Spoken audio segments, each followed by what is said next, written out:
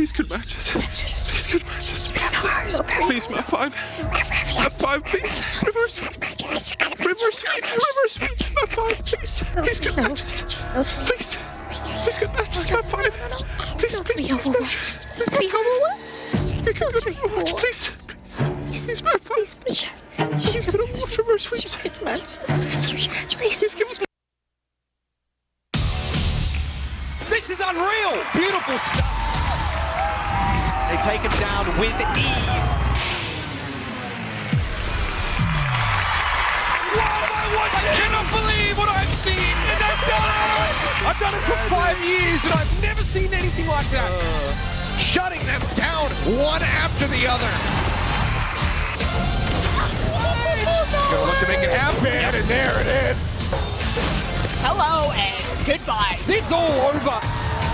Straight down the tubes. This guy's unstoppable. Oh my goodness. Nine, what's just happened? This guy wants to win. Oh my god.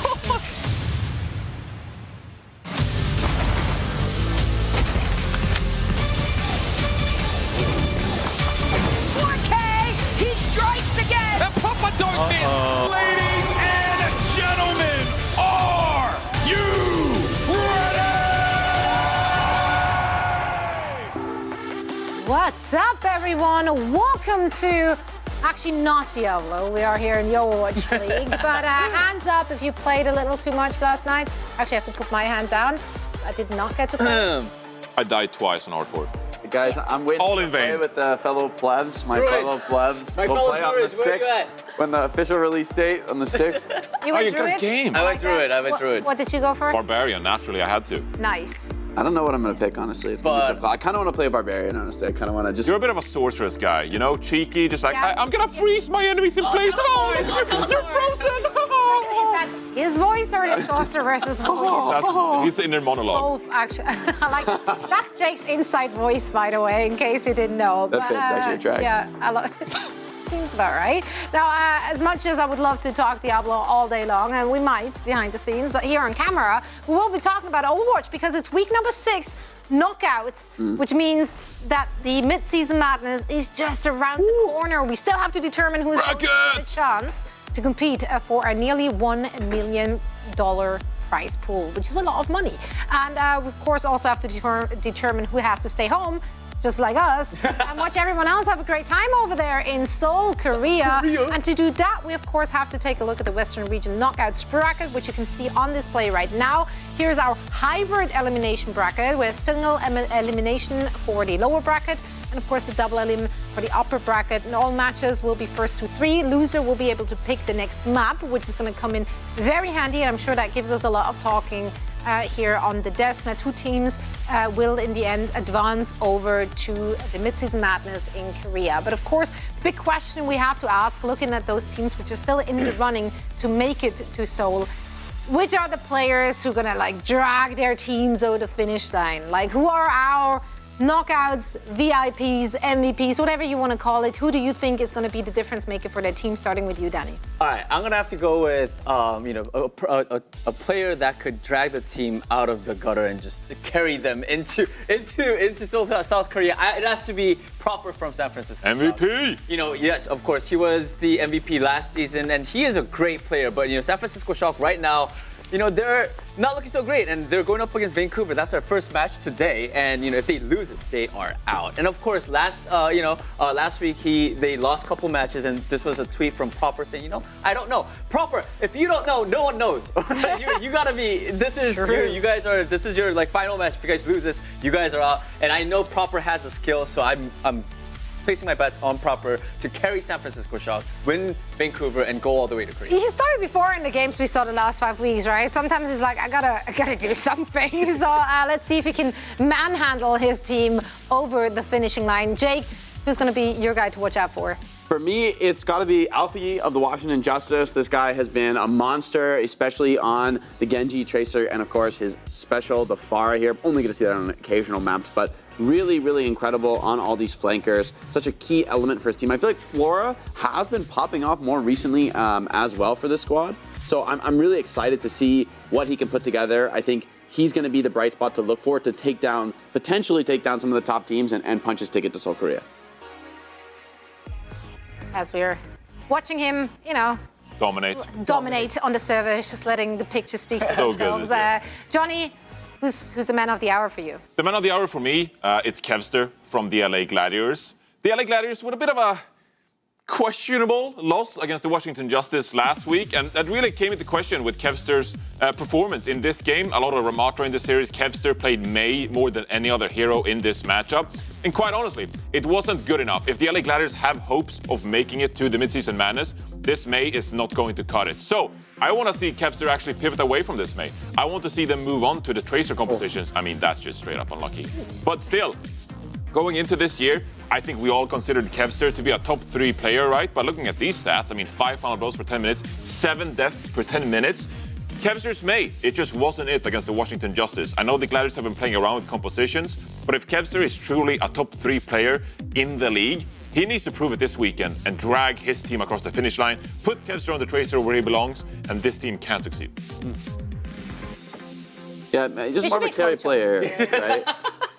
It's hard for the Glads though, because I feel like Rush is a good look for them, and so they're being pulled in multiple directions. Because I agree, you want to see Kevster on a carry flanker, and yet I do feel like Gladiators has looked sometimes a bit rocky on the dives. You have the loser's pick now, Zoe. Just don't pick maps where you have to play Kevster Mei, all right? There are better choices in the pool. You can't put him on Tracer. Come on. Yeah, but I mean, you don't really want to be in the position where you are the loser who has to pick them up either, right? So it's, it's a coin toss there. But as we are speaking of Kevster, our very own Dustin, who's now rebranded himself again to Dogman. What are you doing, my man? He had a chance to catch up with his teammate, which is Dante, and asked him some, I'd say, burning questions, interesting questions about Korea and much more. So let's check it out. What's up, Overwatch fans? I'm here with Dante from the Los Angeles Gladiators, and today we're going to be talking about his Overwatch League Dream Team and asking some burning questions. Dante, are you ready? Of course. Let's get into this. If you guys make it to the midseason madness, Dante, what's something you want to do in Korea? Just eat good food. I love food so much. I'm really looking forward to eating when I get to Korea. Are you a player that always just grinds all day, or are you somebody that likes to go out and do those midnight adventures and stuff? Definitely midnight adventures. When you're in a new area, it's nothing but fun. Chat wants to know, everybody wants to know, if you make it for the midseason madness, what is your next hair color going to be? White. Just break my hair. Just blow my hair up. Yeah, white. All right, Dante, give me your Overwatch League Dream Team. Start me off by talking about the tank role. I'm going to have to put Nomi as the first tank. The great guy, really funny. Makes really good Mexican food, so that'll be good for the morale. Nevix is the second tank. A little throwback. You just need an off-roller on tank.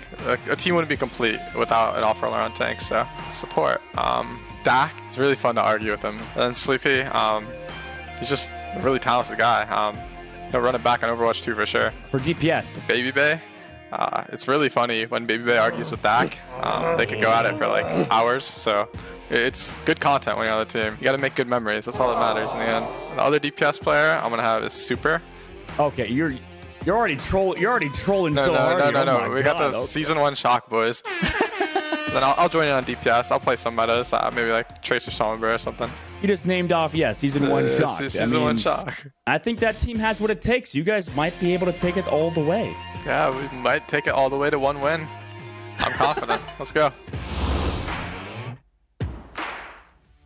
Well, What a roster. That's a choice. Incredible reference. Incredible. I do miss Baby Bay of all the players in the Overwatch Yeah. League. Yeah, you're gonna- They're on to. Did you do the challenge? Yeah, I See. don't think I did. That is But okay. Baby Bay challenge, I might have actually. It's just, Come on, He's a someone good go guy. dig him up. Dig him all up. can they make it all the way though? When Dustin said Can they that, make I it was to like, 1 win? Is the question. They're not making it all the way. I'll tell you that much. Would that team be able to defeat our lowest seeded teams in the league right Honestly, now? I don't think call so. out I names. think Vegas would roll them. The game has improved since then. The game has just improved. Well, we don't know what the gamers have been up to. Yeah, I don't players get are any up of to. I don't even know if half of the I think they still playing? Sleepy I still think plays Overwatch. I don't know. Nevix does Ironmans and stuff. Just Nice, look at him yeah, go. marathon runs and stuff. Yeah. You obviously keep track of the Swede. He's like, Yeah, of course. Why not? He's got all these- He's a legend. Yes, Is that why he knows? He's a legend. Oh, really? Yeah, he's actually got him on a spreadsheet. He's the most successful Swedish Overwatch player of all time. Okay.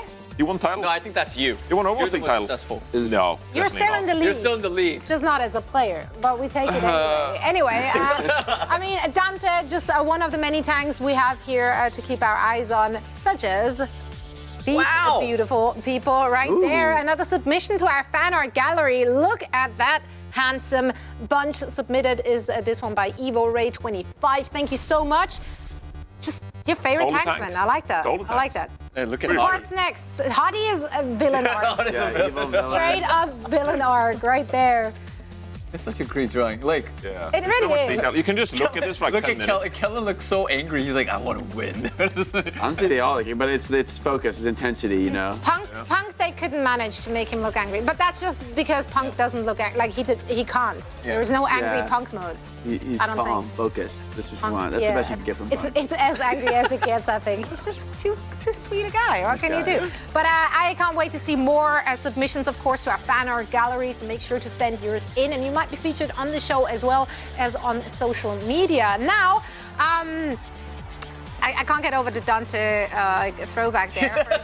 It's questionable decisions he made with his dream team, and we here on the desk, I think we pride ourselves to be really good decision makers, Of course, 100%. which is not really rooted in any facts. So I thought we should put it Hold on. to the test with a fun game called Traveling Trades. You might know the concept. We're each gonna be given a bag, which you can look at right now. So all of us Right. have a bag with some trades in it. It could be players and player trades, or both, or just one, or whatever. And we're gonna head on over there to our game stairs. With the stairs? bag, Yeah. Because we're all about getting the Stairs. bag. We're all about Alright. getting the bag. Okay. So we're gonna head on over here to the game stage. The trait stairs. Explain what we're doing, Zoe. What we're doing here. That's right. All right, what are you doing? Well, I haven't really thought out the concept for this. So we all have a card in here with traits, and then we can take a look at them and decide whether or not we're being handed a good card or not, or if we're just gonna do a trade. Of course, you can Oh. have buyer's remorse. It can get worse. Okay. Yeah, Right. above or below the mean. All right, I have Fitz playing support. Not bad. Hey, the brig. Hey, the brig they is look better than the good. honor.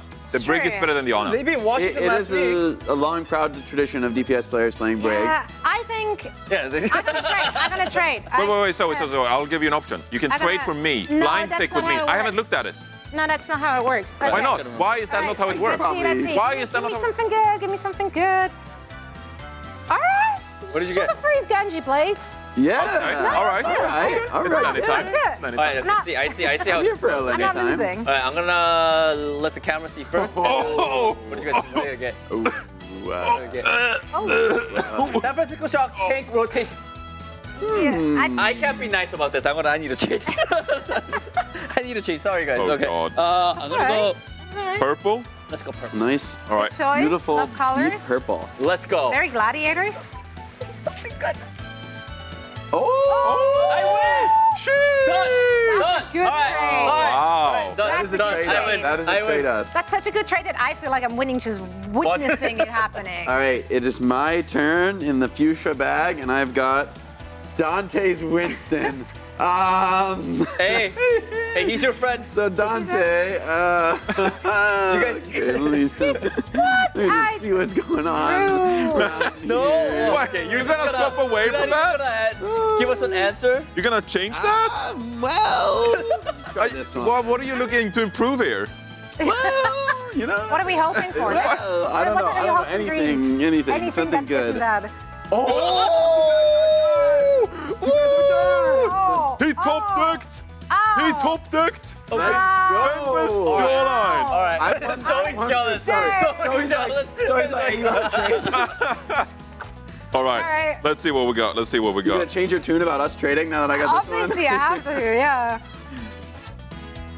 Power of friendship. Throw that It's away. fake. Power. It's I love non-existent. that our best coworker got that card. Yeah. You know what? And not the friends got it. It's a I'm gonna coworker. keep this. Come on. Get together. I'm gonna keep this.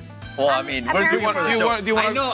No, As soon as I the want the- light goes off, Johnny's gonna be like, all right, off. He's like, Yeah, you're off. right. All right. We got a nice family I'll portrait keep it. there. Sorry. That was a good meme. At least. I can't swap away from the Honestly, power I friendship. think this is interesting. I want to see what we're missing out on. All right, what do we- Which one do we not have? You Did just I put possibly grab one lose we out haven't here? seen. What could have been? You could have had Lip Yo. Sandra. Oh. Honestly, this one's really good. my. RuPaul's Trash Talk.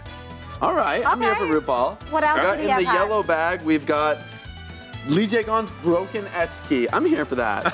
Here for this. That's kind of appropriate for me. It's not broken if it's just not there. Yeah. And I'm keeping Ben West's jawline though. And Okay. you got Right back you down. got lip sombra as well over there. Yeah, Lip Sombra. Yeah, so that's pretty good. interesting. Good choices. I feel to like make. I like my Danny power is the friendship goat, card. Than though. others, but we want to let you know, or we want you to let us know. There we go. Oh, it's, walking and talking apparently really hard. Thank you. Aww. Let us know who you think made the best decision. Made the best decision here. Nice. Who's winning our trade game?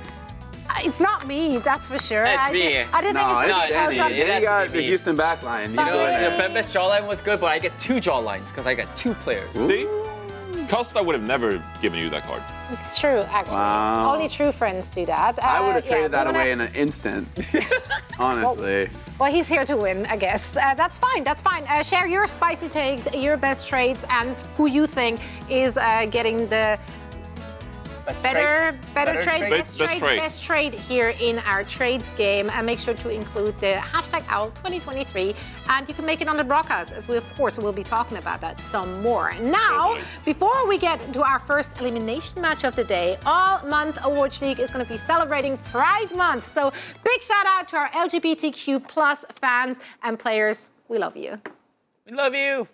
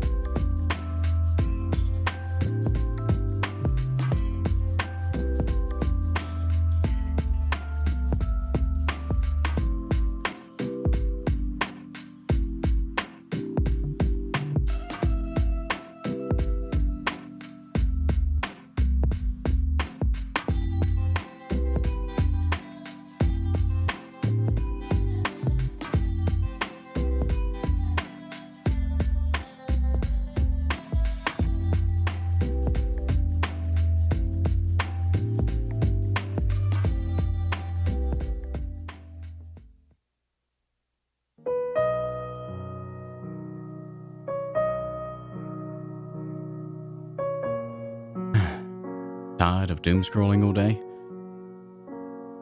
Then download the Overwatch League mobile app and play Pick'em now. Earn points for each match guessed correctly, and use the double points boost on your favorite matchup to earn even more. Don't sleep on token matches, where you can earn Overwatch League tokens while climbing the Pick'em leaderboards to greatness. Overwatch League Pick'em, available now in the Overwatch League mobile app. I think that was my favorite promo. Yeah. That's my favorite. That is the Like the that is Genji what Diva. Yes. Pick'em's never sounded so sultry. Very nice, very nice. Thank you so much to our good friend Leg Day for selling us on the Pick'em's app.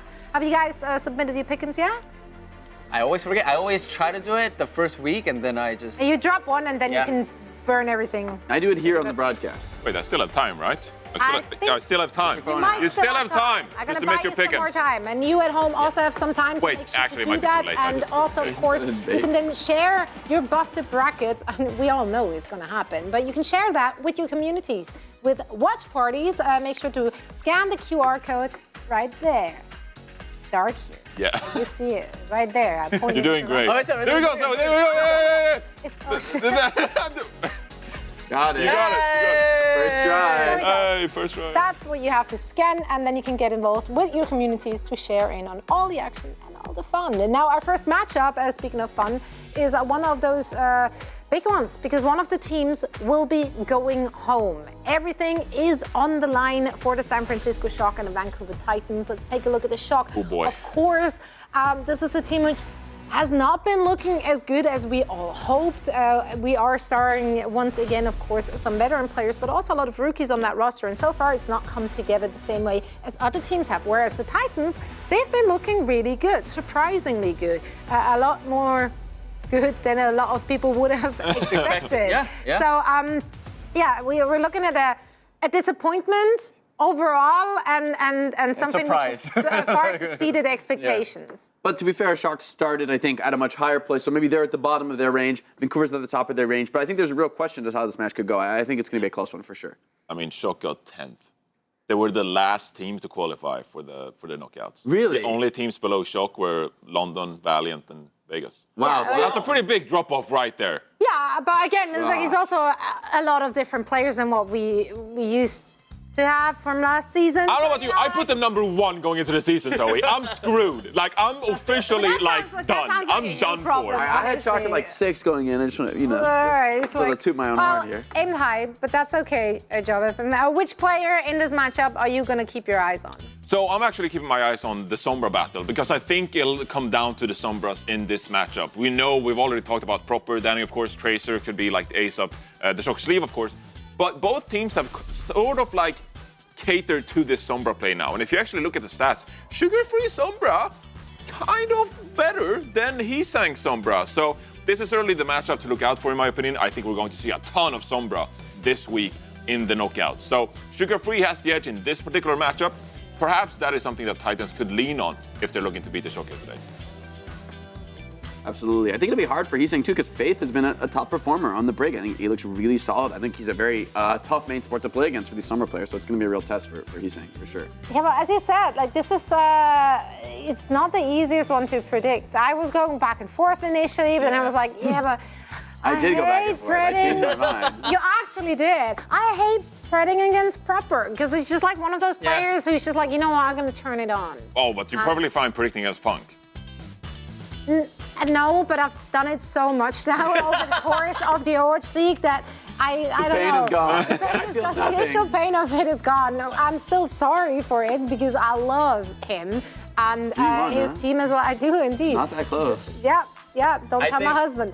But I went with the San Francisco Shock for this one. I think with their backs against the wall, they are going to turn it up. They're not going to go down. Please don't let them go down like that. Please, Lilith. I'm not so confident of my pick either. I went Shock 3-2 though. I think it's gonna be a close match. I know when I talked to Proper a week ago, he said like whether win or lose, we always have fun. Proper, it's not time to have fun anymore. You gotta be serious. Like if you guys lose this, you guys are out. So I want some serious game from San Francisco Shock, and also I went with San Francisco Shock because Bad Pachimari is going for Vancouver. Yeah, that makes sense. That makes sense. Oh, VP. The Oh. Eaters, bad match. But me, I choose to believe, guys. I'm going Titans. Oh! I think Okay. every single player on the Titans has played to the peak of their potential. I think they're clearly having a great synergy as a team. They're coming together to become greater than the sum of their parts. So it's something that I've been really happy to see, and I'm believing now. I think they've made me a believer. I think Sugar Phoenix Fire look great, Pug looks great. I think Faith, Crimson, everybody is playing to their potential, and Shock exact opposite. They're in shambles. They're gonna crumble when the pressure hits. Wow, I'm sold. You said that all the players on Titans were great and all the players on Shock were bad. Wow, I'm convinced. What an analyst. Yeah, So incredible. does that mean that you're also going with Vancouver Titans? No. I'm going with the Shock. 3-2. I mean, look, both teams that had a really difficult strength of schedule, and so I think they've had some tough matchups. I think that Shock at the start of the season, they had no freaking idea what they were doing with this, like Ramatra, Max, Jinbin. They figured it out, okay? They've set them with What do you mean they figured it out. They figured it out, Jake. Trust me, they figured it out. They're gonna figure it out right now. They're figuring it out right now, Jake. It's great. Everything is fine. It's gonna be A-okay. Don't worry about it. I smell copium from all that. I wish they'd figured it out for their last match. You know, that would have been. Yeah, I mean, I wish they wouldn't find themselves in the elimination match of the knockout brackets, but maybe this is where they thrive. Maybe they need that pressure. Maybe This is where they thrive. Yeah, maybe this is. They have been clutch. I'll give them that. Yeah, we'll find out if they can do it again or if the Vancouver Titans are going to edge it out and stay alive. For all the action, we're going to hand it over to our very own lovely, very lonely Jack. Yeah. Jack, what's going on? Jack, what happened? What happened? Where's your partner? Jaws, Please. solo cast today. Can someone please It's my just take- time. Take the headset. Oh! Coming in. He's Jake's come. casting? Jake and He Jack. subbed it. Jake Oh and wow. Jack. Who's Jake and Jack. Costa? Jake The and Jack. desk Jack and he Jack. abandoned. Does that mean we get Costa back? Do we get Costa back? No. I love that. Yeah, he's flying back from Japan right now. Give us Costa back. Right now. I want Costa back. Not until Vegas are smack turned. over there. You're off camera. You're not supposed to talk anymore, guys. Oh, sorry. Oh, wait, they put you on again. You're director again now. Oh my I god. was talking smack to John. Look, Custer's abandoned 2 different positions in the Overwatch League already. Yeah. Maybe He's 3 done. if you count as a player. He's so- out. He's out. He's done. That was his last chance. He No might more. be on a wonderful I think he's honeymoon got right a now. pretty but good excuse. You know, having a wife and all is a little that complicated is, things. that is a pretty good excuse, and he's in Japan, so that's pretty wicked. So yeah, there you go. But Jake, thank you for joining me. Hey, I happy to be appreciate here, it. man. I'm excited to cast. Actually, first cast this season. Yeah, I'm glad to actually. be back. Hell yeah. Well, we got a fun game to get into in just a moment. Please, Jake. Do you? like, Who would you please. pred? Who would you? Look, We saw my pred. I saw your pred. I want to pred. I almost went for the Shock, but I just, you know what? My heart no, spoke to me. I'm not doing it. I'm not doing it. I'm going for Titans. All right, Easy game. let's go. Look, That's what I'm talking about. I'm just so conflicted with the Shock now, and I think the rest of the community are as well, and that's the big problem over the last few weeks. How and when do Shock perform? And pressure makes diamonds, Jake. It does. It and does. we Shock are can in be a clutch. situation now where they need to make it through this bracket in order to actually make it to the mid-season madness. I'm liking what I'm seeing on the player cams. Vancouver, they're smiling, they're talking to each other. That's what you want to see in this. It's a high pressure match, but this is a team. All these guys, they're used to having their backs against the wall. It's not going to be a crazy situation for them. But I agree. I don't think Shock are going to go down easy. They've shown like real composure in clutch fights, but then somehow it's like the easier, more straightforward situations where they're not taking the tempo, they're not controlling the game. Right. So that's what you want to see. Just control the tempo, get back into it. I mean, the Shock, and what's crazy about this roster too, you're looking at Proper as almost like a veteran right now on this team. There's so many rookies with him. Of course, Finn's there too, but Proper's the person you kind of look towards to. But these are, I mean, they're control second-year these players. fights. We could call them vets, but Sure, there's yeah. a big difference between a player who's been around, proper vet. you know, 3, 4, 5 seasons versus somebody's second season, right? Like, you know, you're not just a rookie, then you're a veteran. I mean, like, Crimson linguistically. is the vet, right? Yeah, in comparison. But we got Punk, we got Faith. Yeah. Both those guys, the back line of this team has been around for a very long time. And Shock is playing the wrist. Oh, yes. Oh, whoa. Wait, what is this back They are. line? This is a play for fun. Mode to play for fun. Okay. I mean, we've seen Violet a little bit actually play with the Moira, but a Moira with the Orisa? I don't hate the Moira Kiriko. We saw Outlaws bring this out previously, and they're going to wait for the point to open and just try to hold the point with this Orisa comp. That's the strategy here. Vancouver aren't really specialized against this. It could be hard. Spear's been already using the wall to block off some damage, and point trying to be controlled here by Jumbo. It has been unlocked. I want to see where Sugarfree tries to make his move here, because it's going to be tough to assassinate this backline already, but nice spear. Hit the Kiriko though, so all good. You can just TP straight back and Well, it's just going to be a bit of a slugfest until someone falls down. Punk using that shout to keep himself healthy, but it will be the Shock hunkering down on the point, Jake.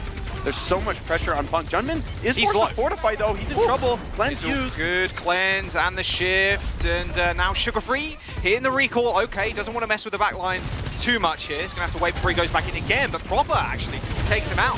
4-on-5 scenario now as the Titans try to make it even, but Proper's making it so hard for him to actually step on the point.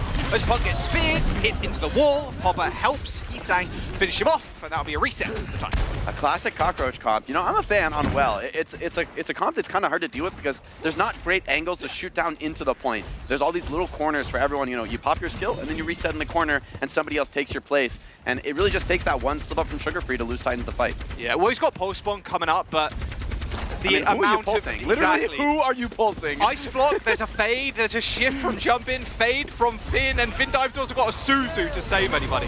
Well, there's the Cole, pulses up in a couple of percent, and you can fade in Cole now, so that's pretty sick. And Sugar Free goes down to Heesang, and this is the Shock just hunkering down. I mean, it's pretty tough for the Vancouver Titans, anybody to get any value, although I say that, and Aspire proves me wrong real quick by killing Jump in. There will be 2 rushes coming out on the field too, as Proper working his way to that Death Blossom. A sound barrier to see the Titans through this fight, but Proper's just going to hold this corner. How do the Titans actually get onto this point? Aspire's got the overclock, but a Blizzard is going to separate the Titans once again, as Aspire's just free-firing into the huddled mass that is Shock on the point. This overclock at least did something, a lot more than I thought it would, as finally they eradicate the Shock. Yeah, this is a tough fight to win, and Shock, they're stalling really well here. Going to get almost the last fight territory, but I do think Vancouver it's going to be close. Honestly, if Shock reflips, there might not be a retake for Titans. 91% is a lot. Yeah, they burn a lot of ultimates coming out from the Shock, though, so you're not feeling too bad if you're Titans. Maybe take a quick fight here with the Raman Shuttle. Yeah, you want to get it out. At the same time, though, I mean, this is going to be hard for, I think, Shock to really force the issue too much. Punk's going to be able to hold the point much more effectively on the Ramatra than he was able to on the Queen, so it could be a little bit harder for Reaper. You know, he's shooting the Ramatra in the face when he's blocking. Feels pretty terrible. Terror Surge available from jump in too. Oh, hello Punk. Already taken to half HP. Still got Nemesis form though, so he should be good. There it is, it's been popped. And Finn gets taken out by Sugar Free of all people. The Shock comp pretty hard to lock down, but Sugar Free does his best and he succeeds with it. There's the Terror Surge, grabbing people in, and Proper straight on top of that. A nice little wombo combo and a javelin from downtown. As Punk is using his own ultimate here, the Annihilation doing a fair bit of work, but Jumpin refusing to fall. That shift is just so powerful, as Punk almost doing negative damage at this point. A beautiful wall from Heesang is going to isolate Punk, and they do take him out. And with a Blizzard online for the San Francisco Shock, Vancouver Titans have no say in this fight whatsoever. That should just be the round right here, Jack. I don't see any way. I mean, the beat is there for Faith, but it's going to be such a desperation fight. There's so many ults coming up for Shock. It only hits 3 as well, Jake, and the Shock, they're going to have a rush, they're going to have a call as long as Finn stays alive. They even have the Blizzard. Faith's already dead, and now the Titans are trickling on the point. I mean, nice cancellation of the call, but I think that's about it. Yeah, just Blizzard is just a cherry on the top of the San Francisco Shock, and a decent round. Unorthodox comp, but hey, made it work. You know what? I like this tricky play coming out from Shock. I think this is not what we've seen in the past from this team. Their core identity, I think, as a franchise, has really all been about, we're going to just mirror match you and just be better at the game than you. We're going to just out DPS you, outplay you with our mechanics. But this is a very different look from Shock than we've seen before. This is like, we're going to come in with a weird strategy, try and counter you out. Something we normally see from weaker teams in the league, but honestly, I respect that Shock is able to accept that, like, okay, we're struggling right now. We need to come out with a weird cheese here. Take them off guard. I mean, Punk has nothing to say in this one. Completely muted by Heesang. I mean, it's tough. An unorthodox comp can throw even some of the better teams off their game. Nice little ice cream too by Heesang. Good stuff. Vancouver running the Diva versus Winston here. Yeah, Heesang's Echo has been really strong, but this is a very hard comp to play Echo against. It really is. I mean, you've got to be afraid of getting hacked, but also a lot of your damage is getting eaten too, even on the entry. Those sticky bombs do a fair bit if they actually land, but Punk can swallow them up with the defense matrix. Just getting permanently harassed too. These Finn's got some range, I suppose, and you can obviously throw a pack at Heesang, but still tough to actually make any damage stick as the point unlocks. Oh my god! What a sick Punk didn't even see that. At least he does trade. Punk, oh my god. He might be off the map. Vindime with a boot. Massive flail from Vindime just sends Punk flying off the map. No thrusters as he already used those to take down Heesang. Beautiful stuff and nice bit of ult charge too. Yeah, that's a great fight. I mean, he's saying the two-tap on Aspire. I feel like, that's almost what he has to do. I think this is, he's saying some monster on the Echo, though, so maybe he can make this work. I mean, the copy is also pretty deadly. It's not latest copy either. We're not on that patch just yet, the JQ patch. So it's old Echo right now.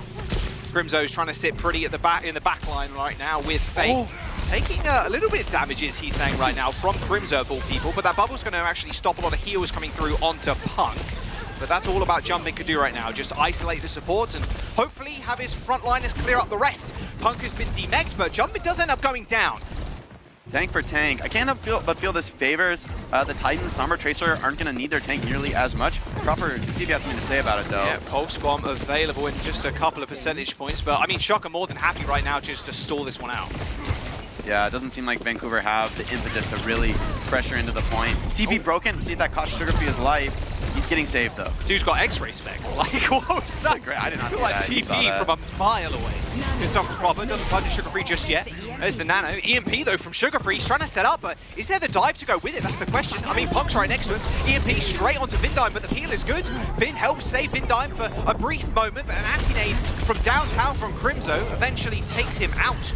Shock in a similar situation as last map, Jake, though, with almost last fight for them, 72%. Yeah, I think, though, this is a very comfortable recontest for Titans should they lose it. And honestly, I think for Shock, now the real test, they're going to have to dive backline. Jumpin's already going in, though. This is very aggressive. He's going to get punished for this, I would think. Yeah, you'd think, but he has got an extra leap, goes up to high ground again, pretty low, pops the Primal, in fact. Okay, what can he get really done with this? Okay, not much. He's slept, he's hacked, and he's not having a good time. Someone's got a whole point, though. Okay, Punk's here. And Nano's available for Crimzo right here. Yeah, Problem's also got a pulse bomb. Beautiful stick onto Faith, but it's all good. Shield up, block the stick, and no dead Faith. Means he can get the rally off. He do be swinging away as that self-destruct. It's a copy one from Hisang. Doesn't find too much damage. God, and just stalls out this point for a little bit longer. So Shock end up finding the flip there. Faith can't help Crimzo. He's asleep. Crimzo dies. And now Shock looking at final fight for this map. Yeah, Vancouver tried to dive in, tried to pick up some backliners, but it just didn't come to fruition. And Nano's almost up for Finn. That could be all you need, really. I mean, you have point control here for Shock. All you need to do is pick off one of these backliners, keep Hisang alive, and eventually he will clean this up. Only Diva Bomb to use for the Titans, and I mean, it's just hard to say how valuable that really will be. It's easy to kill Punk in his Baby Diva form, especially on the point. Ooh, nice hack.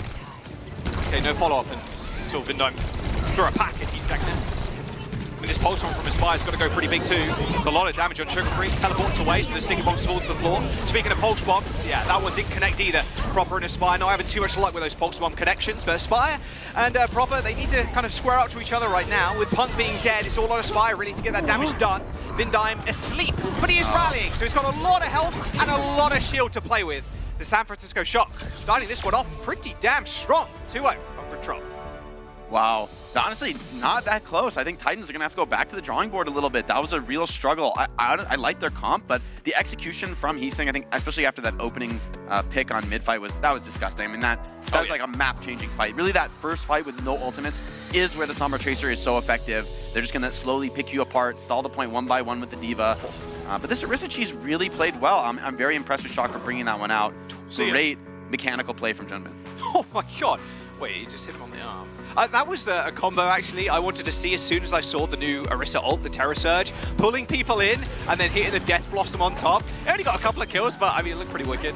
I mean, the Shock, like you said, coming out with some unorthodox comps, ends up throwing Vancouver Titans off their game just a little bit. I mean, you're feeling pretty good if you're Shock, and I mean, what can the Titans really do here to come back? Yeah, honestly, yeah, I thought this is actually a mistake from Punk. I think even though Vindame gets the boob, I think Punk was going off the map regardless before the boob. It was like as he's falling, so maybe a misplay from Punk. A little bit of nervousness. Map selection from the losing side here, so we'll see where Titans want to take us, but strong start from the Shock. 2-0 on Ilios. After the break, we'll see where they want to go.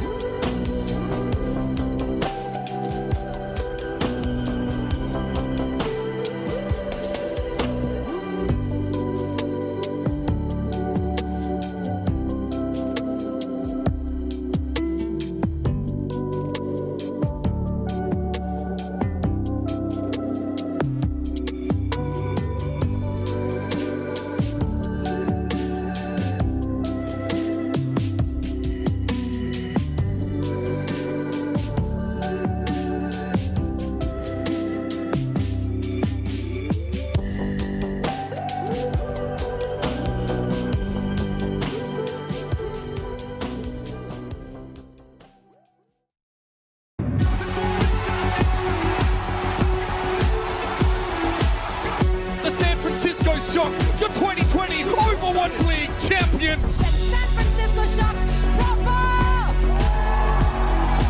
Proper is a generational talent. He's going to be in this league for a long time. Look at this guy. He's running down Bernard. Then he just charges the Sigma. Completely uncontested, tearing through. Coming on. Gindo tried his best, but it's not going to be enough. Finn is feeling himself. Look at him. But only affects him. Rampage going to catch on a two-wing tail, but Proper is there. Oh my. 여기 깔고 또. All right, the Shock bringing out a little cheese on Ilios against the Vancouver Titans. A little 2-0. We are going to Blizzard World as our next map. That was Vancouver Titans pick. Makes sense, you know, let Punk stick to his comfort heroes. It's a Diva, map we've seen a ton of Diva play on. I think as well we might see Aspire play a little bit of long-range hit scan. Hanzo's been popular and he's been solid on that as well. So I think it's a sensible pick for the Titans, and I think it's a very difficult one for Shock to kind of bring out those weird cheeses like they did on that first round of Ilios, which is, to be fair, it's a Koth special type of play. Yeah. But I think it's a smart pick for Titans, but this is a map they need to win this. Like, this has to be a win for Titans. If it's not, then, I mean, I just don't think it really gets better from here. This could be a 3-0 if Titans don't take it and turn the series around. Well, we saw some crazy stuff from Proper the other week on that Genji on Blizzard World. Like, it was like, okay, I want to win now. So, off the Tracer, on the Genji, give me Nano, and I hit 5 people. Like, it was a turnaround for the Shock. I think maybe even a turnaround for the season for them, because they do obviously need to win here too. This is the knockout brackets. They got to win Summit. And I love having that hype video at the very beginning of some of these games, Jake, where Shock are your Overwatch League champions. Like, this is a championship winning team. You expect a lot from them, and it's good to see them putting up those, you know, even with unconventional comps, putting up those 2-0s on Control to start them off strong. It will be them on the defense, and, well, Jumbin's still in. No Max, and I wonder if we are going to see him later on in this series. I got to admit, maybe Johnny was right. They figured it out. Like, stop changing your taste. I do think Junbin looked like the better of the two, frankly, from my perspective, although you never know what's going on internally, team comms, those things can play a huge factor. But I like Ramatra as well. It's going to make it hard for Punk to play his comfort heroes, I think. Like, D.Va is going to struggle potentially into this Ramatra that can just face trade with you all day long. Petal up with the damage. Boost. Oh, that's huge. Aspire. Hanzo especially, he's not going to be back in time. There's a real tempo play available here. Go. For the Titans. Wait, the Titans are going Hanzo as well? Okay, this is like an answer to the Ram, potentially. Rather than... Proper says good. He's saying over to the Sombra to get back fast. It's a wise choice. It will be a 5-on-5. He's saying he's going to be back for the fight, but just a little bit of tempo for Titans to get in here. All right. Proper wishing death for his teammates there. Rest in peace, he's saying. All good. Like you said, though, he is back ASAP. Jumping in trouble, though. Vantied over the wall. But the Nemesis swarm pretty early, too. A lot less defensive countermeasures now, especially with Aspire. Checking Vindime on the flank. Jumping kind of alone right now, just on his little lonesome. Gets naded again. Beautiful Great stuff Matrix, from eating all the heals by Punk back right to there. back, and that should be point A. If they get one more pick, maybe they don't even need that. Yeah, honestly, the Sombra, it got back fast, but it's a weird comp, right? You've got this hero who wants to just frontline for you, and now you don't have a backliner, so Shock's still going to try and contest this a little bit. Juggling, yeah, Hesangs now in the back line, juggles some more, Vindime's back, half HP, anti-naded again, Crimson carrying this first fight with ease, has got the nano. I mean, do you really need much else here? You're already down a healer if you're Shocked, make that two, as Punk finds the other one. Beautiful first push there from Titans. I will say this is vintage Crimzo, right? Crimzo, as a player, he's at his best when he's just constantly nading the backline. Like, this is something I've really always seen from him as a player. It's one of his biggest strengths. And, you know, even with the Hanzo comp, right? Like, that D.Va Tracer, if you get a nade on a squishy, they can still get the kill. They don't necessarily need the third diver. Aspire has his work cut out from here on the Hanzo. That's going to be tough to stay alive against now more of a full dive variation from the Shock. Benefit for the Shock, I suppose. They did kind of wipe together and retreat together, so they do get the high ground. Oh, Aspire. This is like, that's a game-winning kill. That's a game-winning kill. I mean, this is going to open up second.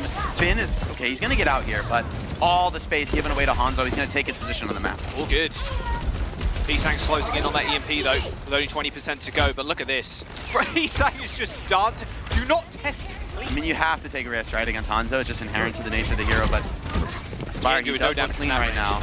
Want to see where this dragon, maybe a dragon from bottom right. He's got the Sonic there. Oh, this could be tricky. Okay, he's not going to get it. And it moves on to Punk, forcing him off high ground pretty rapidly. Jumping up there, trying to cause a little bit of a distraction, but Punk is everywhere at one point, just trying to check Proper too. Getting the supports off the high ground pretty nice, and they still have that Dragons to use, Jake, if they want to. And now Jumbin's really forced to go on that low ground to try and contest the payload. There's the Dragons force, Vindime and Finn off the point, but with the Nano, you'd imagine Jumbin's going to survive for at least a little while longer here on the points. Faith using that rally too. Punk pretty low, someone's got to heal him. There's the EMP, beautiful stuff. Punk unable to be healed, pops out of that mech, but asleep onto Vindime. Anybody follows up with a kill? No, not to be. And there is the rally. IMAX deployed with Faith dead. This is just free ultimate buffet for the San Francisco Shock as they force Crimson all the way to the backline. And a little bit of a stagger too, in fact. That's tough for Punk. I mean, he was just going to lose his mech, but he gets EMP'd right as he's about to come out of the suit, so he can't drop his Diva Bomb and remech.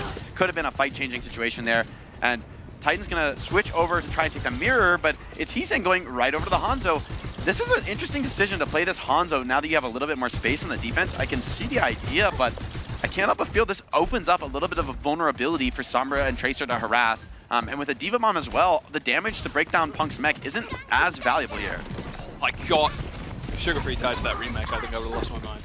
Surely not. Sugar Free almost could have hacked the mech, honestly. I think it could have gone the other way. Right. All right, self-destruct's really the only tool in the arsenal of the Titans currently. Sugar Free taking a bit too much damage, forced to recall already. Did get the hack off though, so not the worst thing in the world. Bit of free ult charge, but that's about it. And the struggle of Blizzard World second. Everybody seeing it colorized right now. It's pretty rough right here because Heesang is uncontested. Like, you're never going to win this just poking against Hanzo. Yep, there's the Nano for Punk. Oh, straight on in fact. Heesang, but a beautiful wall climb. Yep, and some additional heals to keep him alive. Jumping though, forced out of mech. They've still got self-destruct, and an anti-nade is going to be good for 2 for Finn. Good stuff, and Heesang with a nice triple kill. And hopefully the Stagger here, if you're shot. Yeah, Stagger and Punk, good stuff. It's going to whittle away that time back. Only 2 minutes remaining now, Jake. Yeah, great awareness there from Heesang finding that damage. And again, I think Titans, I mean, they had the right idea with that hard dive, but just the follow-up wasn't there quite quickly enough. Heesang's able to just dive in and find more kills. Yeah. Oh, nice kill. And then the anti-nade, you see Faith, Crimzo, both purple. Easy cleanup because Heesang there. Could be like a next level brain play from Punk to tank that Diva Bomb so he doesn't feed as much ult charge. I don't know if he did that on purpose, but if he did, he's a genius. Because they already lost the fight. Just he did it. Tank the Diva Bomb so you get mech and don't feed much charge. EMP. I want to get more. Look at that. EMP could be big. Oh, that anti-nade. That would have been crazy from Crimzo if that hit. Anti-nade into an EMP. Surely go for you. He needs to find somebody isolated. Here He's trying. He's looking. Maybe. They're detecting him. Has to go for the EMP. There's Heesang. Gone. Same with Jumpin. Couldn't get that remech, even if he tried it. Pulse bomb onto Vindime, who has been nanoed, but he's got no rally, no extra overarmor. You see, he only just earned it. It was like 98%. Needed 1 flail swing. And that'll be the defense cracking there for the Shock. Titans cap second. I'm not 100% sure. That might have been a pretty big error from Finn. It looked like he had the nano boost available before Jumin. I mean, Jumin got mech'd before the EMP, so he just died from like pressure onto his Diva suit. And honestly, I can't help but wonder, did Finn miss the chance to nano that Diva, keep him alive? That fight could have gone very differently. Yeah, I mean, maybe he was just waiting for and hoping to keep Vindime alive with it, and the nano brig with a rally to stall out, create a raid boss. But wasn't to be, and we'll erase that from our memory for the time being. Attempting use of the Dragons. Nice use on the choke there, forces Punk all the way back, I suppose, but free ultimate charge for the support. That's all I see that as. Everything used over Shock cooldown-wise, they're going to get pressured back right now. Rally for Faith, Kate's here. Rally. Vindime's actually called out, though. There's the nano. Crimzo onto Faith. And now it's just Faith with 2 supports in his sight lines, and the damage is just too much. Brig on brig combat, but he's staying on the other side of things. Manages to take out 2, but with a backline dead as Shock and Jump in, yeah, pretty low.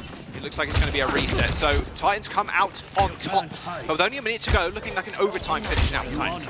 Yeah, I think they still have 1 more fight if they lose this one, and ults look good for Titans. A Diva Bomb actually is going to be really annoying to deal with for the defenders. Punk can push that card with impunity, even if he loses his suit. He's going to drop the bomb, and Titans coming back with their spawners. This is their moment. Taking a lot of damage on the sidelines from Popper, who's trying to demech him to get a free pulse bomb. Punk playing point guard right now. Look at him, just Perma looking at Proper, so Proper can't really move at all. There's the dribble blink, but no, Punk 180 eat, thank you very much. No way Proper was going to past Punk, but that on the stick, shield. or on the shield, then directly into the wall there as Vindive manages to escape with his life somehow. Sugar Free forced to recall, and there's the raid box. No ultimate though from Vindive, so not as much of his raid boss as he should be with that rally, as Sugar Free somehow survived that dragon threatening his face, and the smallest 1v1 room possible. Jump in, dips out though, has to return to the rest of his team. Is that payload now slowly moving back? One fight to go, Jake, 15 seconds on the board. Aspire gonna switch over to the Sojourn, look for a comfort pick here. I think this could be pretty rough though, because you still have that Diva Bomb. However, double support will come in for Titans. This is an opening here. You've got that Nano break, potentially maybe Nano Diva to keep her up since you have no bomb. Crimso's getting he gets dove, but no. Nano onto Punk, and Faith with the rally. Proper and Jump In's dive unsuccessful, at least for the time being. That overhealth's going to be quite annoying to deal with. This Punk with the Nano surges forward and kills Heesang. Overtime in session as Proper lets loose a pulse bomb, but doesn't find a kill. Punk manages to get a juicy flank there onto Vindive, forcing him to stop getting healed, and Jump In tried to go for the remake from the self-destruct, but Aspire just unleashes this Sojourn pick, and it's going to clean up the shock. I mean, Heesang's on the Genji, but it's a 1v4 on the point with no hope in sight. Nice 5-player kill streak there too. The Titans are going to cap in OT. Wow, great cap, and getting a finish on Blizzardbird, you're feeling really good about this for the Titans. I'd say this is above average. I mean, it is in overtime, but I think this is a solid push, and like you were mentioning, right? People hold on first, they hold at the end of second, they hold on third, so it's a defense-sided map, and you're feeling pretty good about this for the Titans. They could tie up the series 1-1 here with a solid defense. It's an OT, so at least Shock have got that in the back of their minds. They do finish with over a minute, they get a free attack, but yeah, like you said, tough to finish even with time on this map. I really like Punk's play there. Doing a lot on that last point. Just managed to sneak his way in, separate Finn from Vindive. Really hard to get the heals through a large target, let alone a Diva who has a Matrix too. So Vindive was just caught on a little island and ended up dying. And as soon as your Brig is dead, way less defensive prowess there for Finn to really grasp onto. Well, the Shock. See what they can do on their offense. Looks like Vancouver Titans not going with the Sombra, just Spire on the Hanzo, Sugar Free on Tracer. Yeah, I like the flexibility to switch back and forth there. I think it is a little awkward for Titans because when they play Sombra Tracer, it's Sugar Free on the Sombra and Aspire on the Tracer. When they play Hanzo Tracer, they're double swapping for that. So it's costing them, I think, a little bit in the efficiency category, which could punish them. But, DPS, I think, are typically the most okay with, like, dropping their ults. They're usually, dropping the Hanzo's Dragon, like, okay, whatever, it's not a big deal. But it could come back to bite them. We'll see. Another chance for Proper. Can he return back? I would be so shocked if this works. Oh, bad. Surely not. No one looking. Nope. Oh, Bab Zen, huh? Okay. Oh, wow. What do you got cooking, Shock? Okay. Trying to how punish does this this really Hanzo interact pick, with his really. bomb? I mean, this is a ton of pressure onto Punk. He's going to have to play so safely. If he ever gets low down in the mech, I mean, the fight's like going to be over, and they're just going to run it down with this Zed. But by the same token, Zen can die very easily, even to just this Tracer Diva dive. Look at that jump in, just coating Finn in the Matrix, just making sure he gets the mega health back. Nice anti-nade once again, pushed out of that lamp, but lamp, a pretty big tool to stop those antis from being capitalized upon. Punk is so low! He's 1 HP. He's 1 HP. He's been 1 HP for like an hour. Someone heal the boy, heal the boy. All good, he's getting 3 packs. Oh, big dive! Huge dive though, and there you go. Finn executed in Snacks Ramis. Punk's still trying to look for an entrance, but without that Discord orb, Punk's a little bit more free now. Yeah, Crimson and Punk are like playing to the limit right now. Punk went down to 1 HP like 3 times in that fight, and he's still diving, still looking for more kills. Hello. Where are you, Heesang? Oh, he's found Vindive at least. Vindive forced to use that lamp again. Can the Shock actually stay in this fight? I'm not sure they can, especially with Vindive going down. Punk controlling so much space on this Diva. I mean, the play is just very clean from Titans right now, but I mean, that was such a tight margin. Punk, if he lost the mech there, I mean, that was first point over. Yeah, but to be fair, winning that first fight, now you feel really good. Finn only at 60% to a Trank, and I mean, we saw how dangerous those dives were onto the Zen. Now you're gonna have a Nano Diva or a Nano Tracer running it down on you, maybe a Nano Brig. That's gonna be really scary. Sure, you've got the lamp, but is that really enough? I mean, most of the time at the moment, it's been used to actually save people from anti-nades, so... Crimzo as well, he's been really on point, and Junbin, maybe a little bit less experience on the Diva. Sure, he's got great aim, but is he gonna eat all those auto cooldowns? Maybe Sugar Free's Pulse one too. Another deadly tool to use against the back line of the San Francisco Shock. Slowly but surely, Shock making their way up, just trying to get Finn into position where he can do damage. There's the nano, there's the dive. Lamp already deployed as Sugar Free looks for a target with that pulse bomb. Matrix not able to eat the pulse. Oh, the damage. No stick, but the damage is there. Feels pretty good if you're the Titans right now, whittling that time bank down to 1 minute and 30 seconds. Shock have no say in these fights. It's been so rough. This dive just executed to perfection. And the ults go 3 for 3 there. Sure, that's a big commitment from Titans, but Shock tried the same thing. And switching over to the Kiriko here as well. The Sombra, sure, they're on the Zen has Trank, but this Zen has not worked. I mean, I think it's fair to say at this point, he's got his Trank in almost 3 minutes. Yeah, that's rather rough. 3-minute Transcendence. All good. All good. And I feel like for Shock, you need to like win during the Trank. I mean, if Titans can just back out while you're tranking, re-heal, Zen's just gonna die right after. He's got nothing to keep him alive here. They're in an aggressive position. Beautiful hack. Actually, he's to hack Discord insta-kill onto Punk. Nice, easy remake though. I mean, you've got that cooldown out, which is great, but still not the best. Finn pushed out from high ground. Even Vindime, you see him struggling there to try and heal Finn, who was pushed so far away. And even the rally coming out from Titans to stall some more. Yeah, Shock's doing a great job leading the ults out of Titans. They've got nothing left here. Sugar Free coming up on a pulse bomb, but it's gonna be really rough. Everyone can save themselves pretty much from that, so. Pretty much. Discord on the brig, now disconnected and instantly pressured out. Finn have popped up Transcendence. The Shock have kind of traded places what a rotation with the Titans. From Titans. Beautiful the rotation looks good though, and a pulse bomb available from Sugar Free on the platform as Vindime struggles to keep himself alive on the point, or on the map even. A nice little swift step back onto it, but Punk's already there. Punk has matched this dive from the San Francisco Shock as he takes down Vindime, but with the back line of the Vancouver Titans kind of waning at this point. Crimzo coming back with a nano as Proper gets the nice melee kill on Sugar Free. I mean, they might be able to get back here though, Jay. Yeah, I think it'll be a lot harder with that kill from Proper. That was absolutely massive for his team here. Gonna stay alive. Is Punk gonna stay alive? They have nano. Are you gonna go for this? They might. No. Oh, okay. They don't. He was thinking about it. But still, the time bank is so low now. Titans, they've been playing really, really well. All you kind of have to do is just maintain, win one fight. And the Moira comes out for Finn. Okay, I mean, I'm not really a fan of this against Hanzo. You're not. It's not like a hard dive comp where the Moira's gonna fade away. You're mostly gonna be dying to like one hits from Hanzo. Maybe you can dive in on the Moira. Okay, also over to the Ramaj. Yeah, your orbs eaten This is just, I don't like this comp from Shock. I'm gonna come out and say it. This just, the pieces don't fit together here. Oh, what? Excuse me? I mean, he was low and he needed to activate. I don't know why. I mean, EMP got nothing. What do you want me to say? Yeah, nothing you can say. I mean, maybe Proper 3-blinked on that, but there's no one else who can follow. It's literally only Sombra and Tracer. Well, there's the rush, but Punk's been nanoed and a good anti again from Crypto forces jumping all the way back. Still though, great. Fighting in the Kiriko is so strong here. It is strong, but they're gonna run out to retake another good anti. Vindime just forced to use that Suzu every single chance he gets to.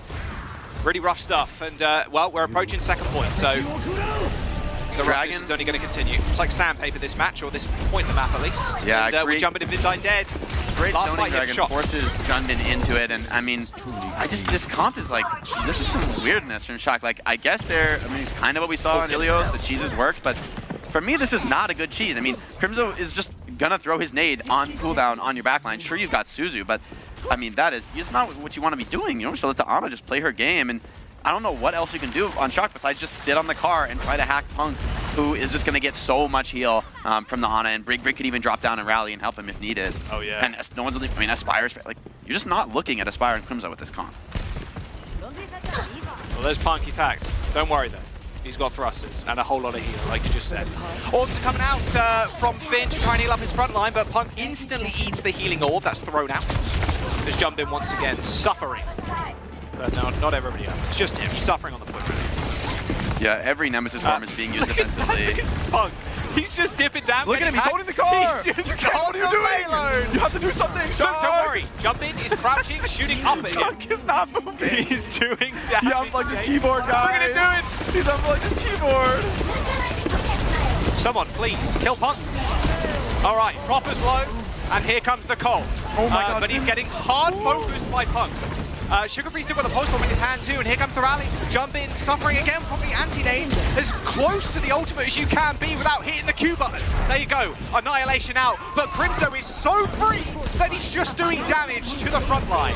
EMP is good enough for one, but the Dragons from Aspire eliminate the back line in the San Francisco Shock. They're gonna get held at second, and the Titans are gonna tie this one up. One apiece after that Blizzard World win.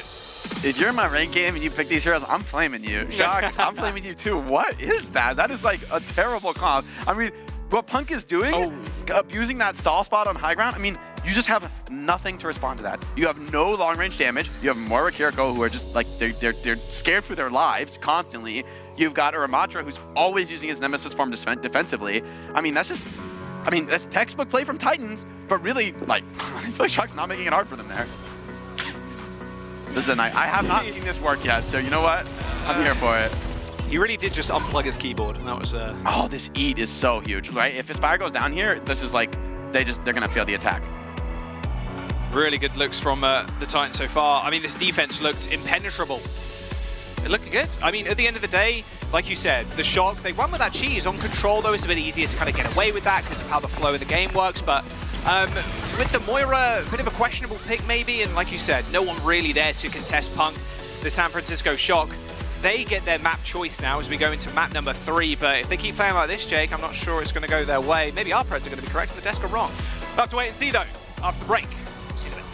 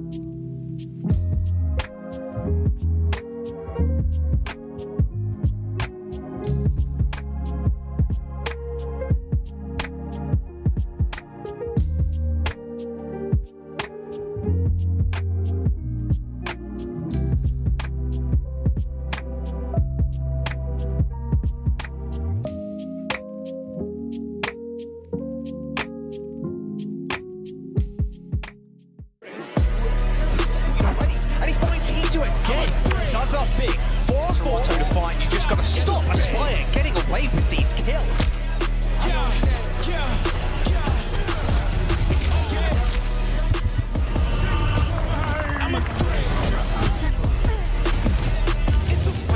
Insane brick player.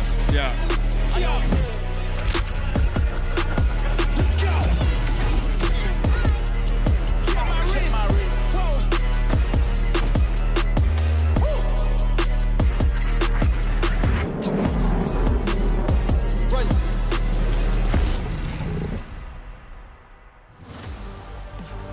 Oh, it's looking like Lenny time, baby. The Titans, they take their map choice. They went to Blizzard World and won it quite, well, fair and square, I think. They completed the entire map and then stopped Shock getting to second. We are going to Havana now. That is Shock's map pick. And talk about cheese over the last couple of maps, Shake. I mean, what do you really expect Shock to play here? This is their map choice. I mean, for me, Havana's just a rush mirror map now. I mean, there was a time when people played a ton of poke here, but I think people realized that defense, you can fight 3 times on first point with a defense rush comp, just speeding in, maybe using the Symmetra to teleport back faster, and just, I mean, fighting 3 real team fights on 1 point, it's just too much value to ignore. Even if you lose the first 2, as long as you clutch the last one, you can, like, that's 2 minutes off the clock, you know, so it's just a huge, huge value to play that on defense, and usually there's no other way to get out of the spawn doors other than that. I mean, Shock could do some crazy stuff. I think, didn't we see them play, like, some, like, Pharah over the spawn door one time? Yes. People will we've run seen that, before, but suffice to say, I'm not a fan. I think it's just too zany. That is rather solo queue, Pharah one-trick moment, I think. For the kids at home, it works really well if you try to shoot the Pharah because she's defending herself really well. All you have to do against those Pharah strats is speed out the far left on attack and then get to the enemy backline. Get to the Widowmaker, the Ana. Those players, they cannot protect themselves from a 5-man rush, and just let the Pharah stay by your spawn. Okay, like, have fun over there. You know, like, she really can't play anywhere else on this map since it's pretty much a terrible map for Pharah other than that one cheesy spot over the roof. That's if your teammates are in voice. So that is the prerequisite to that, if they're in voice. And Yeah, want to do that. fair. Well, just get one guy with you, Tracer Sombra, Tracer Lucio. That's enough. Kill that Ana, and they'll start to fall apart. Well, here we go. Titans are on the defense, and it will be a close hold. And it looks like Shock expect that. Just, what a wall from Sugar-Free! Denies the rotation. He's so ready. Beautiful stuff. Oh my god, this is such an innovative adjustment from Shock, or from Titans rather. Shock, like, I like that play, like flipping the map on attack. Makes you, just puts you in a better position than trying to come out of the spawn door, and you leave your Hanzo behind. But no heals. I mean, Sugar-Free was absolutely ready for it, and he just cuts them apart with that perfect Mei wall. Nice. Good stuff, Titans. Well, Faith and Crimzo are antied, as Finn managed to found a little wrap around there.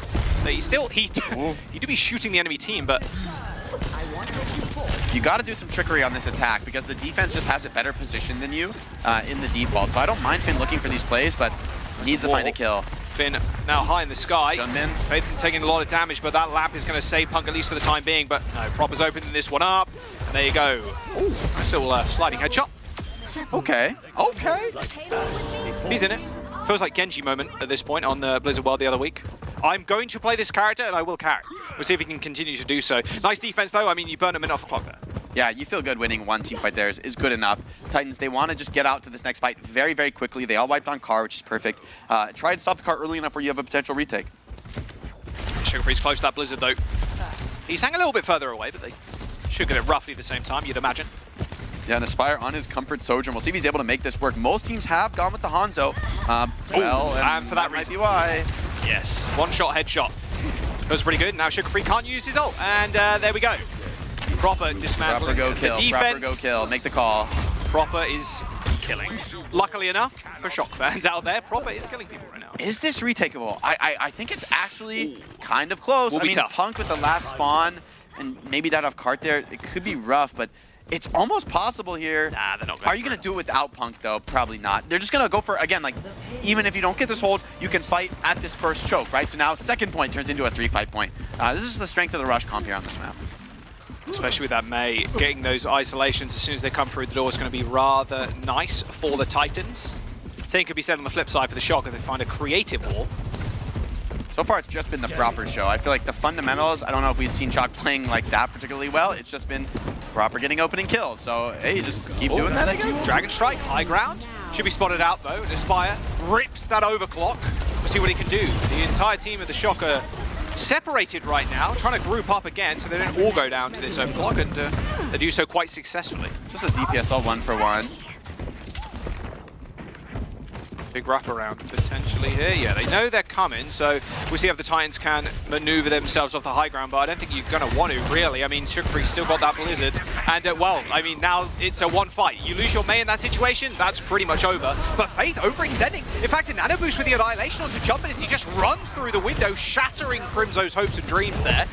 And that will be the fight opening. That looked nice. Killing onto Heesang. You can't isolate the enemy Ramantra, but the Vancouver Titans overstepping. It is a ridiculously deadly combo, but you don't feel that bad about losing a fight to Nano, Ramantra ult. Punk's still holding on to his ult.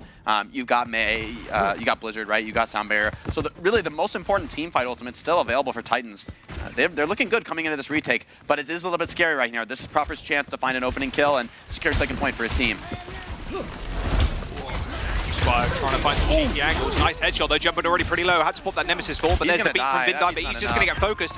Easy Blizzard. Nice stuff from Aspire, hitting that initial headshot, forcing Jumpin to use one of those cooldowns as they get some revenge on Aspire. They send a three-man death squad straight towards his location, and now it's up to Proper to try and find some additional kills as Heesang trying to find this wraparound. Shocker playing this kind of unorthodox for a rush comp, but honestly losing your tank and finding additional kills here is all for the benefit of the Shock to keep their positioning. Wow, the Dragons kill Crimzo. Yeah, he's cut off in the corner there and shut down, and now it's looking really rough. Beating Punk somehow didn't get that beat blocked by the shield. Oh, I think he did, but I think his health bar just instantly evaporated. But Simwich should kill Proper. I mean, the soundbite from Faith there, Punk didn't have Annihilation. You see in that previous engagement, Jake. So, I mean, that's pretty rough, especially with Jumpin now back. Hold on. It might be doable somehow. Maybe. Crimzo, nice. Suzu in himself. There's no way Aspire wins that fight. 300 HP for Junbin on the front line, but he's all alone. He's isolated. He's got to survive, but not to be. As Faith chases him down. 1 minute and 45 seconds to go. The performance right there from Vancouver Titans DPS so crucial. Sugarfree and Aspire each finding picks, and Shock, their spawn is so far away. Those cost you so much more on the offense. You have to be clean. And right now, a little bit of an ult advantage for Shock, but they don't have anything available just yet. So they're going to have to poke and prod, which more chances for Titans DPS to find a pickoff. Wow, Punk taking a lot of damage there. Crimzo's going to get that Cure ult off it, though. It's kind of a big deal. Kind of nice. Lots of offers to go around. Punk just perma taking damage. Puts the shield up. Have to wait for that to come off cooldown. And here's the rush, Jake, like you said. You got that rush. Oh, good kill by Proper. Aspire dead, and now it's up to Titans trying to equalize the fight. He's on the high ground. He's in a good position. Uses that Dragon Strike, separating the Vancouver Titans again. Here's the Nano Ramantra ult. That Annihilation is just going to keep on rolling for Jumpin as Punk was standing in his way. And no one anymore is standing for the Titans. The second point is capped. And now to assail the castle with only 2 minutes in that time. I mean, you're already feeling pretty good as a Shock getting past second point. I do think there's good potential for a hold here. Not really much in the cards for Shock. You've just got the mail to work with. That can be all you need sometimes. So this is a very winnable third point, but capping third on Habana, you feel really good about Shock if you manage to get that. Jumpin very aggressive in this corner. That's it, wall again. I like we're getting this POV from it. Jumpin gets frozen at the heels. It's crazy. That nade from Finn kept him alive for a little moment there, but once again, Titans biting off a little bit more than they can chew, Jake. Feels like a point A all over again. Yeah, fighting a little bit early. Jumpin goes down, but he'll be back in the fight. So, I mean, in honestly, third point of Ivana, anything outside the castle is a throwaway fight. Sure, yeah. If you're really lucky, you can win a dominant fight in spawn camp for a little, but really, this is the part that matters for Titans. They've got to hold this castle door here at the end. Not much to open it up with here. Like, you're not going to like beat it down mid in this comp. That's kind of crazy. So Annihilation it's all about these Hanzos. Is going to rip and tear the front line if they're not careful, though. Crimzo back on the Ana. So many nice little nade spots you can get as soon as they step through that choke. It's pretty easy for Crimzo to set something up. Looks like Jumpin's trying to create some space on the left side. Maybe for one of his DPS to get a wall onto Punk. But speaking of walls, oh, they fell off. Oh, and he got booped off of the wall. I thought he was going to get like a 5K there. Oh, he could have done. He very well could have done. Spy does end up going down, but I mean, like you said, Jake, pretty throwaway fight there. If you don't get through the main doors without killing the tank, it's pretty rough for you. So there you go. Jumpin dead, reset for Shock. 40 seconds left on the clock. It's a scary moment now for Shock. We've seen how devastating the Nano Ramattra ult can be. You do have support ults available for the Shock, but the thing about the Ramattra ult, I mean, it just doesn't last forever anymore, but it's pretty much as good as forever when you're Nano. People just burn down so quickly to your Nemesis form in the ultimate.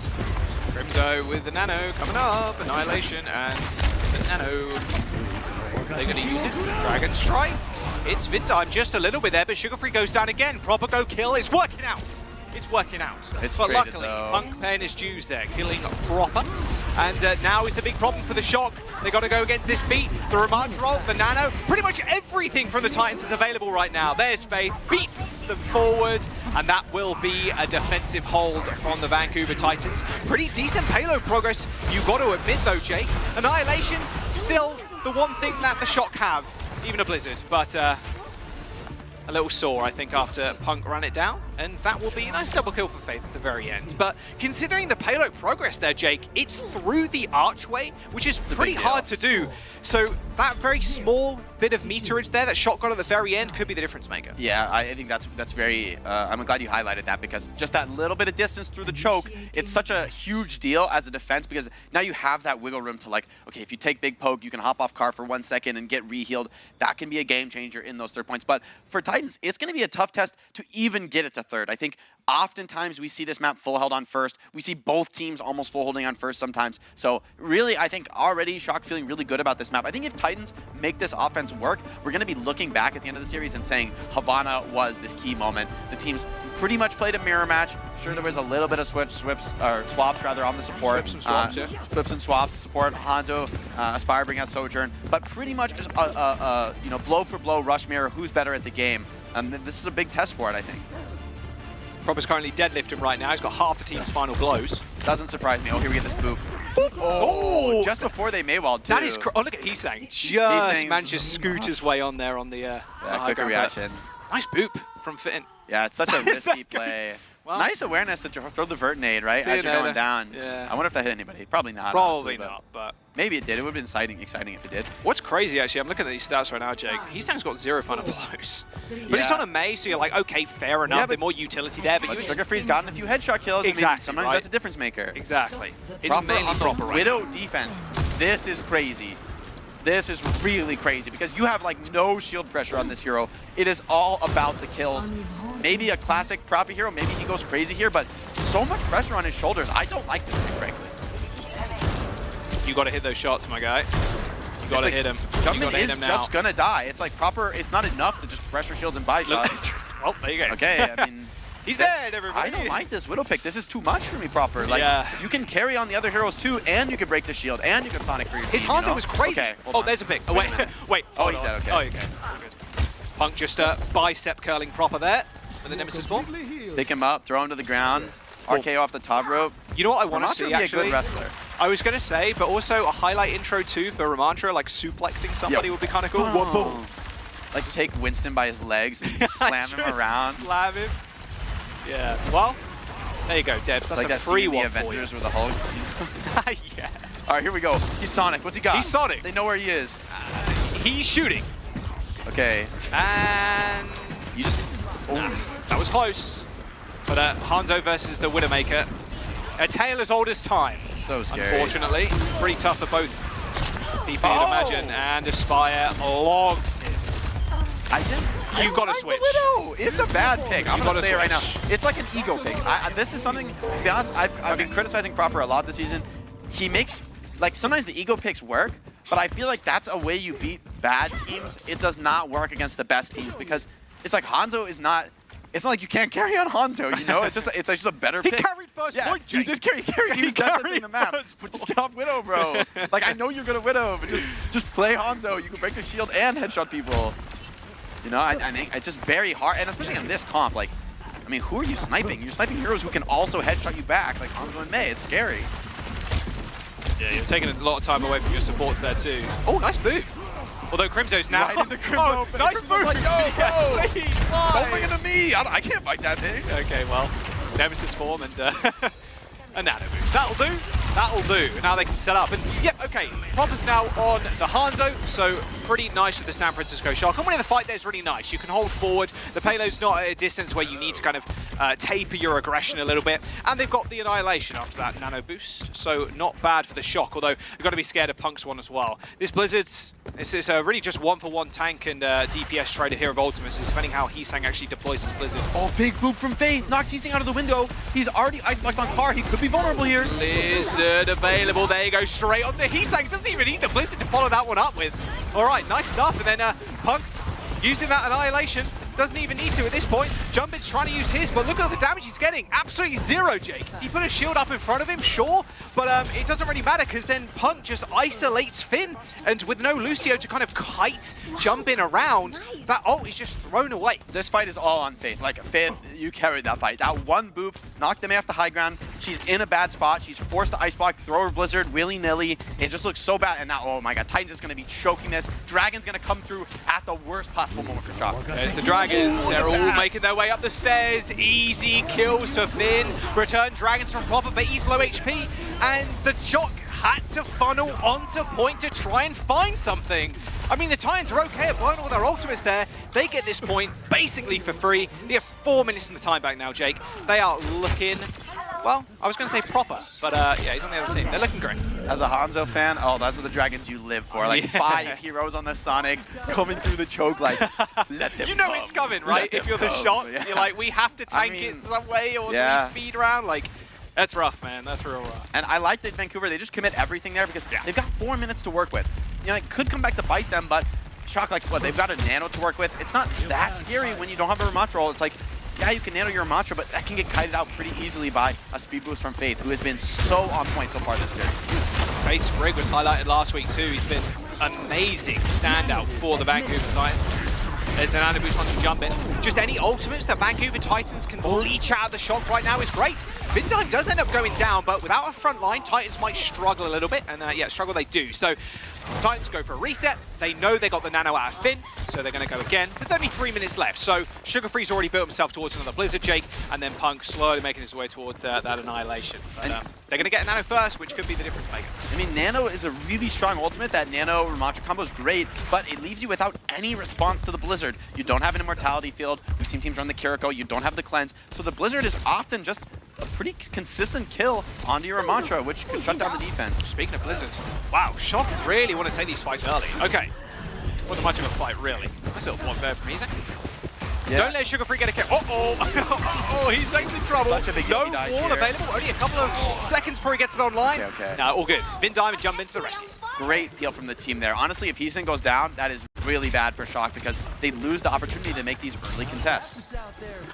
But I mean, I'm looking at Vancouver Titans right now, Jake. They've not used an ult in the last couple of fights. This the Shock that have had to get these ultimates out to win these. Yeah. Although it's bought enough time for Finn for another nano. It's good tempo, and I love Heesang and Vindame playing on this off angle. It's very annoying to remove heroes like Mei and Lucio from this flank. But Jumpin's getting caught. But see, again, the counter pressure just always comes in. Dragon Strike. Vancouver Titans are so fluid in their motions right now. Just know when to back off and know when to put on the aggression. There's the Blizzard. Heesang's frozen. Same with Jumpin. Shield in front of Jumpin. No heals and a wall. The Vancouver Titans now just going to run it down. Jumpin didn't want to use this Annihilation. That would be a complete throw. If Finn does die, that could be disastrous. But Vindime dies on the wall. He tried to wall right straight into the spawn point, Jake, but couldn't get away. And even Proper's low HP. Faith is trying to kill him. But as Suzu comes out just in the nick of time from Finn to save him. An Annihilation as the Shock try and touch.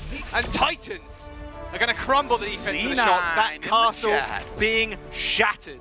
I mean, right now, you're feeling pretty good if you're the Titans. You beat Shock on their map pick. You go to match point. And the Shock, I mean, you got to look at the Widow pick on first, like, got nothing done, and then it was just a slow snowball from the Titans. They're just marching through the forest, tearing up every single tree in their sights, and the Shock had nothing to say about that. The Lucio gap here has been significant. I just have to call it out. That's a crucial mistake from Vindame to die right before the last fight where Lucio is the most important hero. You need to speed your team out, and they're just forced into this desperation contest as soon as that happens. That's why it's called Rush. He's trying to save Finn, right? He's trying to keep him alive. If Ana died, that would also been game losing, so it's like a understandable mistake to make, but it's crucial. And you know, you look at Faith on the other side, this guy hasn't made any mistakes. He's been so clean, and not only playing clean, but making plays. Not just like the old style of Lucio being super safe. I'm not going to make any mistakes. He's actually making plays at the same time. So Faith, I just want to highlight him as such a huge difference maker, especially in the rush comp. Aspire looked great on the Hanzo, stuck to his guns as well. Yeah, Faith, I mean, he was highlighted the other week for his Brig play. Now his Lucio play is up to par, that is for sure. Maybe even hitting some home runs. I mean, the Vancouver Titans, they're up 2 maps. We're going to another map where Shock get to choose. I want to see where they want to go because they need to dig themselves out of this series right now. Map number 5, potentially on the cards. We'll have to wait and see, though, after this break.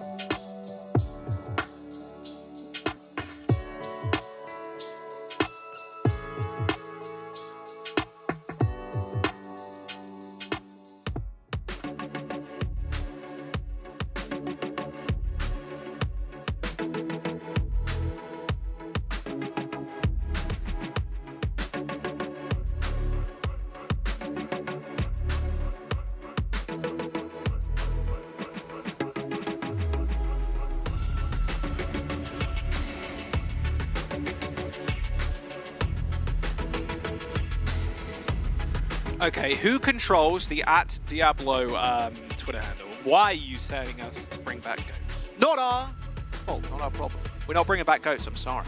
As much as you loved it, a lot of people loved it. A lot of people hated it. I'll tell you what San Francisco Shock hate right now, though. That is Faith on the Lucio. Dude has been carrying. Not often do we talk about main supports carrying that hard. Sometimes, you know, back in the olden days it was like Healbot Lucio, but there's so much more playmaking potential, and Faith has been doing that in spades. And as we go on to Esperanza, Jake, our next map, this is Shock's choice again. Well, I mean, are they still going to run with this Ram rush? Is Proper still going to play the Hanzo? Like, how can they really turn this one around? I think it's probably going to be going back to more of a classic dive style. We might see, I would expect to see the Sombra Tracer mirror. I think that is like, I don't think there's much options, honestly, in the map. This meta, I think you need to play Winston, Sombra Tracer, maybe Diva or Queen. Like, this is a good pick, I think, for Shock because, okay, I think Punk, he's probably going to need to do something off his comfort zone. Like, I've seen teams run the Queen. I'm not a fan. I think this is a Winston map. There's so much verticality. The mobility is so valuable. I think we're going to... I want to see Titans just man up, take this mirror. You don't need to cheese. You can be the better team. I think that's what we've seen in the last map. That was a rush mirror, though. Punk's feeling better about that. This is... Now we're in Junman's wheelhouse, so I think this is a map I would expect to see Shock win. I think this is their favorite map. But, of course, they have to. Their back's against the wall. They're facing elimination here, Jack. Who would have thought San Francisco Shock could be eliminated here in the first round by the Vancouver Titans of all people. In fact, well, I mean, this is an age-old matchup. Yeah. Completely different teams, but an age-old matchup. Titans and the San Francisco Shock. That was old clips dug out of the archive, I'm sure. All right, here we go. Like you said, it's just the dive with the Tracer Sombra. No mano y mano, baby. Let's go. No swaps. And he's saying already forced out, but not meaning much yet. It's really all about who trades better, who fights better for the map control, and honestly, this first fight can come to ultimates. Saw that nay, Crimzo. I had my eyeballs glued to it. Didn't quite land on Finn, and Finn, nice hack actually on that. Just a little bit of synchronization there. Winston goes in, nades go in. But it will be Shock at least taking control of the bot at least for the time being, but a beautiful hack.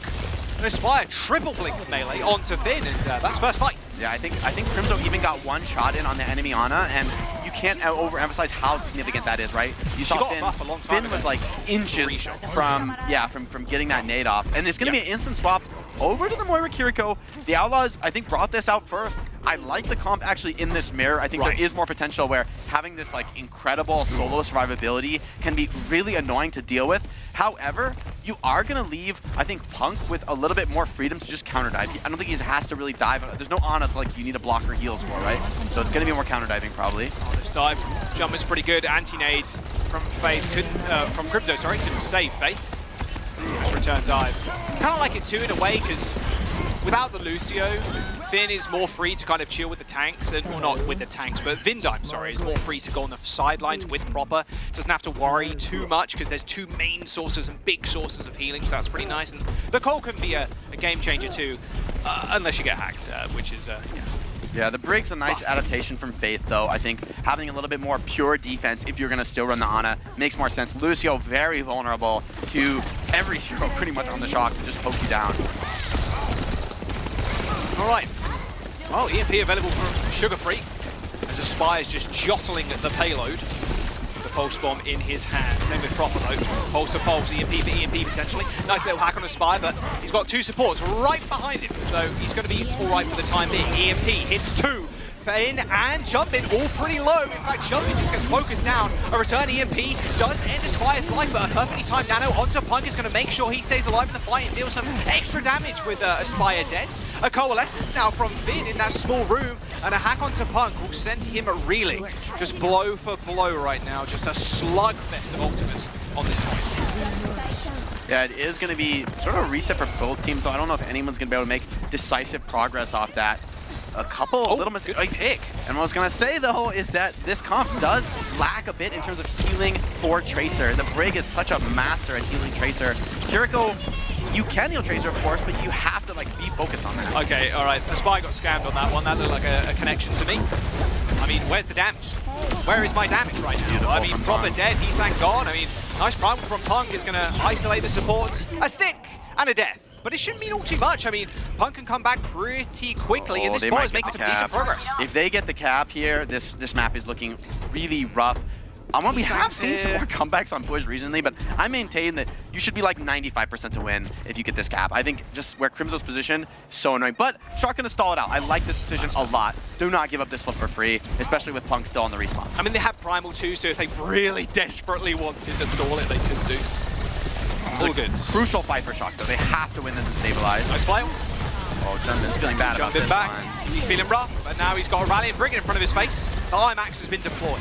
But same with the road. I mean, Vindime laying down that Kitsune rush. That's going to aid in those cooldowns getting reset quickly, but Jumpin's not really doing much right now, just trying to stagger out the bot a little bit. Titans need to be removed from this high ground though, Jake. Titans are doing fantastic at tiki-takaing the cart. Moira EMP down. Cole not going to be able to come out. Jumpin, is he going to commit the primal? This is a rough fight. I mean, Vindime's dead. There's no shot he's going to miss the prime right here, right? I mean, Probin picks up 1 kill. No, okay, he's gone.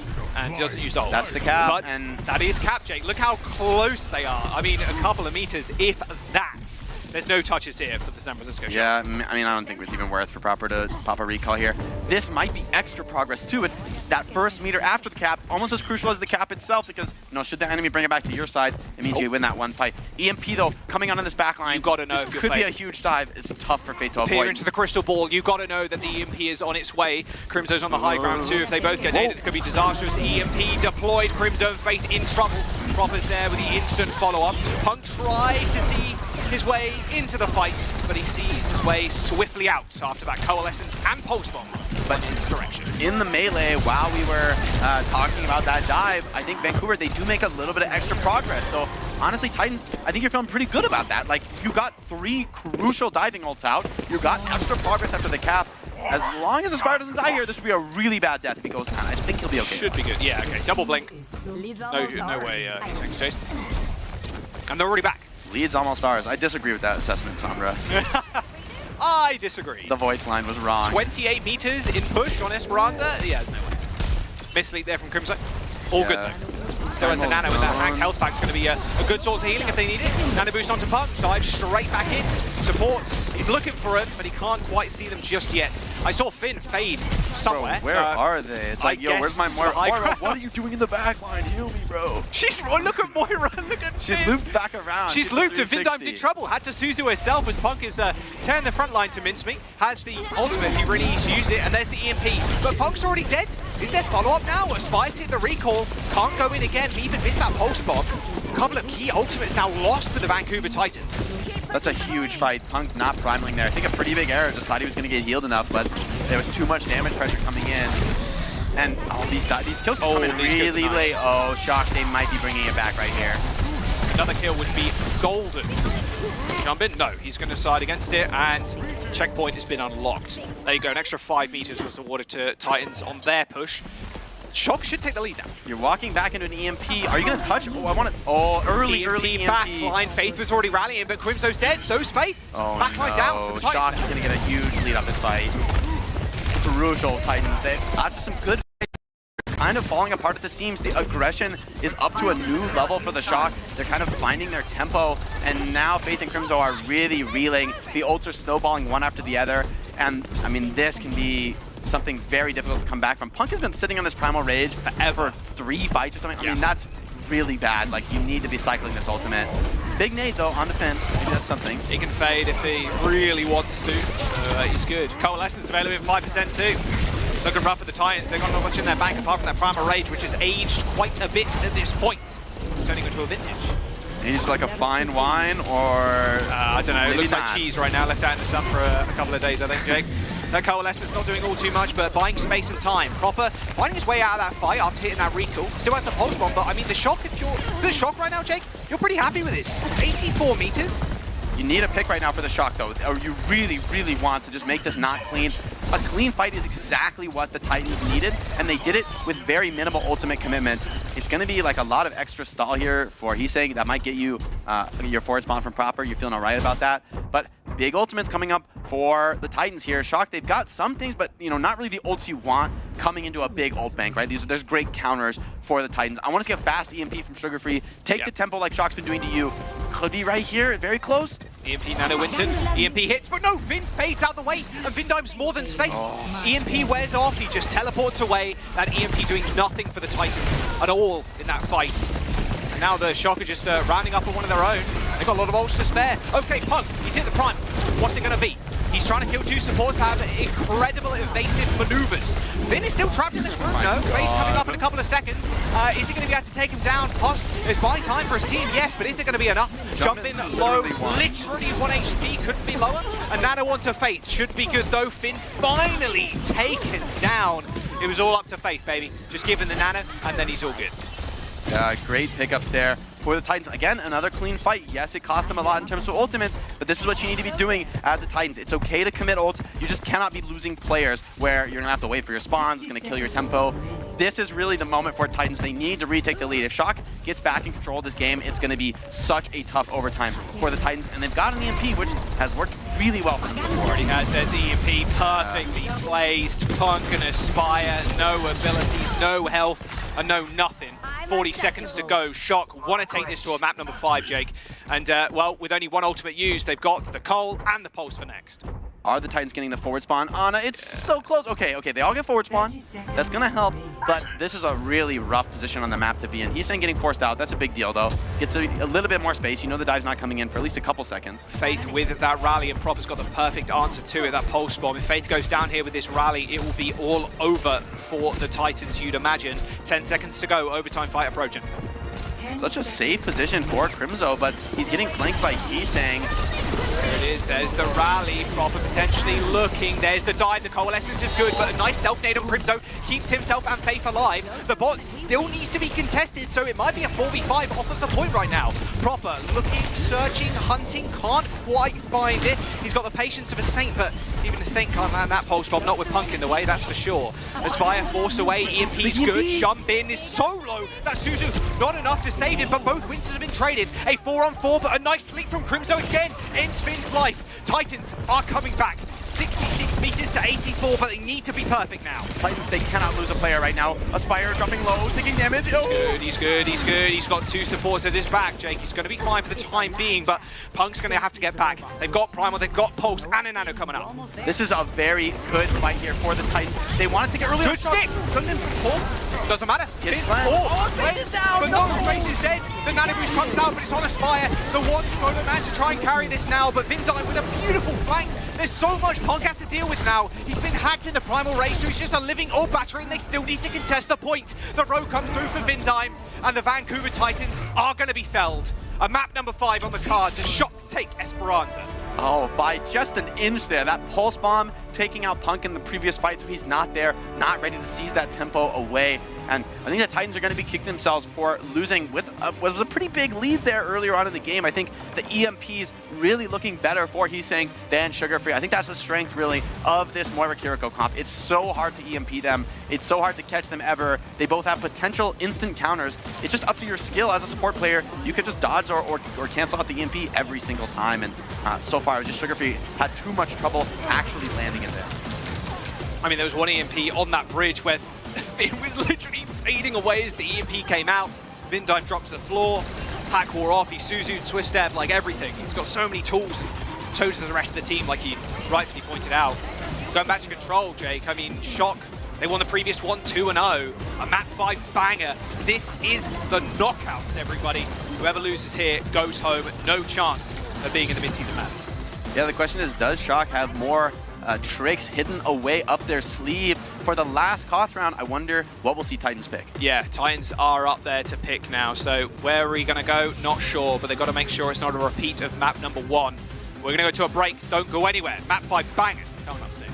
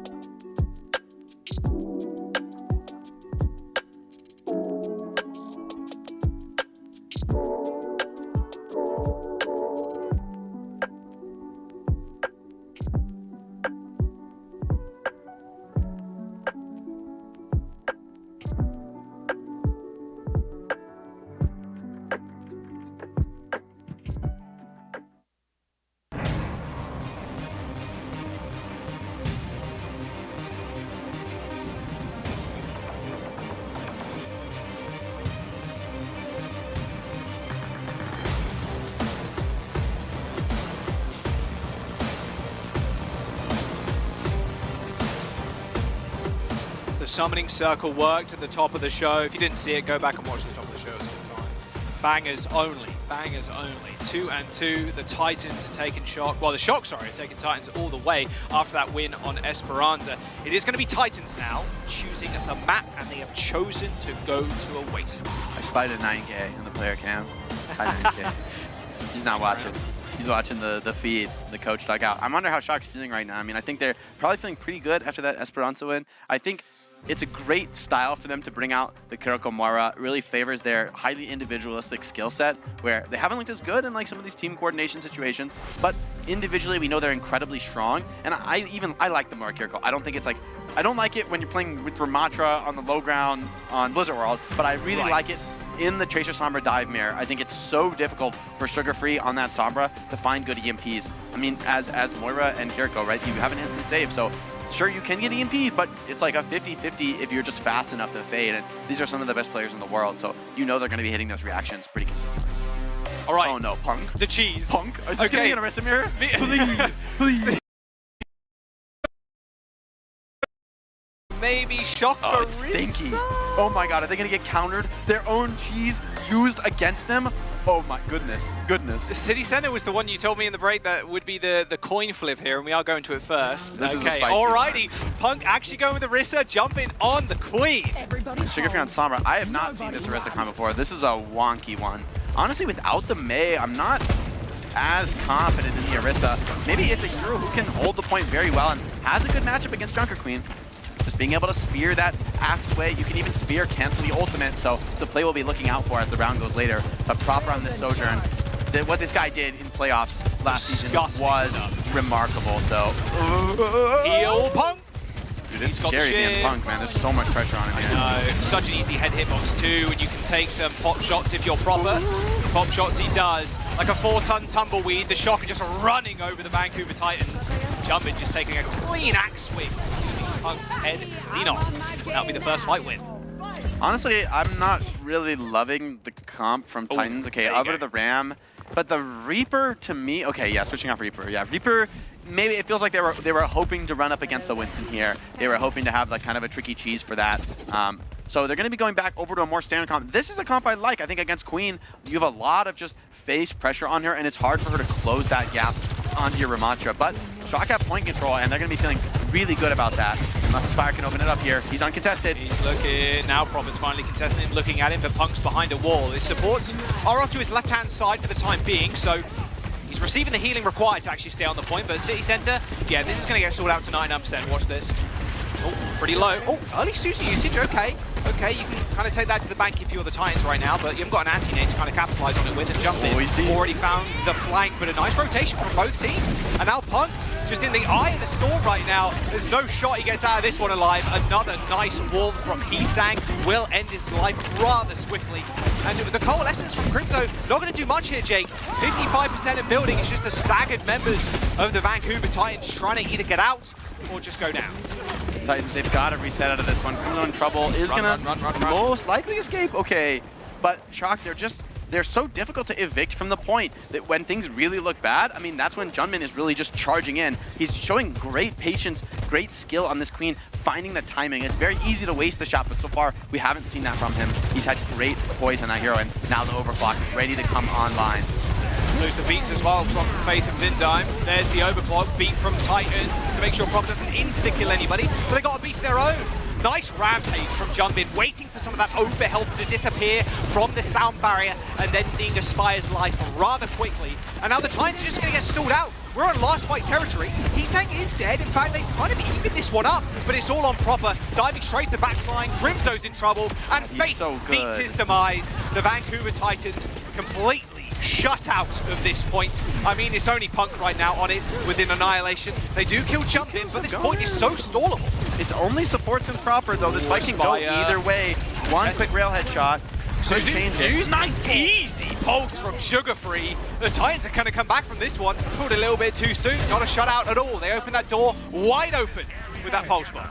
It does cost them everything, though. I mean, they do have Coalescence, but you're coming up against Kitsune and the Blizzard from Hisang. I don't know. This might be too tall an order for Titans. I think they just have to get super aggressive with this Cole and burst somebody down. Like, shut down Proper before the fight, shut down Vindame, these guys without, you know, hard self-saves. But they know they know that's coming. So really, if this Kiriko comes out without a hitch, I'm worried for the Titans. It's going to be a hard point to hold here without much more in the tank. For the benefit, at least you got the Lucio, maybe speed away from the Blizzard, speed away from the Rush, but look at this. Shock just taking it to it.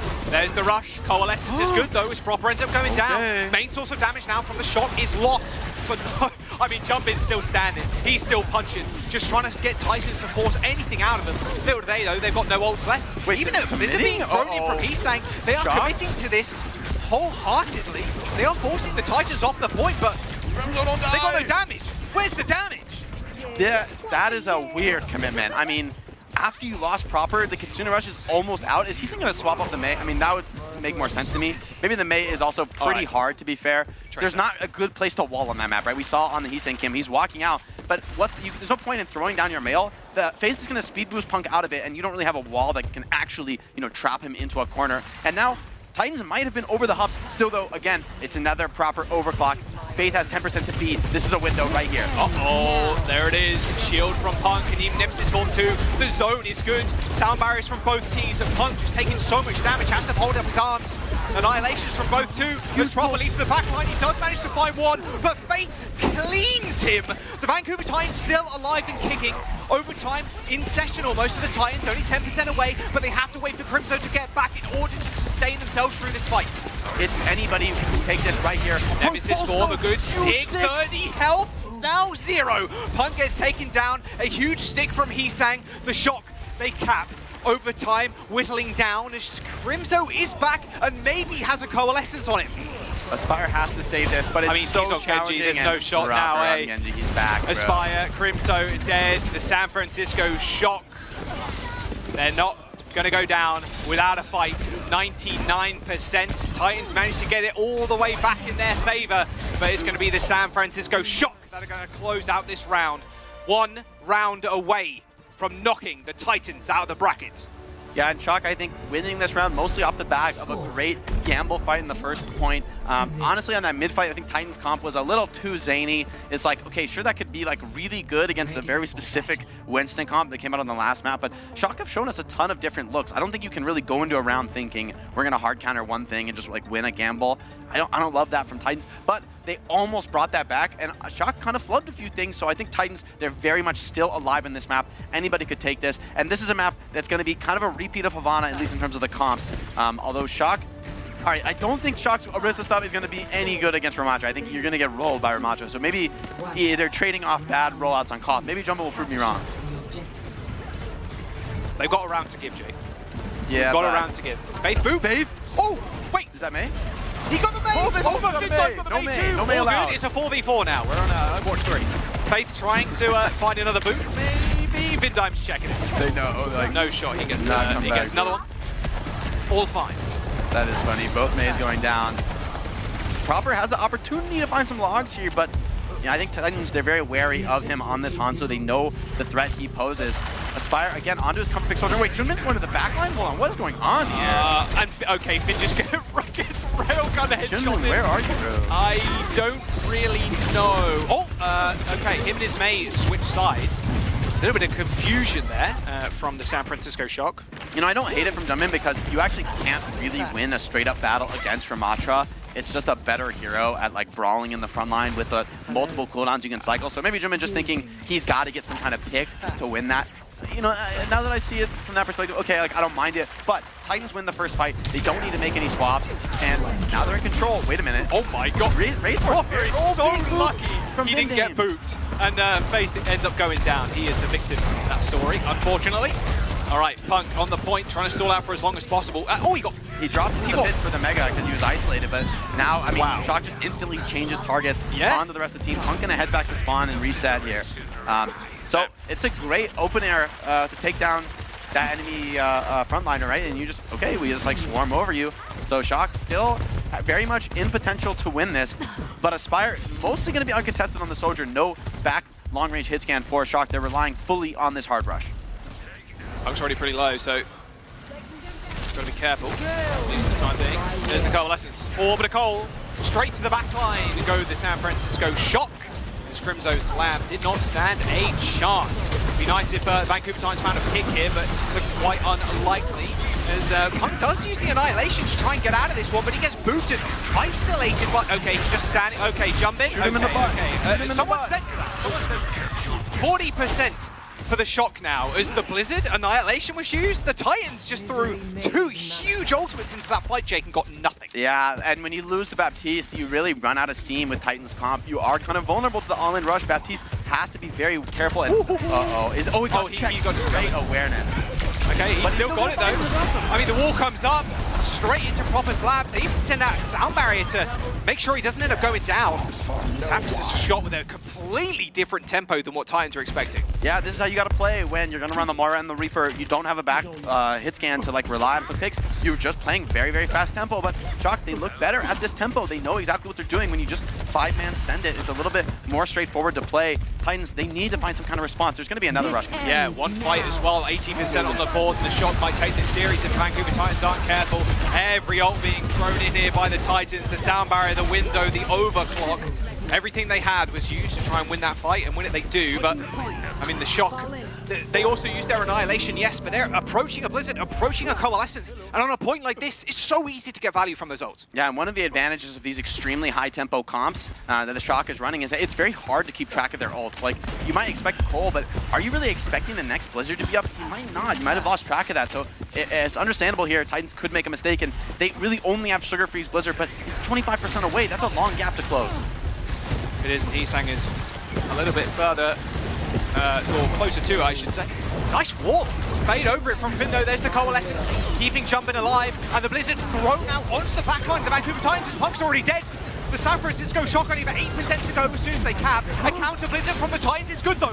Both Ramatras down. It's all on the DPS. Aspire versus Proper. Who can come up with the kills first? Aspire just diving in onto the point to try and find value, but Proper just shuts him down. And the Shock managed to cap a wall up for Sugar Free, but they've just walled themselves out of mid-season madness as the Punk, he tries to get back. He's got the Annihilation, he's got a little bit of healing, but it's so easy for the Shock now to try and pick people off. Wait a minute, wait a minute. Death Blossom though, it's all good as Jumpin manages to take down Punk. It's a trade, it's good for the Vancouver Titans, but is it going to be good enough? I think Jumpin takes a massive headshot from Aspire, who's nearing the overclock. Fate and Aspire have managed to claw themselves back into this fight as the Vancouver Titans take control back. All right, Titans, they've got to stay calm here. This is a crucial final fight. Proper switches over to the Genji. He does have a sound barrier from Vindame to potentially help him, but they might have the desperation touch here. I mean, you don't have a good setup, and so many great ults for the Titans. Aspire, his overclock is going to be so deadly when Vindame's beat wears off.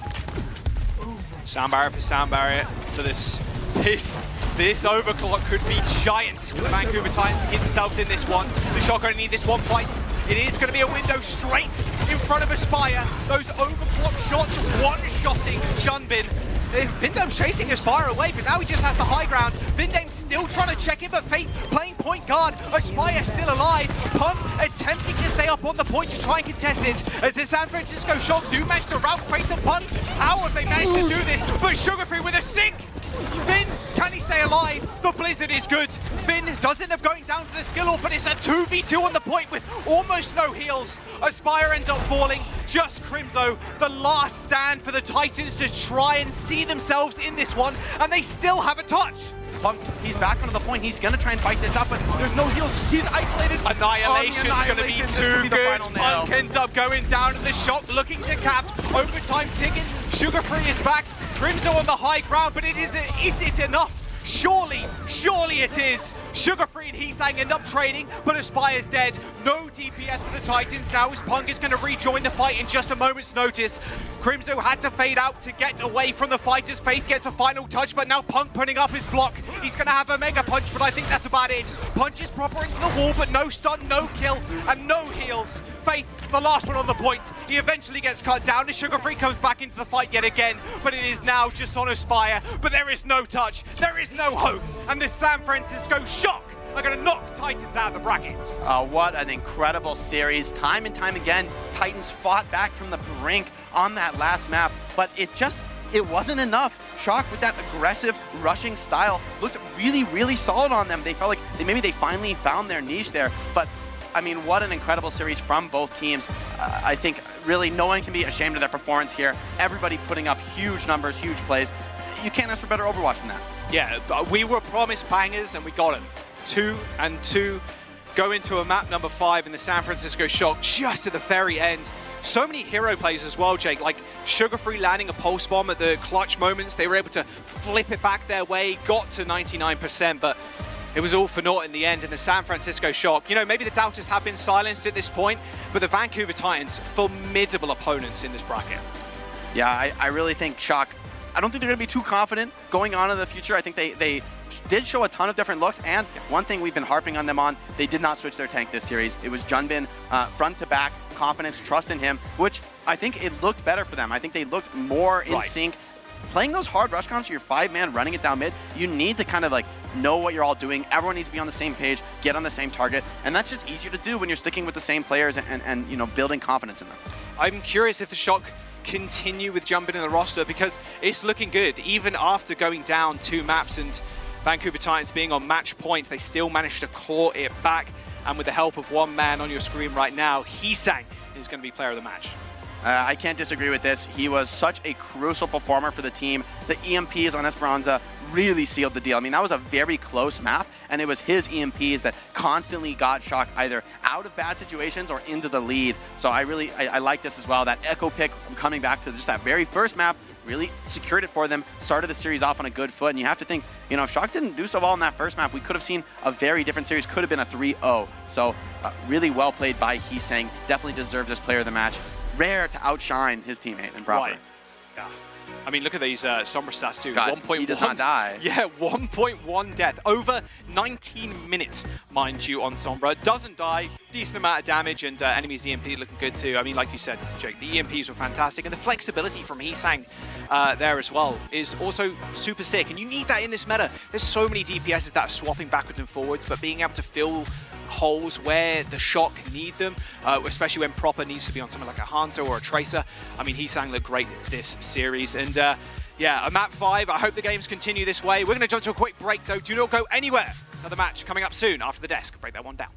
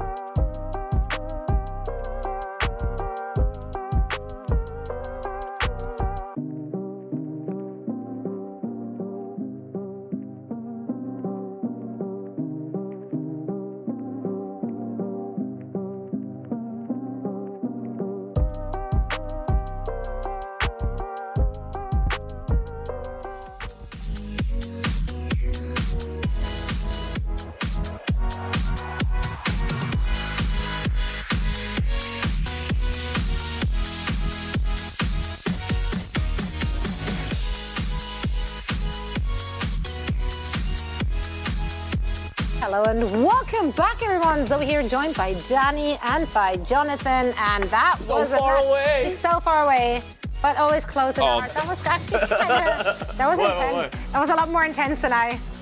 Is that what you wanted? No, that was a weird. Because you messed up the fingers. It wasn't clean. But two of my fingers went in. Yeah, it was. Yeah. I did. Yeah. We practice. We're learning. Some viewers are gonna be like mad disappointed Jake's not here. Just like, no, Jake!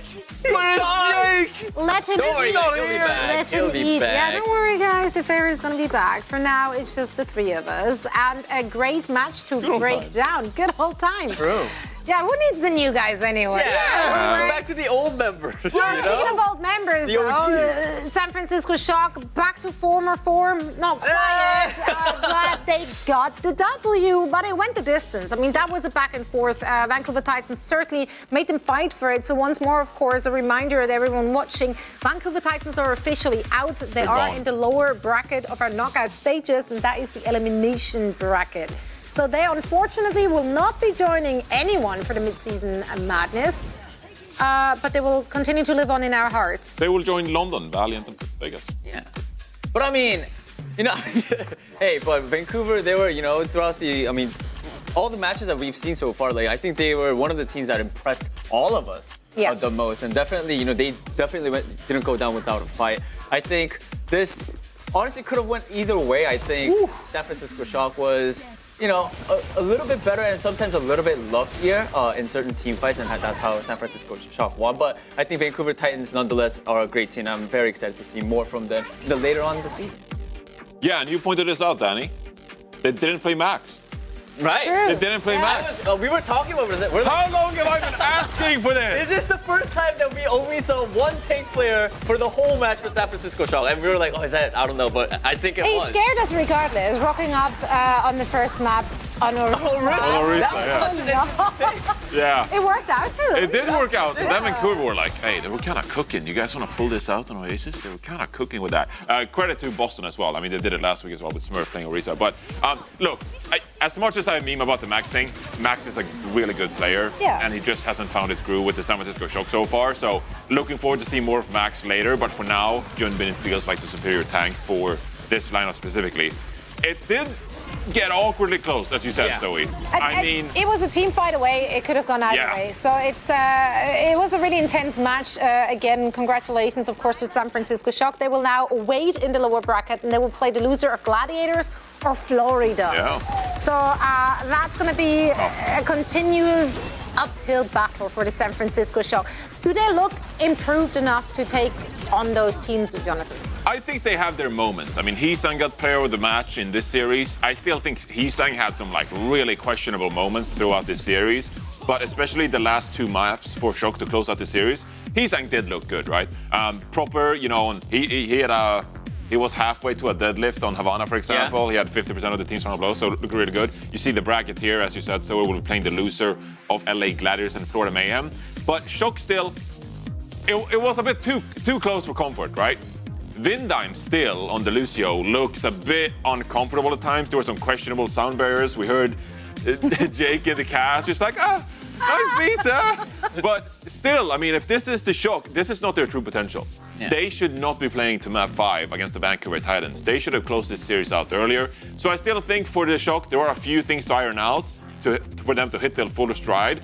And they need to do that before tomorrow if they want to qualify for the midseason. I think, but for sure, they are improving little by little. I think our worries are getting less, and there are worries, but if it was this much at the beginning of the season, now they're sort of lowering it. But I think going up against either Florida Mayhem and Gladiator, I'm honestly gonna say it's gonna be a tough battle for them, for the Shock.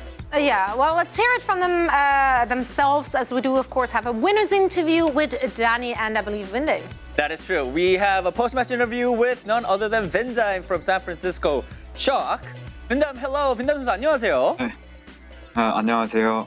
All right, so let's just start off this interview by asking you, I just want to get your thoughts on this match because everything was on the line. You guys played it really close, but you guys were able to beat the Vancouver Titans. So how do you feel? 일단 인터뷰를 시작할 첫 번째 질문으로 오늘 경기 아무래도 지금 모든 게 걸린 상황에서 오늘 지면은 다 끝나는 거였잖아요. 하지만 또 다행히 이기셔서 이제 좀 더 한 단계 더 이제 미드 시즌을 위해서 나가시게 되셨는데 지금 심정 어떠신가요? 지금 기분 어떠신가요? 일단 이겨서 기분은 좋고요. 근데 좋지 않은 경기력이었던 것 같아서 뭔가 애매해요. I'm happy. I'm sort of happy that we won, but I don't know if I'm happy overall in general because I wasn't too satisfied with our performance. So I'm in sort of the middle ground where I'm happy because we won, but we could have played better. In what aspect do you say that you weren't really satisfied with your performance? Would you say? 방금 이제 빈담 선수가 좀 우리 오늘 좀 못했던 것 같다라는 말씀을 좀 하셨는데 좀 어느 부분에서 좀 그런 생각이 좀 드셨나요? 막 개인적 혼자만의 막 실수 같은 것보다 약간 팀적으로 맞춰야 될 부분을 안 맞춘 것 같아가지고 그게 좀 아쉬운 것 같아요.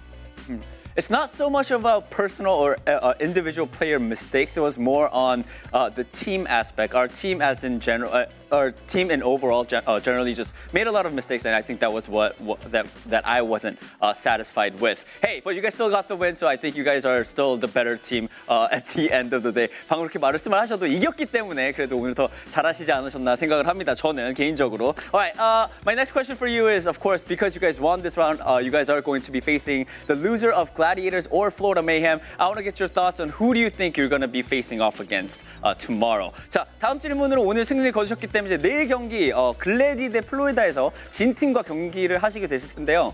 누구와 경기를 하실 것 같으신가요, 빈다임 선수? 솔직히 누가 이길지는 잘 모르겠고 그 글래디에 스매시 코치라고 있는데 오트 때 같은 팀이었어가지고 한번 만나보고 싶긴 해요. I can't really say who's going to win that match, but I do want to face off against the Gladiators because Smash, who's the coach of Gladiators, was on the O2 with me, so I want to play against the Gladiators. All right, Vindam, that is it for the interview. Thank you so much for your time, and again, big congratulations on the win. 자, 승리 축하드리면서 내일 뵙도록 하겠습니다. 감사합니다. 감사합니다. Johnny and Vindame, we heard it here from the San Francisco Shock. Cleanup work to do, right. Not happy with the overall performance as a team, made a lot of mistakes. Would you agree with that assessment? I mean, I think it's being harsh on the team aspect of things. And also, like, you can't be a perfectionist here in this stage of play. Because you just have to go in and just, like, perform. Like, just play to the highest pace you can, to the highest level you can. You can't sit there and just be like, oh, we messed up here, we messed up with this, and, like, overthink things. Just, like, go in there and perform. So, yeah, I mean, I'll say this. Credit to Vindime for that final Oasis stage, where he actually got the boop on May to kick things off. And then also the way he guarded Aspire on the Sojourn, contested at Sojourn as many times as a Lucio player. That is difficult to do. So I'll give credit to Vindime there, It was a good instinctive play from him. That's good. Support. That's really hard.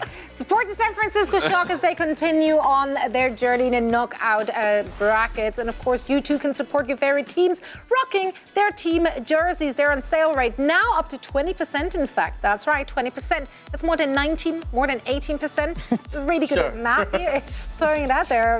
Less than 21%. That is correct, but we're looking at the cup half full here, Danny. All right. Okay. Sorry, guys. But Overwatch League, shop.overwatchleague.com. That's where you can find them. And now we are heading, of course, into our next match. New York Excelsior. They will be going up against the Toronto Defiant. And this is going to be an interesting one because I honestly very much struggle to really come up with the identity of both of those teams, especially Toronto Defiant, who are still having a lot of questions about who are they? Like, what is the actual... Who are you? Who are you? Who are you guys? It got very existential at one point. But, I mean, in terms of play style, like, where would you place those two teams? Yeah, it's been tough for the Toronto Defiant to really find themselves as a team this season. Obviously, they've tried a lot of different stuff. They've been rotating their damage players all over the place. Sam, Hydron, Speedily, trying to make things work.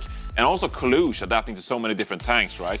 I wanted to take a look at the pick rates of the damage heroes so far this season to see what are the most important damage heroes in the game. So here you go, top 5 in spring qualifiers damage hero usage. Tracer, 33.5%. Sombra, 21.1%. So these are the 2 most important damage heroes in the league, right? In the qualifiers. So let's take a look at Toronto's sort of like results so far. Well, if you take a look at Speedless Tracer rank so far this season, wow, you're sighing, Zoe. I'm sorry. I'm sorry. We're holding this is hands. like, I gotta bring it up. This is the most important hero in the league. And Speedly just can't get it done. Out of 17 players, he ranks last in push from kills per 10 minutes, 15th in final blows per 10 minutes. So this is obviously not working from them. Now you're in the knockouts, and you need to get wins. You should move away from Tracer. Maybe don't play this hero. What has worked, though, Echo is the second hero. Okay, no way. And surprisingly, look at Sam. Danny's Who just would have let go thought of my Sam? hand. We were holding This is Sombra rankings in the league. This is Sam. This is the same Sam who was on the bench on Shock last year. Now, okay, you might look at this card and be like, wow, Sam's the best Sombra in the world. Majority of this time is versus Lono Spitfire. So that's quite being able to not detail. die and continue to be a threat on the server. I think for a Sombra or a Tracer, even like not dying, that's a real big. And final blows? Yeah. So, you know, it worked against London. Will it work against New York? I don't know. But I'm just saying, maybe there's a hint. Maybe stick to the Sombra. You can play the hero is May. May with the Sombra, for example. We've seen Ramatra May, Sombra compositions from Atlanta, for example. Maybe lean more into Ramatra to make Kalush comfortable. Sorry, I know there's spreads here, but in a second. You can play the Ramatra comp. Maybe put Speedily on Echo, Genji. These are comfortable heroes with Speedily. So yeah, you might not be able to play the Tracer at the same level, but the Sombra kind of maybe is something you can lean on. Maybe. Probably. I tried. I will also try. Kind of analysis. Kind of analysis, but I'm buying into it. I do think that Toronto Defiant. I give them the edge.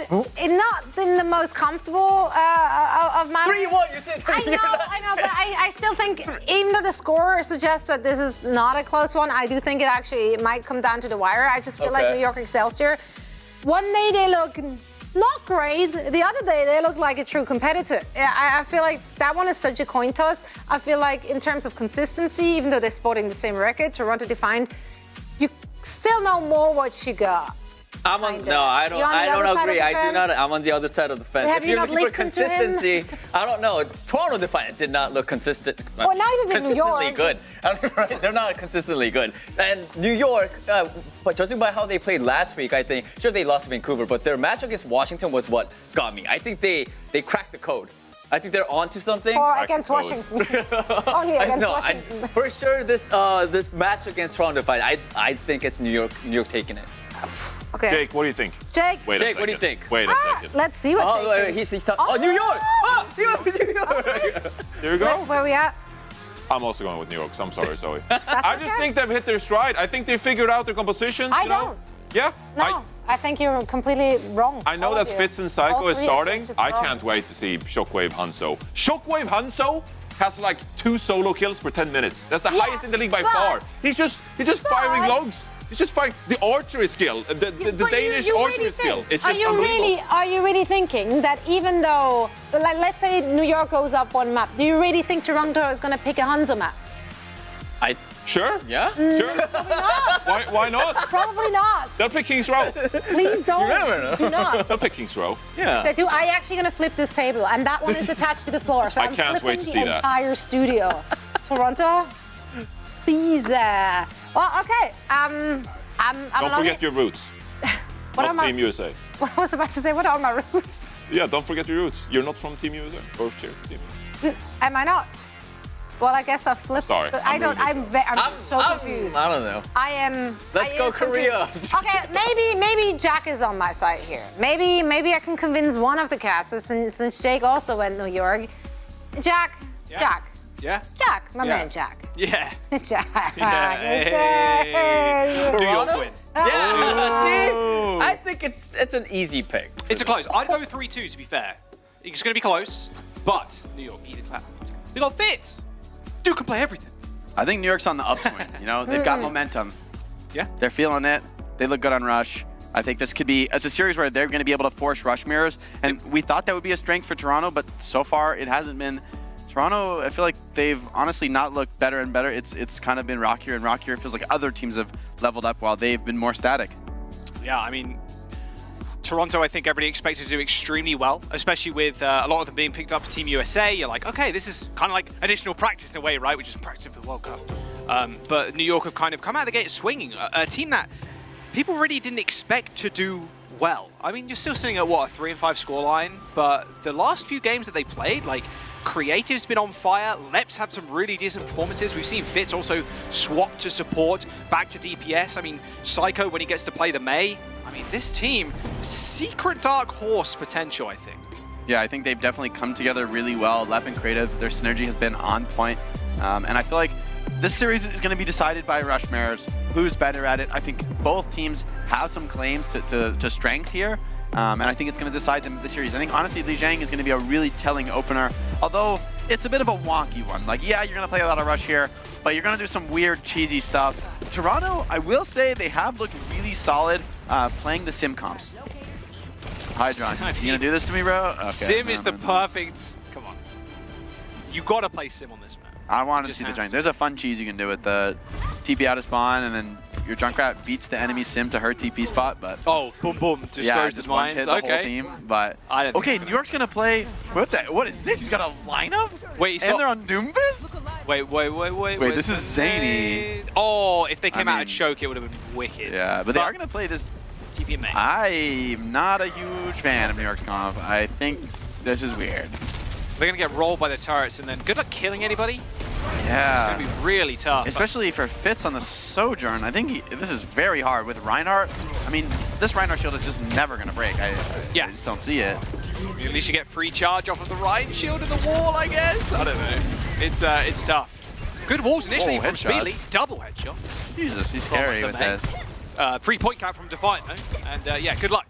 This is where it starts to get really hard. How do you ever cap? I mean, Kaluja's not going to die. He's going to defend those sim turrets with his life. And you're never going to get Mega Punch either, realistically. I mean, they're just going to keep... So, I mean, he's got Mega Punch now, okay. Me when I lie. I mean, okay, Kellen has to back up, but he's taking infinite damage. Oh, yeah, this is rough, man.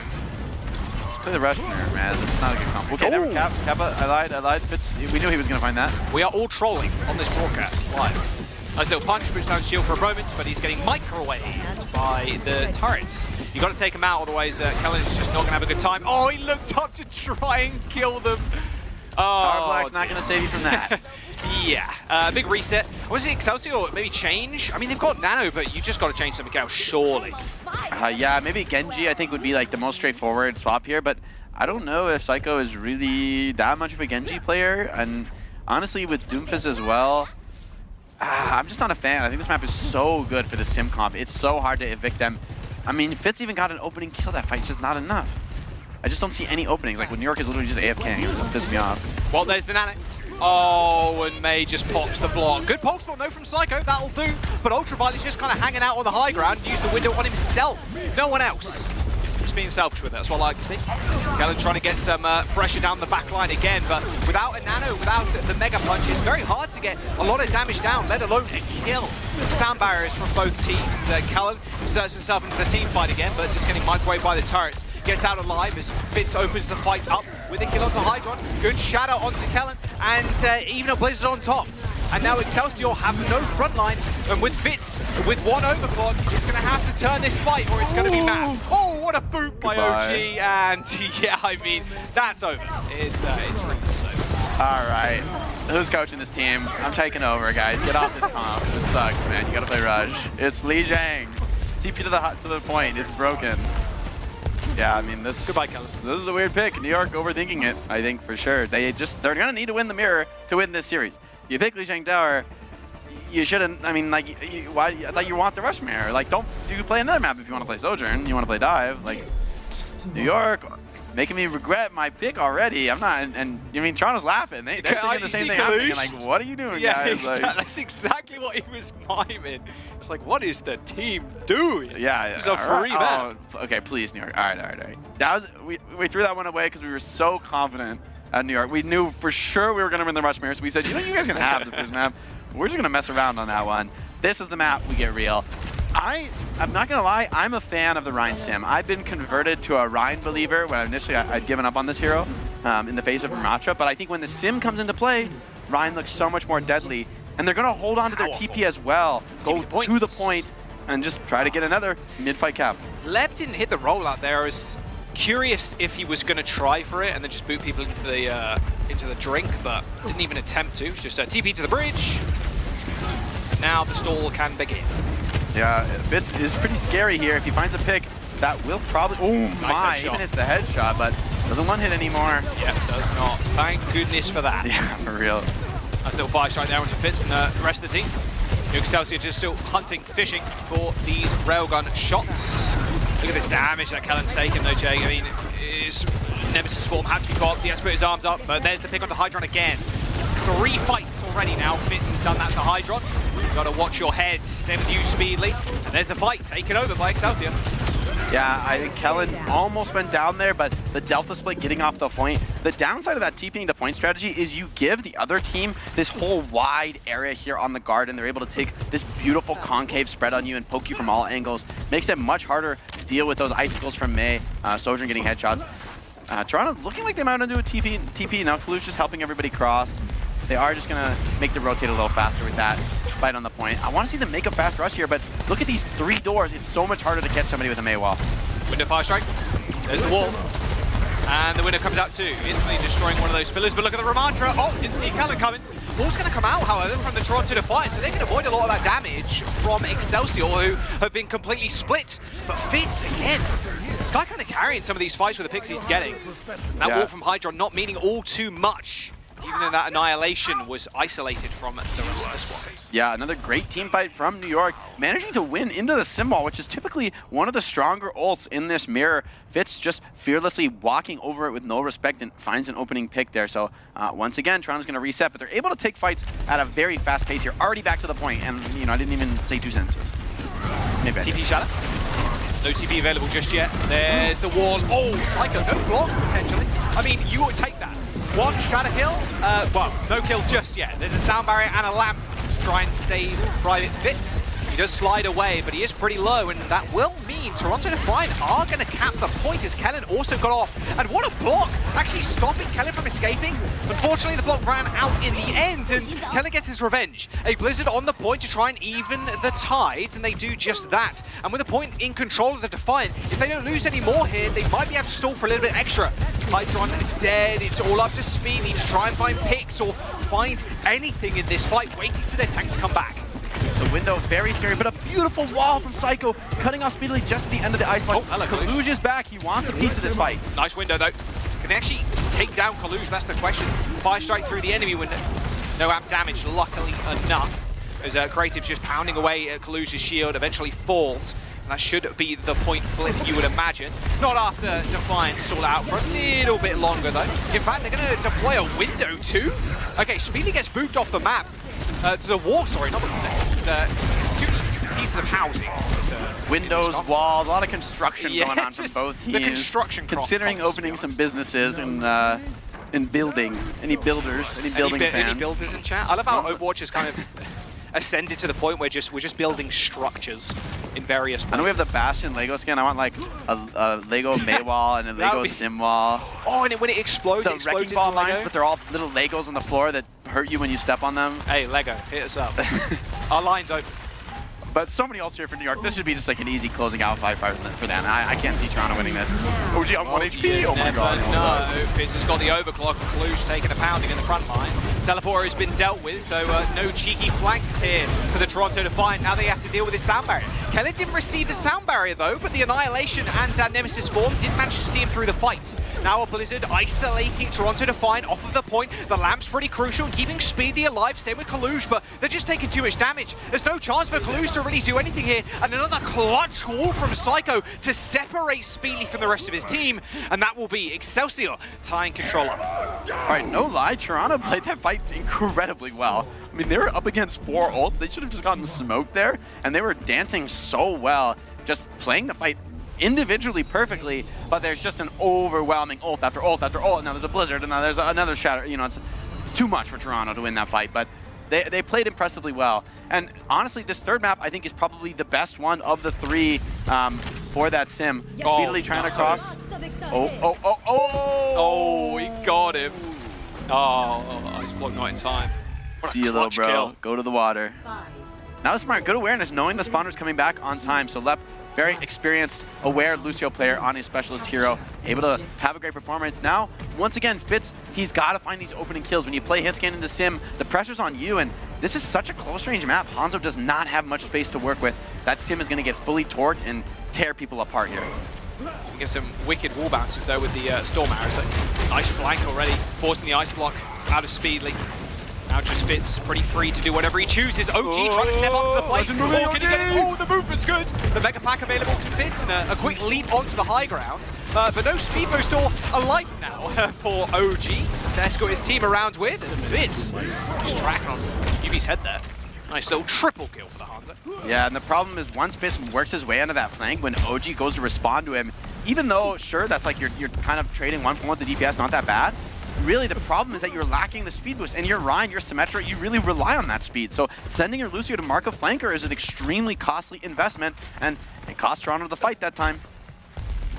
Only that window available for Toronto Defiant. Pretty nice place to use it though, off on this high ground, but Kalush is thinking something different. Just going on the flank, creative caught unawares. And the Toronto Defiant just mowing down Excelsior. Look at all the health bars just evaporating from screens. And there we go, nice flank. Speed boost and flank, and like you said, you lose your Lucio or he's not in the fight, you're not going to do too well in the Ryan comp, but when he's with the team, it's all good. That's a huge error from Creative, frankly. He should just never get caught by that. He should have been right with the Hanzo, playing the high ground. You know, there's just various tricky positions you can play, but that's a spot you really should never find yourself on Batiste there. So, especially with no long-range hit scan, you're not worried about sitting up on the high ground and just poking away. So, tough error. Toronto going to rush again, but great defensive Maywall from Psycho. And the Dragon Fitz with a double Dragon. Yeah, defensive Maywall there from Psycho, just pinned everybody in. Double Dragon kill. Feeling pretty good.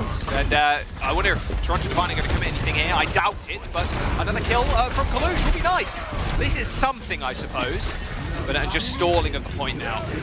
Fitz is scary on this Hanzo, man. He really is looking very sharp, great ult placements. Been a real bright spot for this team. And I mean, this is a team with Shockwave on the backbench and the long-range hit scan. I mean, they really have a surfeit of talent on that role. And now Toronto, things are looking a little bit harder for them. They got like a free team fight there, but then they just give it right back. So this time, I wonder if, okay, the team's positioned a little bit more aggressively around Creative this time. Make it hard to rush him. This is Swarm, there's the window. Blizzard somewhere. I couldn't tell you where, I'm going to be honest. Fitz with the Storm Arrows. Nice couple of kills. Blizzard is doing so much work. Man, I will say, sometimes on these maps, it's very hard to spectate. Props to the spectators, because the double wall, sim wall, and then Blizzard, and there's just so many things. What do you mean, bro? I know exactly what's going on. Yeah, I'm sure. No, it was a great Batiste wall from Creative there, putting in a ton of heals, so there's just no way for Kalush to put any damage on, then the Blizzard on his head.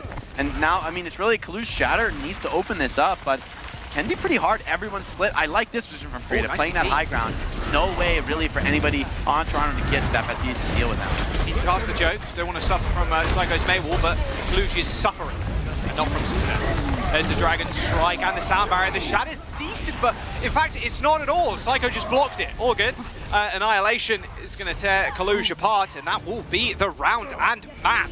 Just like that. Hydron? I mean, there's a wall, and there's a Lucio. He does kill the Batiste, and OG finds another one, but it's just bad against the world. And he ends up going down. A nice little 7,000 DPI switch. POV. Thanks for that, Lev. Appreciate that, bro. Excelsior with motion sickness is like, get me out. Excelsior with map #1. Dude, it actually kills me when Lucio's hit the DPI switch and starts spinning. Like, I can't take it, man. It hurts my brain. Everybody's very calm and focused right now as we no one moves for 3 seconds. They hold perfectly still. Everybody's chilling. I mean, what a map to take. I mean, this was the map for this comp, really, to hunker down on the Toronto Defiant. And just lose the next two. Trolling this now, like actually trolling. Yeah. Like this is not a good comp, you guys. You can't win with this. I mean, you can, but the execution difficulty is so difficult. There's sim turrets. No one wants to shoot those. Then you've got the Baptiste and the Lucio in the back with a really safe position. Really easy for them to juke you and boop you off the map. I just don't like the dive comp whatsoever on that map. Unless you're going to play something zany, you know, get the Far Mercy out. okay, or whatever, like a Genji, you're gonna go crazy full diving, okay, but yeah, the Doomfist was not it for me. But again, I said about this series, the better Rush team's gonna win it. Yeah, there you go. Well, we'll see some more Rush, I'd imagine, on Blizzard World. Toronto Defiance pick after the break. We'll see how it goes down. See you in a bit.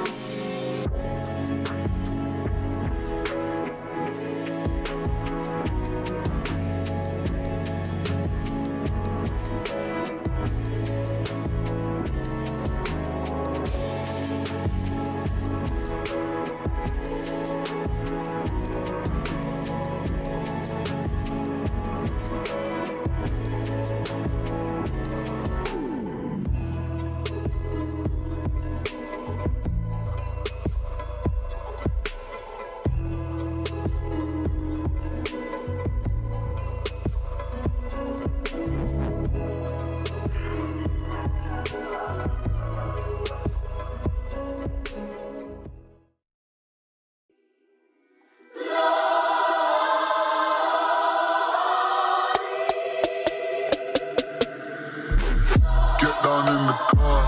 One time, give it all. Bust it open hard. Let me see you drop. Get down in the car. One time, give it all. Bust it open hard. Let me see you drop. Hustle, baby, we hustle, but the oh my.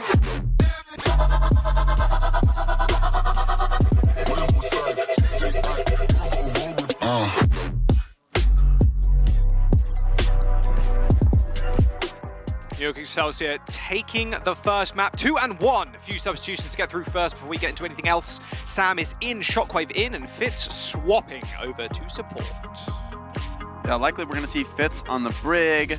I think for Toronto's side, picking Blizzard World, kind of similar to what we saw from Vancouver last series, that they want to play a Diva map. I think Kaluj, more comfortable on the off tanks. I think Kellen taking him away from the Rush, away from the Winston. Maybe they can play Winston here.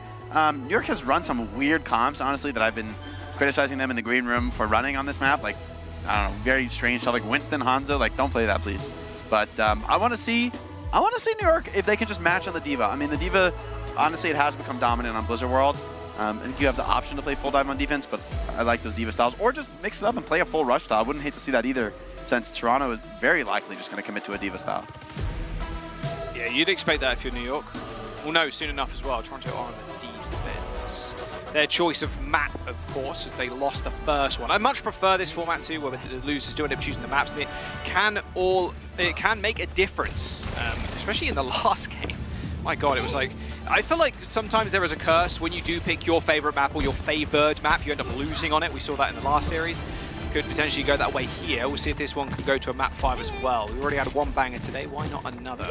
And it will be, like you said, it will be the D.Va, OG on the Brig, and Ultraviolet on that Ana. So lots of logs coming in from Sam, hopefully. We'll see if New York want to run the same thing. I wouldn't be too surprised though, like you said, Kellen, just whack himself on D.Va.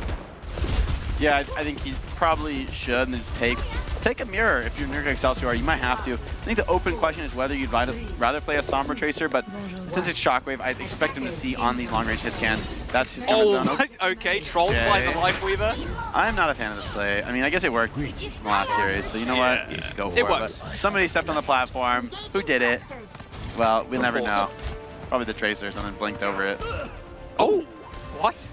Okay, sniped down. That wasn't even a headshot. That must have been like UV spamming him too. Like, I don't. That's very weird. Guess so, yeah. I mean, one shot from the Ana plus a body shot with the Hanzo would kill. Yeah, I think it's exactly a kill with no heals, which probably they were not expecting that. So, well, there you go. Nice opener. First kill. Feels good, man. He's back in just a moment though. As long as he doesn't get insta headshot again. Just going to be slowing the pace down. Both teams really just going to be putting a ton of faith in their Hanzos, finding the opening pick. This is a map where it's kind of hard to open up the team fight a lot of times. You're going to see Kellen try for it, but yeah, so far nothing big happening. You said this high ground is so tough to assail. Good sleep from Creative. Checking Speedly. Now that high ground, a little bit easier to take control of now as Fitz and Creative don't need to worry about Tracer kind of tickling them in the back. Oh, those shots. So close. Big nade as well to the supports. And Sam ends up falling. Oh. This looks like point.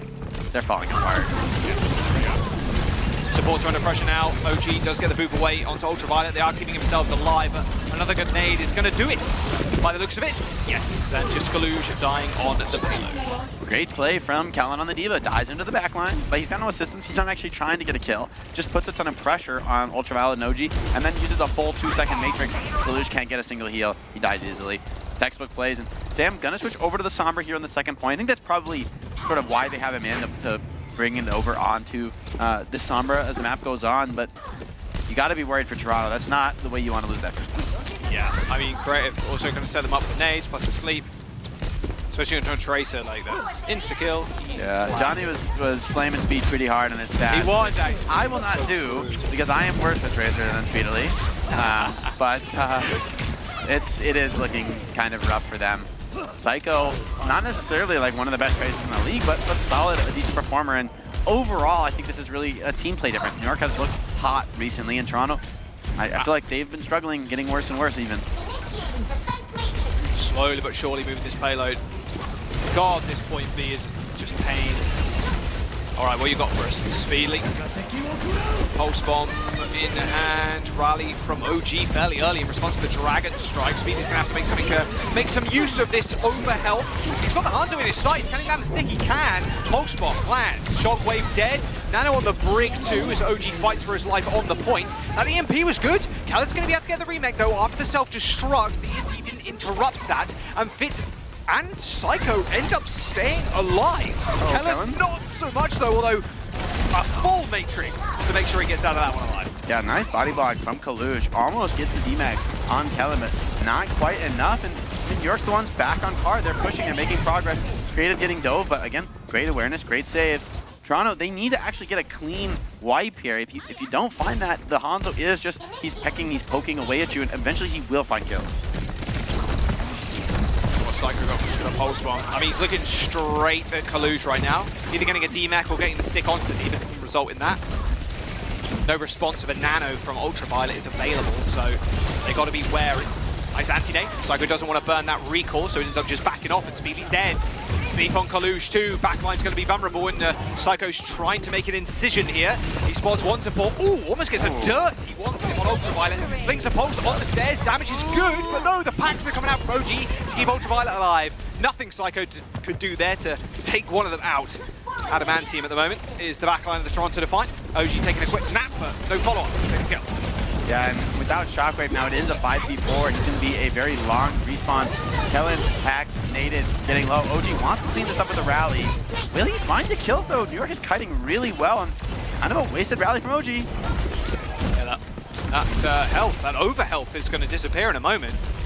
I mean, it's already disappeared away from Speedly, who's getting shot at, but now with Nano and a rally coming up from Fitz, the new Excelsior. EMP for Sam. This fight is stalled out for so long. He's generated another ultimate. Well, he's been detected, but it's all good. Slips straight past Psycho. And looking for the ring. EMP lands. Nano onto Fitz, but he just got deleted. Goodbye, my friend. Yeah, just didn't live at all. I think all 5 players on the Defiant just firing down into the break, instantly bursting him. It's a nice EMP fight, and Toronto, I mean, now they're looking really solid. This hold, Shockwave has not found any cracks in it, any picks. To be fair, it does get really hard here by the end of second point to play the Hanzo. Most teams do switch off, but Shockwave, I think he's a little bit more committed than most to the long-range hit scan. Some of the weaknesses for New York that they aren't as flexible. Toronto, they really want to make a hold here, and this is New York's moment, so I think if Toronto can use their ults here and stall it out, they're going to be looking really good on the map. Classic Dragon Strike on the high ground. OG and Ultraviolet sent pretty low. The pulse one flung out more speedily, ends up going wide, but still Kellen in trouble. Just perma-hacked it feels like, but it's all good. Now you've got the rally, the overhealth, everything. Kalush has only got so much Matrix. There's a lot of incoming fire on Kalush. It needs to be kept up. OG's the one that was actually nanoed, and a beautiful double blink into the stick. Ultraviolet dead. Kellen is traded, but there's still a lot of point presence here from Excelsior. With Psycho being hacked, he needs to find at least another kill here to make this even, but the longer you stall this out, the better it is for the Toronto Defiant. And even with that one pick, I mean, Ultraviolet's already back with the heals. 30 seconds to go for Excelsior to try and get the second point. Yeah, picking up Kellen in the mech, I think was just too much here. Now New York, they need to just like reset this. Like, I don't know why Fitz is doing this. I don't think there's any way he can actually, I guess it's just threatening, but this is looking really rough for New York. They're getting bullied and constantly checked on the respawn. They will have some kind of opening here with the Nano, but Sam, he's got that EMP 10% away. Yeah. If this dive goes well, that'll be the end of it for New York. Sam's EMP charge rate looking really good right now. EMP coming up. Oh, the Nano from, Nano onto Fitz as he was bashing away, so now not really in range to hit anybody. At least he's getting some damage onto Kalush, but Sam, like you said, waiting in the back lines with the EMP. He's just walking towards Fitz. That's the target they wanted. No rally for Excelsior now, as Toronto Defiant should be able to hold. A recall from Psycho. They've got the ult, but just no bodies on the point. The Dragon Strike is good for a little bit of damage, but that's just about it. They will eventually kill Kellen and Creative, and the payload stops in what is quite a classic point this season, just before that second. Remember right when Blizzard World came out, the end of that second point was like an extra 10 meters further? It was hell. It was like impossible to cap. I actually need a summoning circle to cap that back in the day, but now it's a little bit more doable. Still though, Toronto making this hold looks great for them. I feel like for New York, it's a bit of a mistake to stay on the Hanzo. I mean, he's poking away, but you're all on that low ground. You're so vulnerable to getting dove. Your Tracer has such a hard time because she doesn't really get too much assistance on the dive. You know, D.Va kind of needs to be pushing car. Tracer most of the time is going in solo. There was that stick from Psycho. I mean, like, that's the moment you need to cap if you're in New York, but the trade came in and Kellen died while D.Va bombing. So the power of that Sombra Tracer, they're so good at just, you know, constantly having somebody harassing you, always somebody pressuring you. You never have that clean moment to just push forward and find a kill. So Shockwave, that's his weakness as a player. I think that he's going to be very committed to playing these long-range hit scan. This is an unfortunate moment of discoordination. Yeah, I mean, Fitz nanoed, but he got antied at the same time, and that is just how the dude evaporated. I mean, hitting the nade there from UV, it's a pretty easy one realistically, because you can't hold the shield up when you're EMP'd, so you're sitting there just so on your own, on a little island.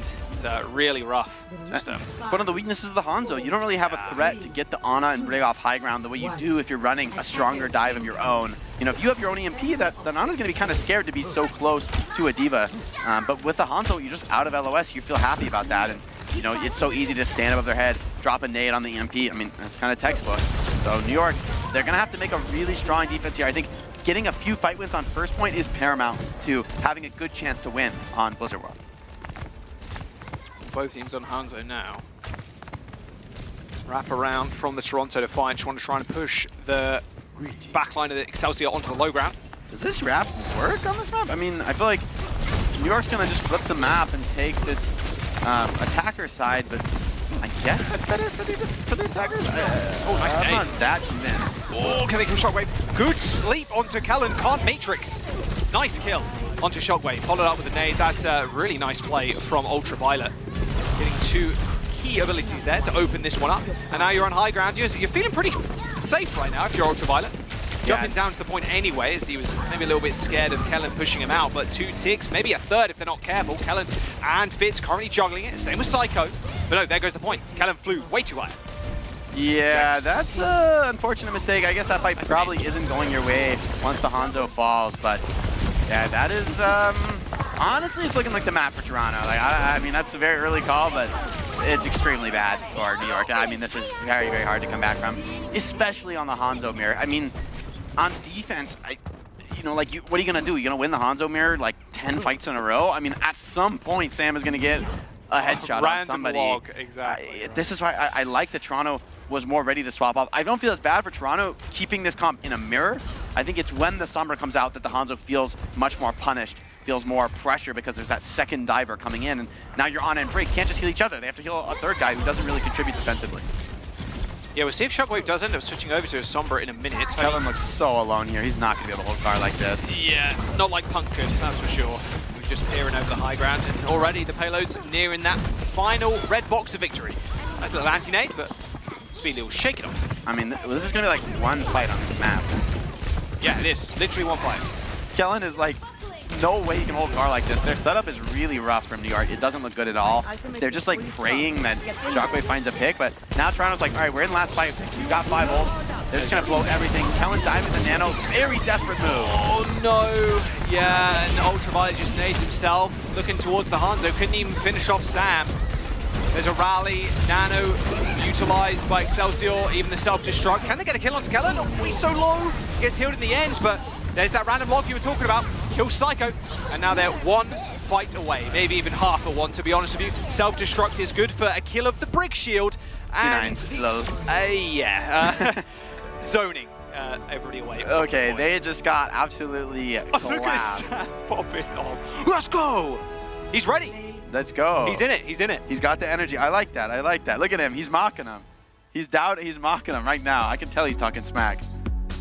I like that. I respect that. I mean, honestly, that's what Toronto need. They needed a decisive win. They kind of got beat down in the rush mirror on Li Jiang, looking really rough at times when Fitz was kind of free to do what he wants. But this was a map. I mean, Toronto was absolutely uncontested this map. This was not a close map in any stretch of the imagination. 5 minutes after capping first. Also, I'm going to need need someone to lip read what Sam was saying there, or maybe leak the comms.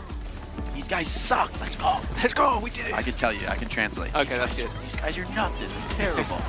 No, that's the mindset you want to be in this type of match. And no respect for your opponents. You want to play with extreme confidence, be very, very aggressive. I think Toronto, they have looked a little bit rocky. If they can find that energy and snowball it in off of potentially a win in this series off of New York Excelsior, could be looking really good for them. But a snap pick of Havana here for New York Excelsior. It makes a ton of sense. They look great playing the rush style. Yeah, we'll have to wait and see. Remember, loser of this goes home with no shot at mid-season madness. We're going to jump to a break. Havana up next.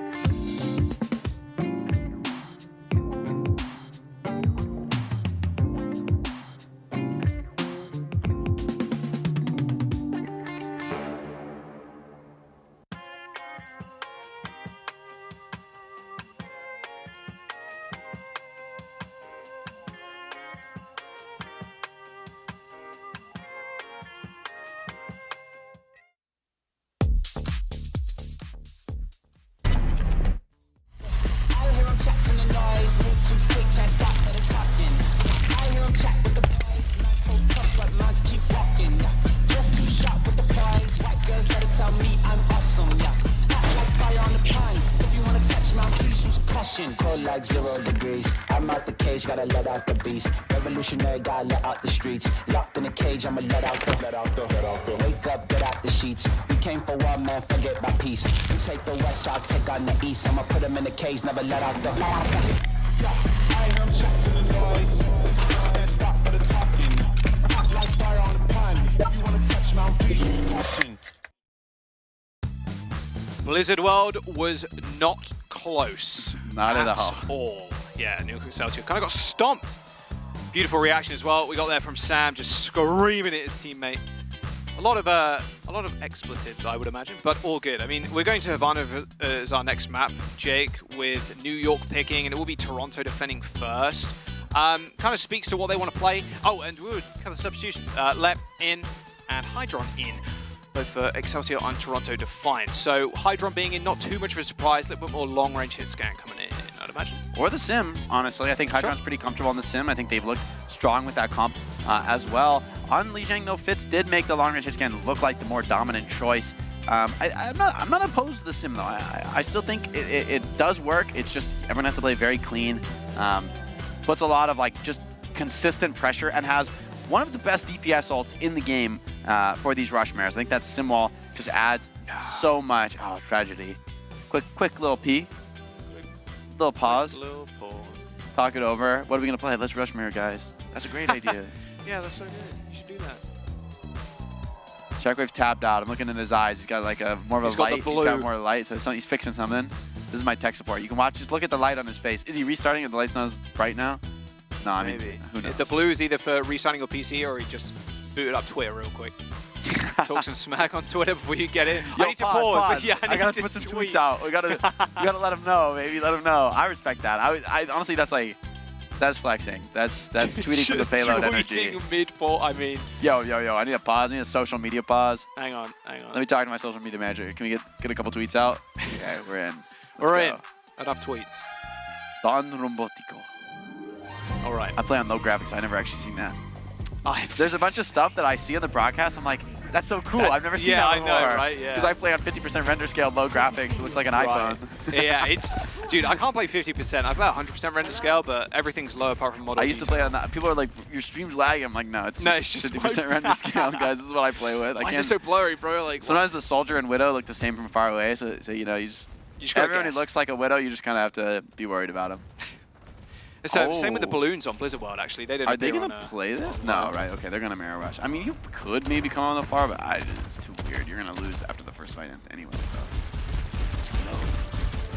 It is going to be a Rush Mirror, almost 100%. I want to see if Kellen... Okay, no, Kellen back to the ramp. Let's see if this time the map flips. Are you as ready as... Oh, the pre-wall from... They watched the last match. Yeah, they watched the last match. They don't want to get caught. They learned. That's the benefit of playing second. They got to know, okay, they heard the Sonic for sure, so they do know that someone is behind them, being Shockwave in the spawn room. They are getting pushed back into this tiny corner, though. Still firing range their way out of it. Shockwave comes out first. Lamp's already down, Speedly low. Now the Storm Arrows are unleashed. Had to force that block too. Everything in the kit used by Speedly there to keep himself alive, the rest of the team. Everyone healthy. Ultraviolet doing a really good job. Keeping everybody fighting. Although the payload is moving. All good though. You're not too worried about it though. A clean team fight, you're going right back into the spawn camp. I don't think this really changes anything in New York. That was a minute off the clock. They went for that rotation. Oh, Toronto is going to back off. I'm kind of surprised about this. I kind of would rather them spawn camp again, but you know, okay, they're not going to go for it. Yeah, I mean, it's like you said, it's not that far They're still away. just going to fight on the car, though, I think. Kalush using that car in the new position as cover, buying yet more time. But I feel this is a harder spot to deal with Shockwave. He's got more windows to find a pick. Yeah, and you can test that from the high ground too, which is pretty nice. Annihilation already earned from Kalush. Did a whopping amount of damage last fight, so not too surprised on that one. Yeah, and he's going to be able to use it so responsibly. I mean, the clock is just ticking.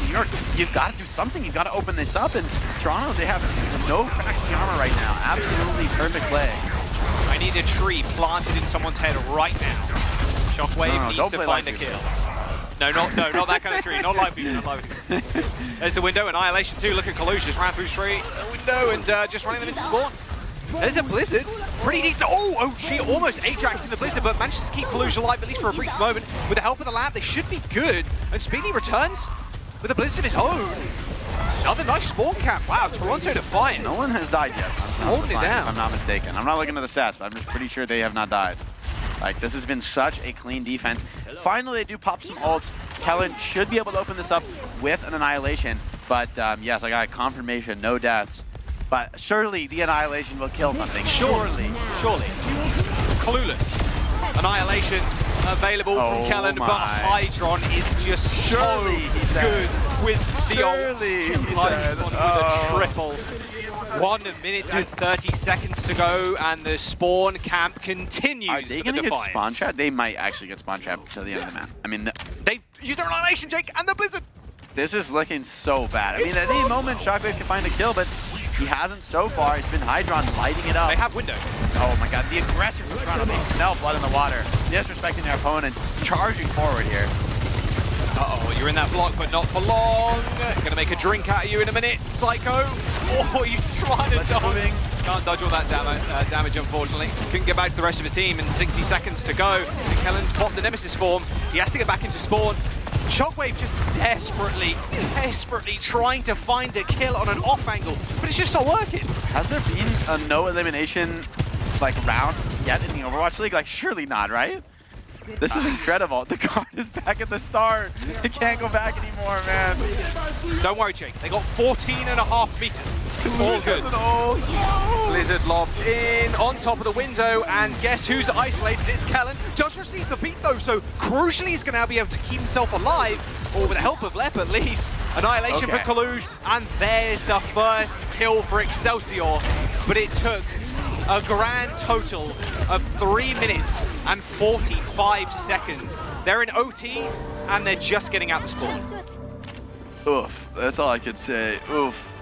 And you've got Hydron, he's coming up on the overclock, Ultraviolet with that amplification matrix, OG with the sound barrier. I mean, you've got all the tools here. Kellen, sure, you've got an Annihilation, but I mean, this has to be clean for New York. They have to somehow win this team fight without losing players. I just don't see that happening. I mean, it's almost impossible, right? Surely, he says, surely. Again. Oh, overclock. I mean, look, if anybody's going to do it, Hydron's going to do it. Overclock available, decides not even to use the window, just grabs the high ground. Creative in trouble, manages to duck out of the way just for the brief moment. However, Hydron still has the overclock. An Annihilation on the point for Kellen, forcing Toronto Defiant all the way back as that beat fades away for Defiance. And now the high ground is firmly in control of the Excelsior. They're slowly getting this payload moving forward, and Hydron actually gets a taste of his own medicine as Shockwave rips his own ultimate. And overclock squaring up to Hydron. A good punch from Kalush will send him flying, but Kellen way more healthy than Kalush, and they're going to be able to capture the first point. And that's Toronto with 3 ultimates. Can't get anything done versus just Annihilation. I don't know how that can really happen. I think Toronto is like slipping up in a major way to make that a possibility. Just not finding anything for Hydron, not finding anything off the window, not finding anything off the beat. I mean, Toronto, they started off so strong, but could they be crumbling after an opening like that? That's when you cut to black, and can they be crumbling? Find out on next week's episode. Yeah. The Overwatch League. You have to pay, guys. You have to pay to see what happens next. All right, Toronto, what you got for us? You've already wrapped on the high ground.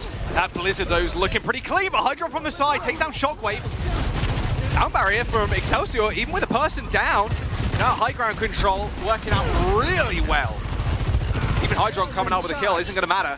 And the great start that Toronto had doesn't mean much, but Hydron, he's still on fire. He's still activated. Not on fire because it doesn't exist anymore, but soon.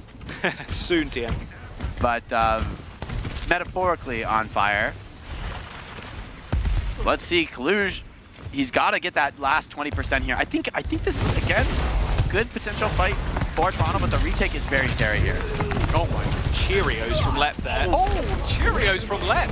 Wow, crazy damage. Oh, OG try and get the 2v1. But Shockwave Lep have already come up with final blows. And with a minute to go, Kellen is going to be the savior of Excelsior right now. If he can get this Annihilation online and stall out Kaluj's, he's still doing ticking damage on Psycho, who's forced to pop the block. And there's the later Annihilation from Kellen. Kalush is all on his lonesome on the point.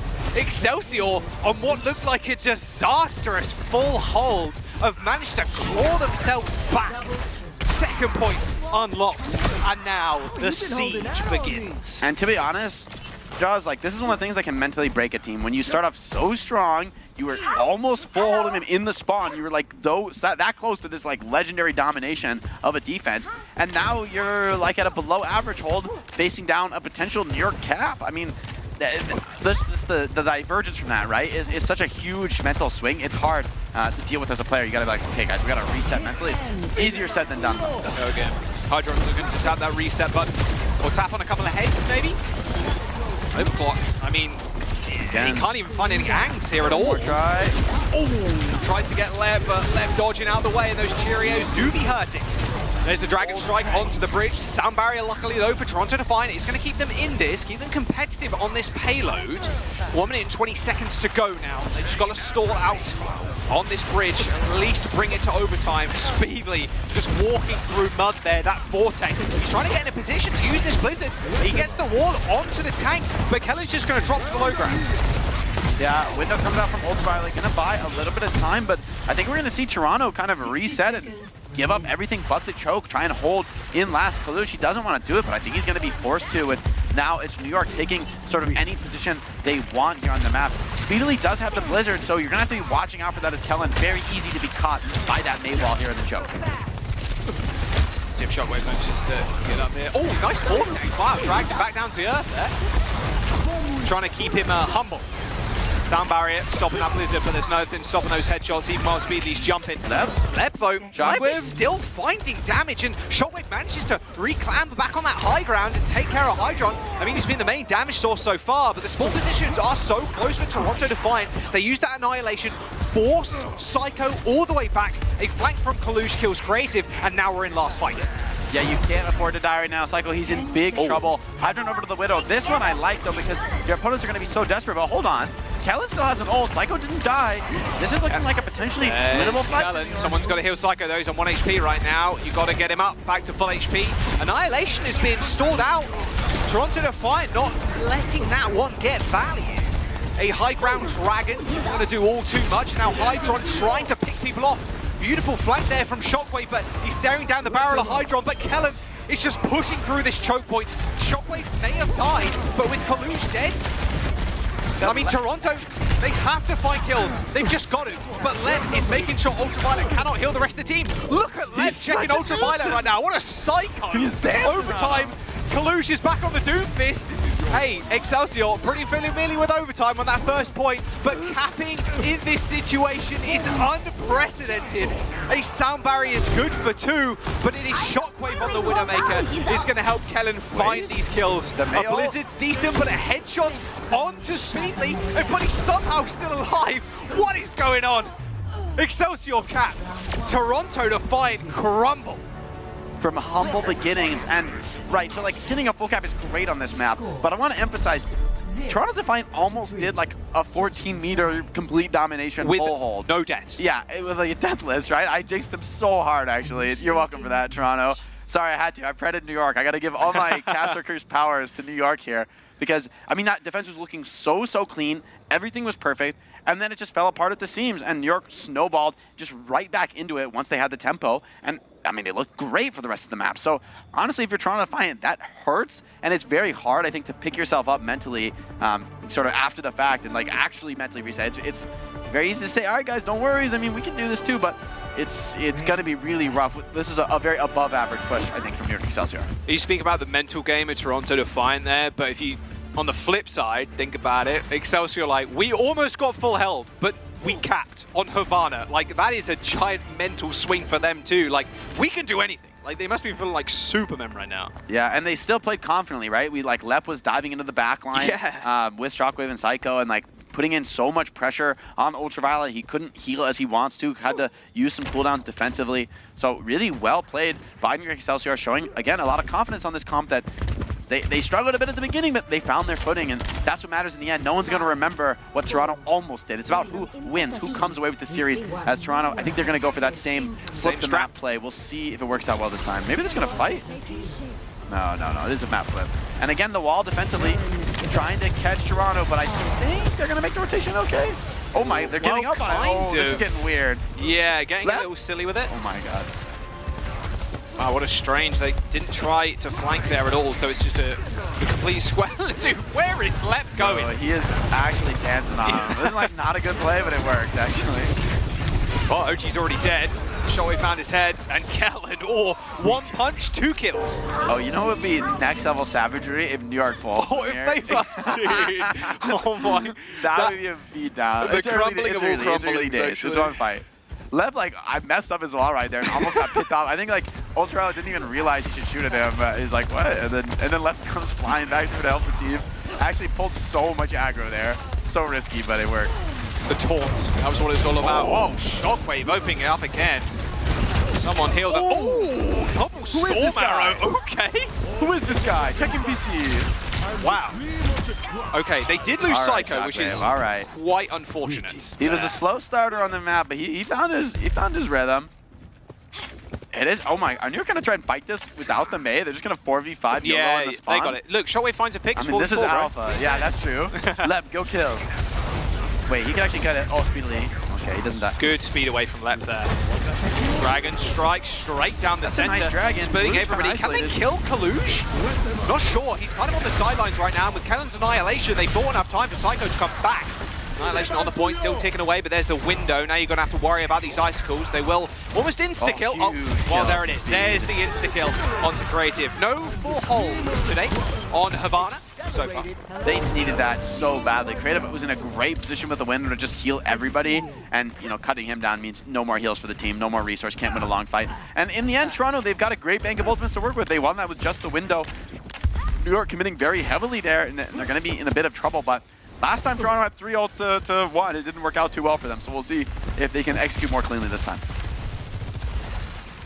Yes, sir. Hydron, what you got for us, son? What you got for us? A little bit quiet earlier on. Oh, one headshot, not quite enough to land the second body shot there to get the kill. Still, that sound barrier is good, and now you can just play, well, like a psychopath. But with Leb's sound barrier, that's overclock. It's going to get completely nullified. And now it is Kalush's turn to shine. That Annihilation forcing the ice block, forcing Kellen out the way, and that will be the first point you would imagine. 1 minute and 15 seconds. These fights have either been completely one-sided or they have just been slugfests. Yeah, still though, on a macro level, you don't feel that bad about it in New York. You use 2 ults, you get 4 out. Yeah, you lose, but you're going to have everyone in forward spawns. You're going to be able to hold forward on this first choke at the beginning of second point, set yourself up for a couple solid fights here. I mean, this is a point where we've seen many teams stumble and fall. New York, they just steamrolled right through it, but this is a tough place to be. You can see this low ground. It's very hard to get angles. Hanzo, Mei, they're going to be free poking you from high ground. So Hydron, he's going to have a hard time even getting rails charged up here. I think especially Sojourn is pretty rough at this point. Oh, good headshot. Well, we're going to see like a banked shot at one point, and everybody's going to lose their minds. Well, Hydron's still charging his ultimate. Oh, interesting dragon, but ended up working out. Headshot. Dude, Shockwave's accuracy on the Hunter, crazy. Another good headshot there as well with that Storm Arrow mixed with the Sonic. Like you said, Jake, hard for Hydron to really get poke damage done so he can build up a railgun charge.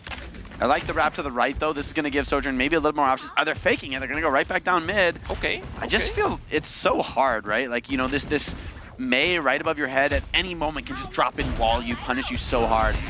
Very early wall from Speedily, but is this really going to accomplish much? Not looking like it. I mean, that window is just going to unleash devastation on the front line if they're not careful. Oh, Blizzard committed by Toronto to fight. Is anybody actually going to get frozen? Doesn't look like it. It was just a Blizzard on the payload, but with the help of the speed boost, Kellen got out of there scot-free. Only took a little bit of damage. Ultraviolet with a window of his own. Nice little double window there, but it doesn't matter. Kellen just dunks him, suplexes him into the floor. That Annihilation is good for 2 at least. I feel like Lep's aggression is going so unpunished, especially against the Sojourn. It's like, as Sojourn, you're just not having the rails up consistently, and Lucio can just dance on your head, and he's not that threatened by you the way a hero like a Hanzo or a classic Tor Hitscan would be able to just like threaten, randomly poking your Lucio down and shutting him down. But Lep, I feel like he's responding really well to this comp choice, Hydron on the Sojourn, pressuring him all the time, like not making it easy for these backliners to just shoot away. Right. Different approach from Toronto Defiant. Speaking of aggression, it's punished. Yeah, it has successfully been punished. Finally, Leth is dead. I feel like Defiant. Yeah, that was a bit of a weird timing. Maybe he messed up his wall ride, like tried to go out in the open, should have just gone back to his team.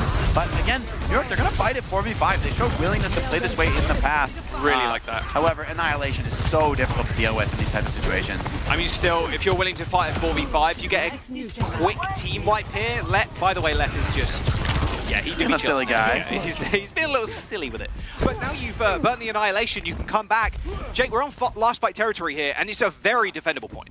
Yeah, this is a point. I mean, New York win this fight, they're going to take the map. No question about it in my mind. They do have the ultimates to work with. Toronto lacking some of the crucial team fight. However, Overclock, I think, is one of the strongest ultimates. You know, when you have the Soldier, that's really that power spike you're looking to abuse. A lot of hit markers on the Dragon Strike from Shockwave. Trying to define a forced out, but Creative ends up going down to just a seemingly random headshot. Psycho creating a lot of space with that Blizzard, but I think that's all it's really gonna do. No kills just yet. Sound barrier used against that Overclock, and Hydron once again just kind of being a bit quiet on the Sojourn now. And with Kellen on the point, especially with the Mei by his side, he's going to be good for at least for a little bit, waiting for Creative to come back. There's the window. Sound barrier is good though, and this is the time for Toronto Defiant to come alive. They need to find these kills, but Ultraviolent's already dead. Little healing now for Toronto, but it doesn't matter because Kalush is still on the point. They had to contest them being Excelsior, so you are splitting yourself up, and regardless of your Batiste going down, you're still very healthy in those situations. Toronto Defiant, they're on this last push. But remember, Excelsior did cap, and they've got a minute and 20 seconds to do so.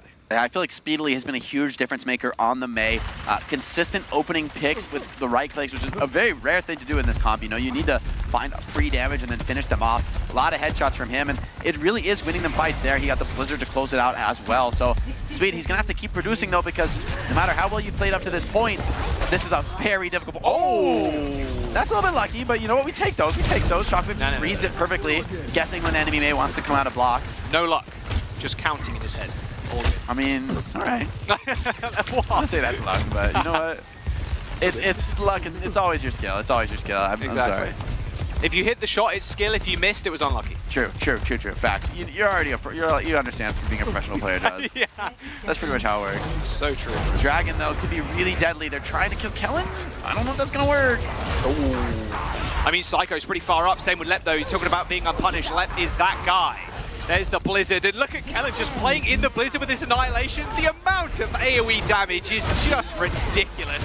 Hydron though, keeping it even. There's the Hydron we love to see. Double kill from the Overclock. Creative, willing to stand up to him though, shooting through the window, almost taking down Hydron. Here's overtime, it's approaching. Excelsior backing up, just holding the fort. It's anybody's game right here. I think that the double support ults are going to be really strong for Toronto, but can be hard to actually push in with the window. Like, sure, you can drop it down, but are you actually going to be able to, you know, like go through that choke with it? That's a tougher test. Oh, what a push up to the high ground! Triple push up to find the top right. Shockwave just caught unawares. A sound barrier is good for Toronto to fight. They just melt through Excelsior's front line, and this is looking to be a completion if they can find these kills. Shockwave, a Dragon Strike from Spore, but no one is dead just yet. Nobody's dying. Speedly on the Toronto Defiant has got a Blizzard, and they have to make this work. Kellen, Psycho still alive somehow, but they eventually get the kills. All it took was the Blizzard. Shockwave does find OG, but have they got the bodies, the manpower to actually get onto this point? I mean, Lep's being a bit cheeky there with it, trying to get onto the payload, trying to do some more work as Shockwave finds yet another kill, but Psycho just quite can't touch. That was looking so close with Shockwave picking up those kills, but it will be a double completion on Havana, a rare sight to see. Incredibly close there. Hydron fighting a bunch of frags with that overclock, and then that jump into the window was such a sick heads-up play from Toronto. I talked about, you know, it's hard to sometimes use the window, but that's a great way to open things up. Come in from that unexpected angle and take what should be a stronghold for the defense. Now it's my position. How do you like them apples? And, you know, an instant opening pick with the window. It's a great way to start the fight. I'm surprised that fight went so long, was so close. They had to come out with Speedily's Blizzard again to close out the fight. And it's all going to be decided where it began, here in the first point spawn camp. These first fights matter so much. But since you fight right in front of the spawn, this is a map where things can get weird, right? Even if you lose a fight, a lot of times you're going to be able to come out. You see Speedily with this Blizzard highlight to get that cleanup frag. I mean, Oh, the Shockwave was finding some nice kills. He killed the backline for the Toronto Defiant. If Psycho had managed to come out on the Tracer a little bit quicker, there's potential for stall, and there's It was like almost possible, actually. potential for a turnaround, but it will be the double complete. And like you said, it can get a little silly, a little weird, especially with only a single minute, considering how well both spawn camps have gone. Yeah, I'm very worried about this. It's all up to these weird first-second cheeses. It's just a classic opener from New York. I don't know how much I like this. I think coming out of the spawn the normal way can be hard, but I think New York, they want to use every single second they have. They don't want to waste any time at all. Oh my god, big damage. Hold on, big really damage. Forcing the lamp. Both lamps have been used. No one's looking, someone has to deal with it. Heal Kaluge, and someone look at Shockwave for half a second. Speedy's already dead. I mean, surely now, unless Toronto Defiant come up with a kill, it looks like Kaluge is trying to make it even, but it's not to be. Kellen went for the trade there. He went to his backline, and then Kaluge tried to get the kill onto Creative, but it didn't end up working, and the spawn hold has been broken. I mean, Shockwave went unaddressed there for way too long. I mean, sure, you could pop out, get a couple shots off, but somebody has to respond to that. Just shoot back at him, you know? Like, he's got no heals. He's gonna go back to the spawn, but no one did, and I think that little bit of oversight led to them dropping down in that resource game. I think maybe they were looking for a kill in the front line. Now Toronto off the high ground, still no ult in play. It's anybody's fight here. Anybody's fight, it's just a complete neutral fight. But not anymore. A random icicle from Psycho kills Hydron. All your damage is basically gone. Look at this. And Keller just getting unbelievable value from the Nemesis form. The lamp's dead, and there goes the backline. Annihilation use? This is a waste. It's actually a pretty big error from Kellen. You already had the kills. I mean, that fight was super over. That's kind of a huge throw, actually. But the late deaths in OT, I think this probably will be a first point cap. However, I think, honestly, Kellen's mistake there, popping the Annihilation, means most likely Toronto's going to come out and just win the fight as soon as, just after the checkpoint. But still, capping first, you're feeling pretty okay about this. Yes, you are.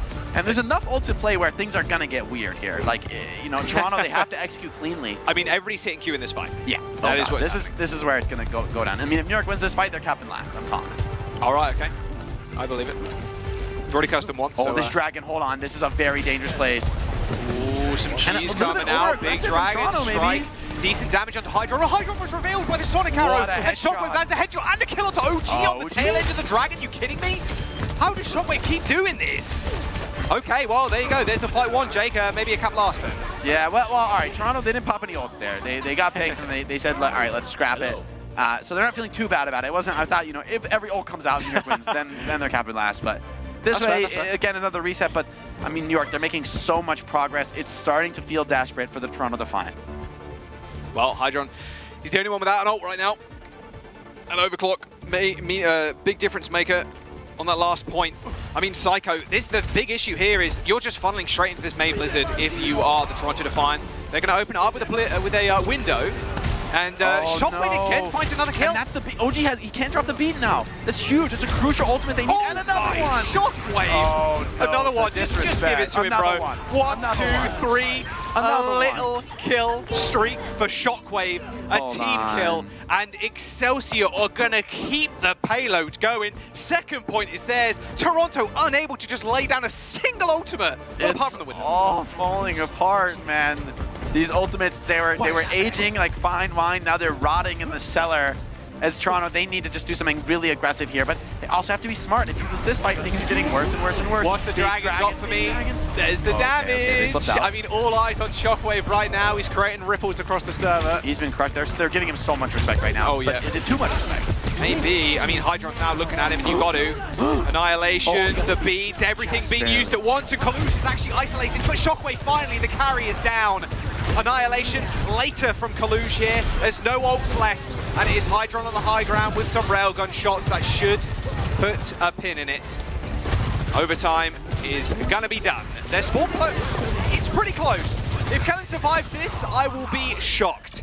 But 5 points, a second point cap in the second round for Excelsior. That is unreal. Shockwave straight playing for stats, coming up on Widow there. Like, no way, bro. That's just cap. Yeah, bro, let me 1v5. I mean, to be fair, you're not winning at anything there, but I think Tracer might have been a slightly more acceptable pick. Mean, bro, you're playing for stats if you made it that far in OT, bro. Like, come on. Yeah, I respect it. You know what? What he did this round, you give him some stats. Give him a little farm. But I mean, New York capitalizing How realistic so well. is this? And Shockwave, I mean, time and time again, he's going unaddressed on the Hanzo. Yep. Hydron, sure, he's been popping off with the overclocks, but that round, I mean, he didn't even get the overclock out until third point. Like, ugh, like that's such a terrible feeling. And now for New York, the advantage of being in this position, defending second. I mean, here we get to see. So here's the this Sonic nasty arrow. shot. He sees Hydron. Oh my. But that shot is disgusting. God, I mean, like, that it's shot. one thing to see him coming, and then it's the boot from left into the Dragon that gets this kill on OG. I wondered how OG died. Great team play there from New York. I mean, and again, it was first point as well. Shockwave opened things up. So the downside here for Toronto is it's just so hard. New York, at any moment, they can give up fight after fight after fight, and then they just create that one fight where they've got the secured ults. They know for sure they can win it. Yes, it can go the other way, but especially with Sojourn, I feel like this comes more ult dependent. You don't have the sort of, you have less of the random pop-off potential of Hanzo. You need to charge the railgun up. Sometimes it's pretty difficult, like you were saying. All right, TP forward, and Hydron's already used the slide, but it's so telegraphed. I mean, they're being punished really quickly. Lep a little bit more careful this time. With yeah, he's out of. And the drone already down from UV. It's kind of rough. Speedly and Kalush caught in a vortex of sadness by the looks of it right now, with OG dead. 30 seconds for the Toronto Defiant on their attack, and yeah, of course, it's Shockwave putting his name on the board. These staggers won't mean a whole bunch, but still, OT spawns are going to tick that clock down even faster. I will say it's not over yet. Probably no ult's going to be on the field yet, this team fight, except Ultraviolet's going to be the first one to window. That's probably more impactful than anything else. But this fight can very much be difficult just getting out of the spawn. Left, he's so annoying on that Lucio, really playing his life to the limit there. Nemesis form already used by Kalush too. Annihilation coming out for Kellen. Just stall this fight out and you're going to get ults online. Shockwave already got that Dragon's. Oh, but a nice shot, a body shot through the window onto Creative. It's going to open this one up for Toronto Defiant, but Jake, like you were saying, they do have fights to give here. It has to be the team fight here. I mean, now it's just everyone from Titans rather, just from Toronto, just play safe, stay alive here, don't give any more trades. But you know, that does cost you the window. It's expected, you know, like that's how that fight was always going to go. Still though, at any moment, right, Shockwave just finds that one opening pick and your push is pretty much over. There's big ults on the field though. This is going to be a crucial fight about who gets more value, especially I'm eyes on those Blizzards, eyes on those Immortality fields from the Baptiste. Those are going to be super impactful. And Shockwave has another off angle. This has been deadly before. There's the window. Do they know he's here? They should do. They're receiving a lot of arrows in the back, and Speedy's already dead. What a shot from Shockwave. Just give him another one, bro. Oh, the beat. He's probably going to die, but it's all good because the damage has been done. Excelsior take Havana and match point. The Toronto Defiant one map away from getting sent home. Look, like, now we're looking at a point in the series where we are going to a push and we're going to a Koth, which I would say the map picks are actually less valuable here. So as we get to these last two, I think it's going to be more about individual playmaking. If anything, maybe Toronto want to take it to another forced dive map, potentially a place where New York's going to be forced to play Sombra. For New York's, I don't want to see them forcing this Hanzo in rough situations. Like, they look so good on it when they play Rush, but it doesn't mean it's going to work. Like, it didn't work at all in Blizzard World, and, you know, we could go to an Esperanza. That's maybe what I expect to see Toronto playing like a more dive-focused map. I want to see New York take the mirror. I think they can do it. Well, it will be Toronto's map choice. This, of course, was Excelsior's. So we'll see if we do go to Esperanza. It'll make a lot of sense. Just you've got to shut Shockwave down, man. This guy is just an absolute menace on the Hanzo. Yeah. I mean, he's carrying these OT fights for sure. 5-3 on Havana. That is ridiculous stuff. I mean, first day of the knockouts, what do you expect? I mean, these games have just been bangers. Toronto Defiant with a map pick after this break. Don't go anywhere. Maybe another map 5 on the table.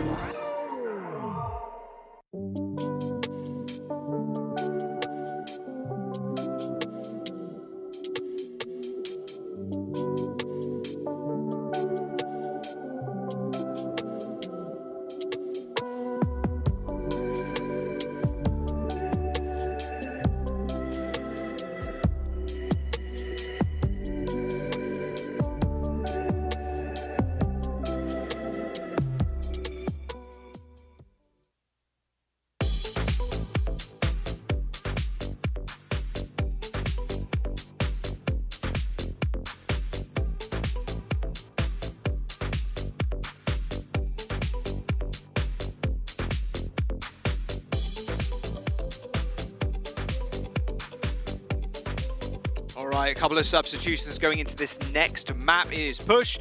We got Sam back in. I'm sure he is chatting mad things in the voice chats. But we also have Sermajet coming in on support for the Toronto Defiant, and Fitz back to DPS. So a double flex look probably coming in. I like keeping Lep on support here. I think just play, even if you're playing dive, right? Just play a Lucio-based comp. Maybe it fits on the Sombra. Like, I think this is where they do look like the strongest. Sermajet coming in, is this the first time we've seen him this season? I think it might be.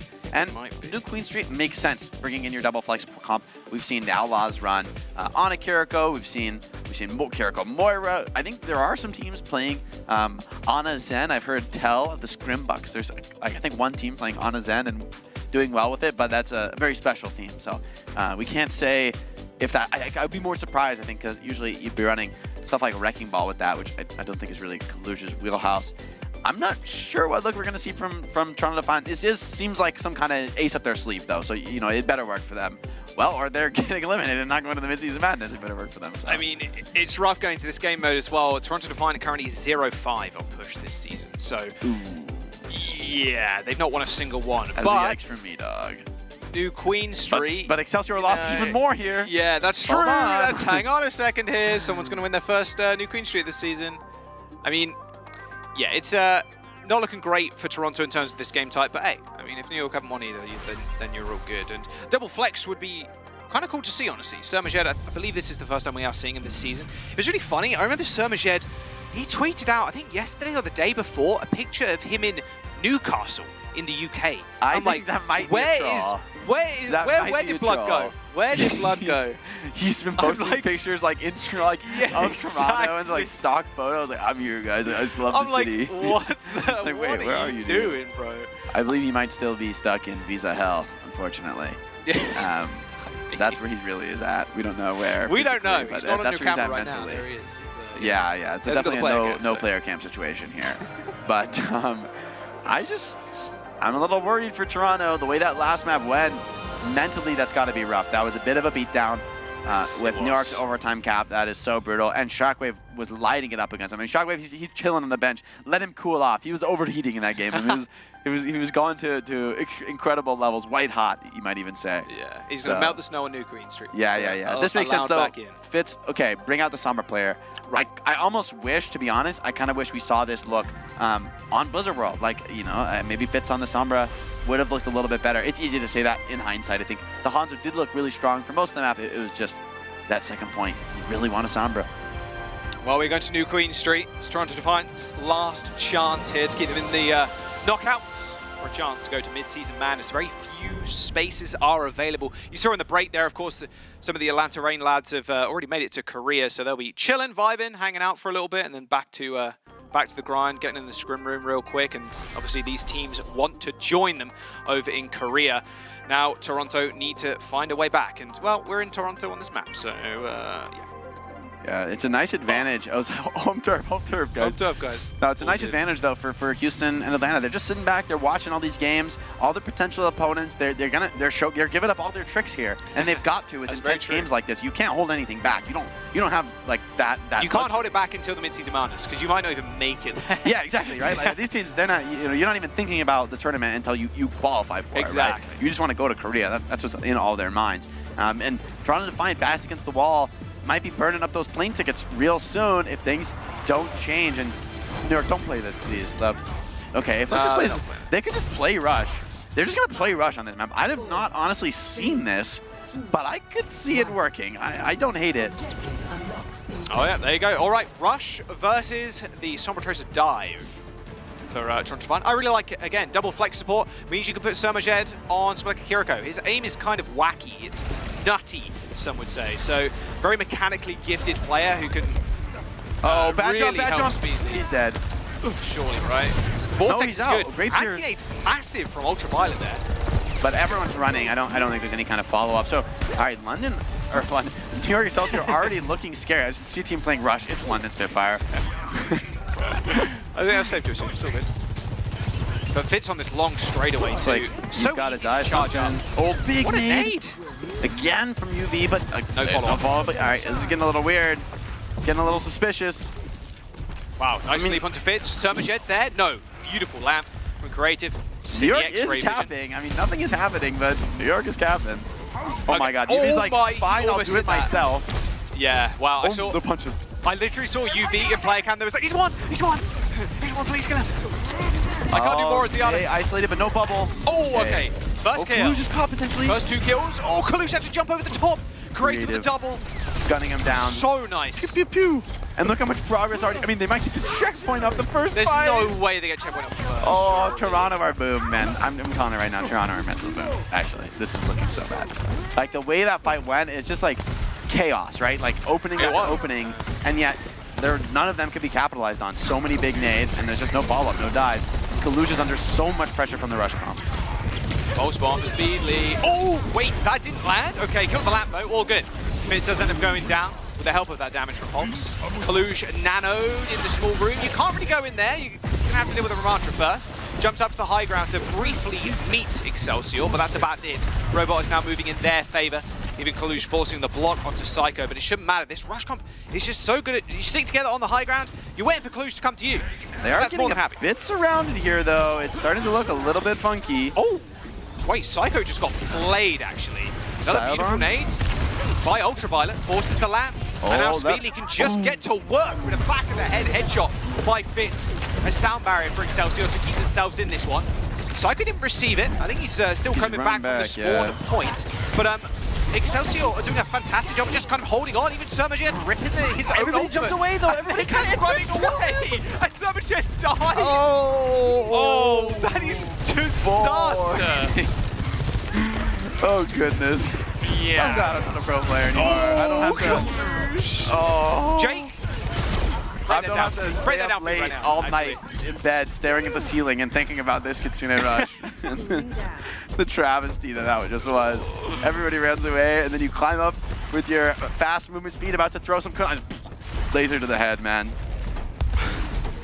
First game of the season 2 for Surmajet. They gave him the cap. Oh. They gave him the cap. New York's just sticking to their guns. Like, you know what? EMP. Even for the lamp, though. Big dive. Oh. Are you trade? I mean, that pulse from Speedly landed this time, but he's all on his loads. Oh, the endothermic blast are not quite reaching. Get him, get him. I mean, the problem is now for Defiant, they've got the nano, yes, but they can easily, there's an answer for Excelsior. They have the Annihilation, they have the Blizzard, they have the checkpoint, Jake. Kalush is just getting bullied, but Speedly's still putting in work, getting numbers, getting kills. That's what's going to be important. A double kill from Tracer. Wow. Maybe Speedly, he's cleaning up. But, I mean, to be honest, you're exactly right. Toronto, they look flat. They look like just unconvincing on this dive comp. Even when they are getting kills, it feels like New York is constantly pressuring the objective. The ults aren't really banking up for Toronto. They don't really have like a clear way back into the series. I really like Fitz over to the Sombra. This is Atlanta style of rush comp that has worked really well for them. There's so much pressure right now on UV. I think he's got to find some kind of huge nade. Not because of anything else he's missing, but they just need some of that X factor. Nade into the window, missed. Nano boost on to Kalush. He just he is not alive anymore. Obliviated, bro. What is he? Like, what is happening? What is happening right now? Oh, it's painful. It's rough to watch, guys. This series is done. I'm calling it. You're the coach, you're in the back room, you're like, oh boy, it ain't looking good. Because this is just a scrappy game, and to be honest, when you're in that kind of game, New York is just like, you know what, screw it, guys. We're comfortable on this comp. Let's play it. I wonder how much anyone has really practiced Rush on this map. But Toronto, they come out with this like, okay, we're going to completely change it up. We're going to play something totally new, bring in a player we haven't used before. It's just, that hurts. Oh my god. Giant EMP.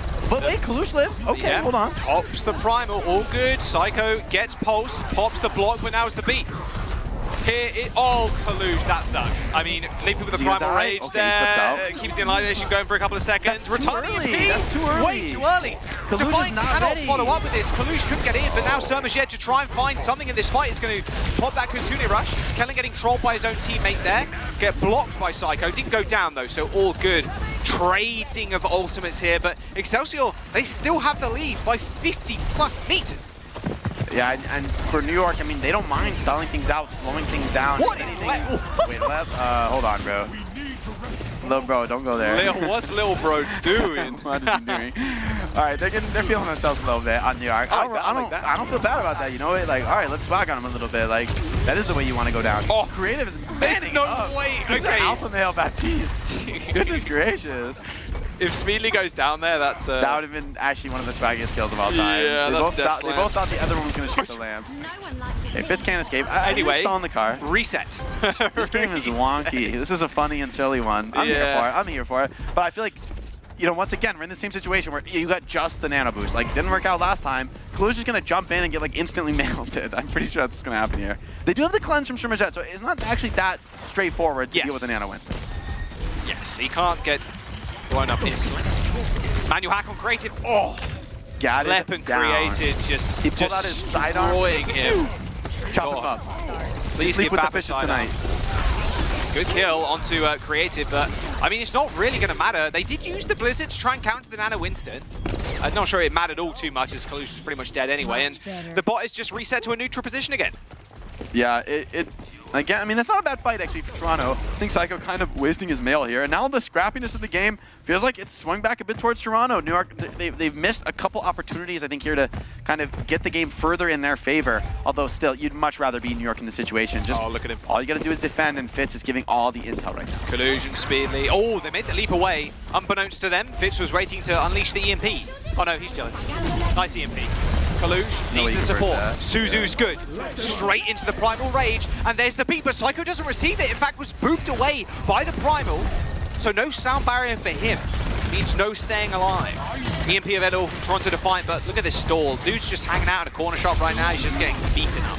Yeah, Very unfortunate isolated by the EMP, though. No way to save him from that, and I think Toronto could be getting back into this game right here. I mean, I was doubting them so heavily, but now they're probably going to cap the checkpoint. These are going to be very late deaths on the supports, and you're looking at a scenario now where New York, they're going to be fighting just to hold on to the lead. Fitz going back to the Sojourn.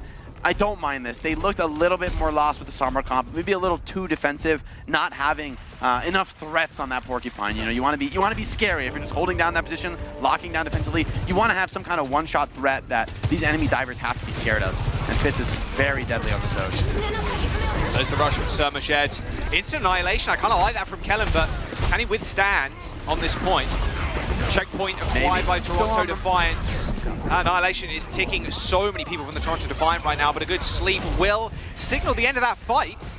Toronto Defiant making their way back into this one, and they are going to take the lead. Hold on, New York Excelsior sticking with the comfort picks. Toronto, it took them a while to kind of, I think, find their tempo with this new comp that they have not run yet so far in this series, but now that's been coming together, Kellen over to the Winston, it's New York who's making desperation swaps, and honestly, this is not looking good for them. You never want to be in this situation making desperate swaps when you're already falling behind 1 minute on the clock. I mean, that's a bit rough. Oh, whoa, hello, Colin. He just gave me a Jumping kiss right to the through camera us. there. What's up? All right, nice dive into the back line. Wow. Ultraviolet did not stand a chance. Surmashed maybe with no Swift Step or Suzu to try and save his Patriot. And, well, the problem is now, yeah, like you said, Jake, with only a minute to go, there's a good 20 meters that separates Excelsior from taking the lead. So they need to be perfect up until this point. Okay, Ultraviolet is actually on the Moira instead. I like it. More survivability. This is the right pick. This is the right pick. I think these two heroes, you know, allows the Kiriko to be a little bit more free playing the flanks, being very aggressive because, yeah, you're not really needing to carry your other support when she's a Moira. She's going to be fine. Fitz hunting for Sam's TP right now. I don't know if he's found it yet. He's going to have to come back and take a team fight. Sam's EMP could end the game right now. If this is a big dive, if Lep doesn't get the beat off quick enough, it's going to be trouble. Back onto Collusion and then going through, and Sam sets up the CMP. Everybody's kind of huddled up together right now.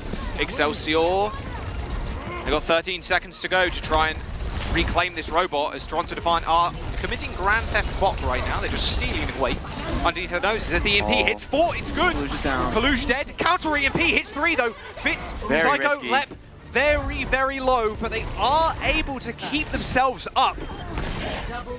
That EMP from Sam, quite late as Kalush already died. It could be the tool that they really need to turn this one, but Excelsior still need to win back-to-back fights here, Jake. And the fact that Lep is able to hold onto this sound barrier, yes, you've got ults coming out, but with the OT spawns, right, Speedily is not alive yet. I mean, he's just respawning right now. This is going to be a tense final fight. Sam setting up his TP behind. They need to find some kind of early dive or play really well around the Kiriko wall. This Primal could be deadly. The Primal is one of the most difficult things to survive when you are playing the Kiriko Moira. Pressure's on for Toronto to find they need this map to actually take them to a map number 5. There's the beat. Although Ultraviolet's already dead. No Coalescence available, and Sobershed is super low. He's still got a Suzu, but there's so little healing now available for Toronto. They do even it up with a kill onto Creative, but I mean, Excelsior, they're just batting them away from the bot. They need to also get on this point, keep it contested with Kalush dead. Ultraviolet may be back, yes, but Excelsior are pushing for the win. And they've 4 got it meters right to here. go. There's no way. Ultraviolet might get back, but I don't think it's going to be. Excelsior just need to kill one. UV dead. Excelsior make the comeback. A 3-1. Toronto Defiant knocked out. All right, I'm not calling it clean. This is anything but a clean final map. But New York, they don't care. They're going to be laughing all the way to the bank, taking that win 3-1. And Toronto Defiant, how the mighty have fallen. A team that had such high hopes going into the season. And I mean, they made it to the knockout stage, but no further. New York Excelsior opened the season. Did they open 0-5? I mean, they had such a bad start to the season. They had an even worse start than Toronto, but they found their stride. They found the look, their team color that suits them. And for Toronto, this has to hurt. This has to be really painful. This was, New York, I don't really see them being a team that's going to make it super far in the knockout stage. Honestly, it wasn't that great of a match for them. But to take a win over Toronto Defiant, this looks so bad for their season. They're going to have to go back to the drawing board. I mean, this is Sobershed's first game of this season too, and it's a knockout map. They needed to win. It looked good. They almost had the victory, but it was just that key pick at the end. Just killing Ultraviolet so close to Coalescence. That just cannot happen. But Excelsior, it feels like they are going from strength to strength though. Even with I think people questioning with Fitz jumping over to support, it's actually working out very well. Well, the one time he did, it did not work out. Not in this series. I will say. Not in this series. Okay, but in general, I think Shockwave, I think Fitz on DPS and Shockwave on DPS. I like it more just having to play different DPS. I do think they're going to have some trouble when they really need to bring out the Brig. But honestly, I think what we saw in that last map was they can make it work with Lep on the Lucio. Maybe that'll be a liability in certain spots. Like there are those maps like Blizzard World where the Brig is just dominant. You really need it. And I think honestly, they're just going to have to figure out a way to bring out Sombra in those situations. Maybe Shockwave, he talked about expanding his hero pool in an interview. If we could see that from him, that could eliminate one of these key weaknesses for New York. But Toronto, they just looked lackluster, committing to so many bad fights in the series, not having the confidence, I think, especially losing that rush mirror from such a great start on Nirvana. I mean, the EMP fight there, I mean, maybe it just sealed the deal. Maybe that was the final nail in the coffin. Kellen, though, is going to be your player of the match for today. 41 minutes played, very low deaths, and you kind of expect that from a round, to be fair. But unbelievable amount of damage and eliminations too. I mean, we talked about how Shockwave's just popping off, but Kellen was the consistent factor in the series today, staying in for the entire time on tank. And wow, what a performance by him so far. And I think it feels like a bit of a resurgence for Kellen too. I think a lot of players on New York Excelsior, they've had their ups and they've had their downs. Like even Shockwave was on Philadelphia until here. Right, like Philadelphia, he was on Philadelphia Fusion for a while, and he was kind of competing with spots with Carpe and like other legendary players, and he was on the Vancouver Titans, one of the more standout players on that team. He's shown up here. I'm excited for New York. Yeah, they put some great pieces together. I think Kellen, I'm glad he got player of the match here. We didn't talk about him too much in the series, honestly, because he's playing a very much like the backbone role for the team. He's staying there. He's the guy who does his job. But weren't many mistakes from him this series, where Kalush, we saw him getting caught off a little bit more often. It was Kellen who was more consistent, having some of those great team fights, trading 3 ults for 1 and things like that. So Kellen, an impressive, consistent performer, very flexible. You're not worried about any hero he brings to the table. So great looks from New York Excelsior. Definitely could be a threat going into this tournament. Consistency is what you need in the knockouts. We've got 2 more elimination games after this break. Do not go anywhere. The desk is going to tee you guys up and break that last match down. We'll see you later.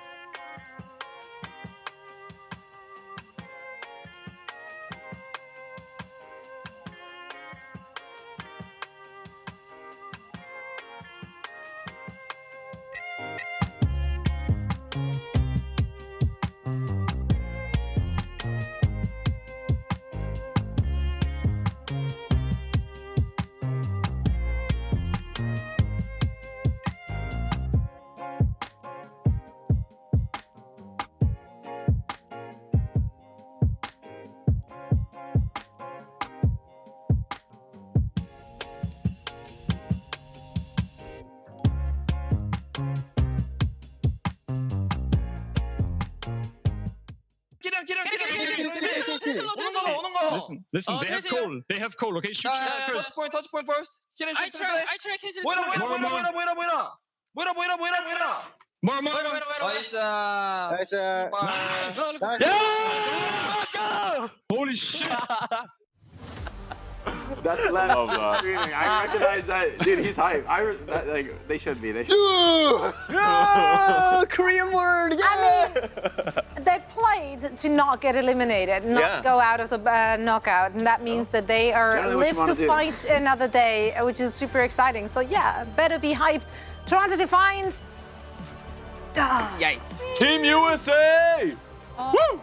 It's fine. Come back stronger, Toronto. I wanted to believe so badly, but you lost any and all support I had for you after you dropped Havana. Not gonna lie, like that one I took personal.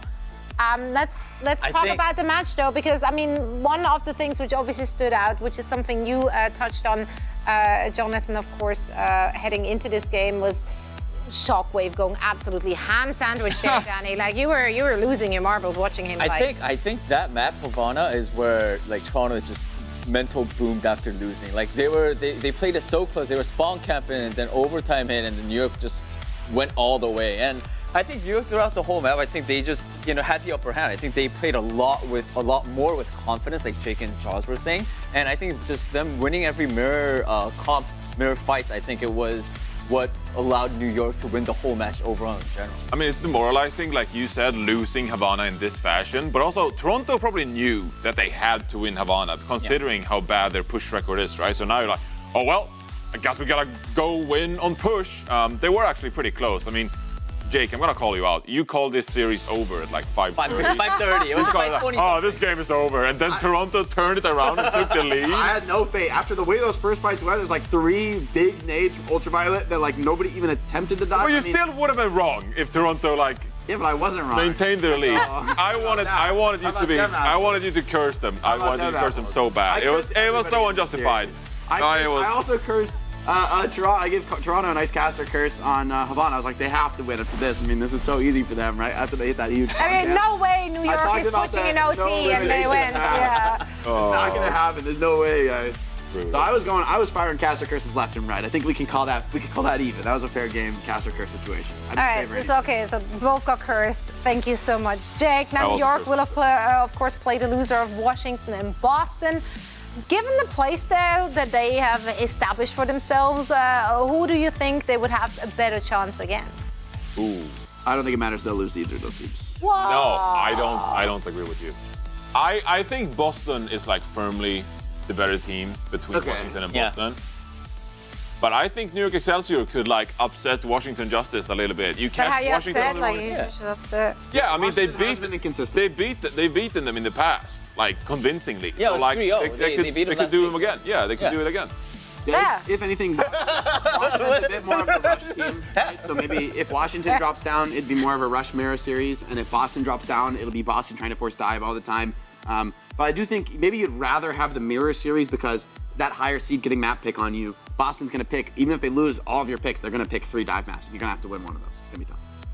Tough indeed. For now, however, New York are in it, and Danny is ready. Beautiful twirl. Wow. Nice. Keep it going. Right, the momentum. Right. I'm sending, and off he goes. For a winner's interview with Creative. Creative!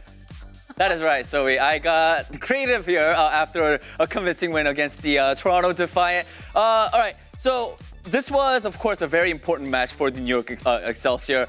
What was your game plan going into today's match, Creative? 자, 오늘 일단 승리를 축하드리면서 굉장히 중요한 경기였습니다. 오늘 졌으면 이제 끝이 날 뻔했는데 다행히 이겨서 일단 기분이 좋으실 것 같은데 오늘 경기 좀 어떻게 준비를 하셨나요? 되게 토론토가 경기하는 거 보고 좀 저희도 실제로 지기도 했고 전 경기에서 좀 걱정되긴 했는데 다행히 대회에서 저희가 연습 기량 이상으로 잘 해낸 것 같고 서로 잘 믿고 해준 것 같아가지고 이긴 것 같아요.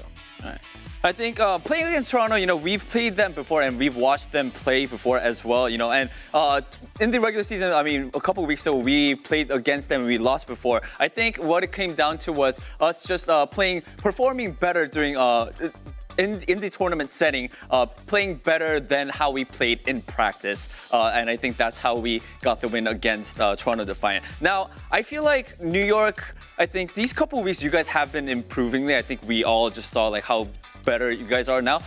Do you feel more confident, would you say, in your gameplay coming into the tournament? 자, 두 번째 질문으로는 이제 제가 개인적으로 봤을 때 요즘 뉴욕이 되게 실력이 는 것뿐만이 아니라 조금 더 자신감이 있는 플레이가 좀 많이 보인 것 같아요. 크리에이티브 선수. 이게 좀 동의를 하시나요? 좀 그렇게 자신감 있게 좀 더 경기를 해야겠다는 좀 얘기가 오갔는지 아니면 좀 자신감 있게 더 플레이를 했다고 생각하시나요? 저도 그거에 동의를 하긴 합니다. 선수들이 기죽지 않고 자신감 엄청 지더라도 자신감은 좋다 생각해가지고 그거 덕분에 갈수록 실력이 빨리빨리 느는 것 같아요. All right, so I do agree that the confidence is a big thing for us because we've always been talking about whether win or lose, just have confidence in our plays, and I think that really is playing well for us. And because we're playing matches with confidence, we're able to, I guess, get better in games faster than ever before. And yeah, I think creative. I'm very excited to see more from you guys from New York Excelsior. So congratulations again on the win, and see you guys tomorrow. 자, 이걸로 인터뷰 마치면서 이제 내일 경기를 한번 기대해 보도록 하겠습니다. 감사합니다. 네, 감사합니다. Thank you so much. Merry congratulations to him and the entire New York Excelsior squad. Thank you so much for sharing the insight here, Danny. What was that? Huh? You alright? You Are you good? just bopping? No, I was. Music's a bop, man. No, I was thinking of something else. Sorry, guys.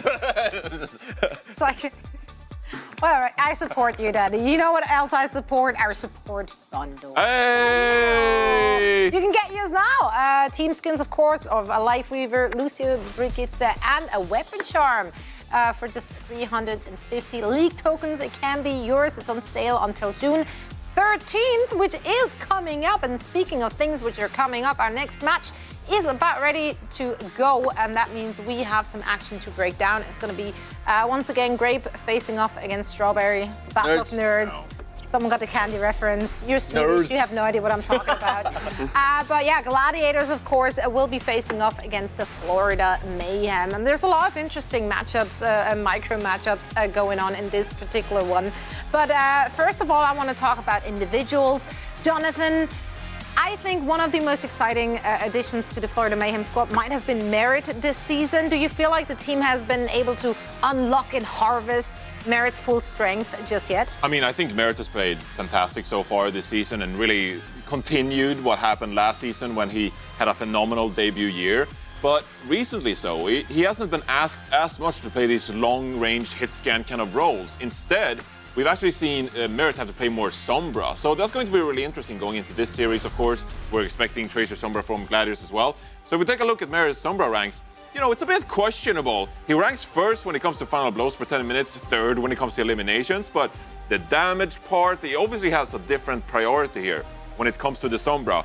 He's 15th in enemies hacked, and also, noteworthy, he has no solo kills. Now, pretty, questionable category. Some even get solo kills. But you look at players like Lip, for example. Lip is in the enemy backline. He's harassing the enemy backline. He's getting picks in the backline.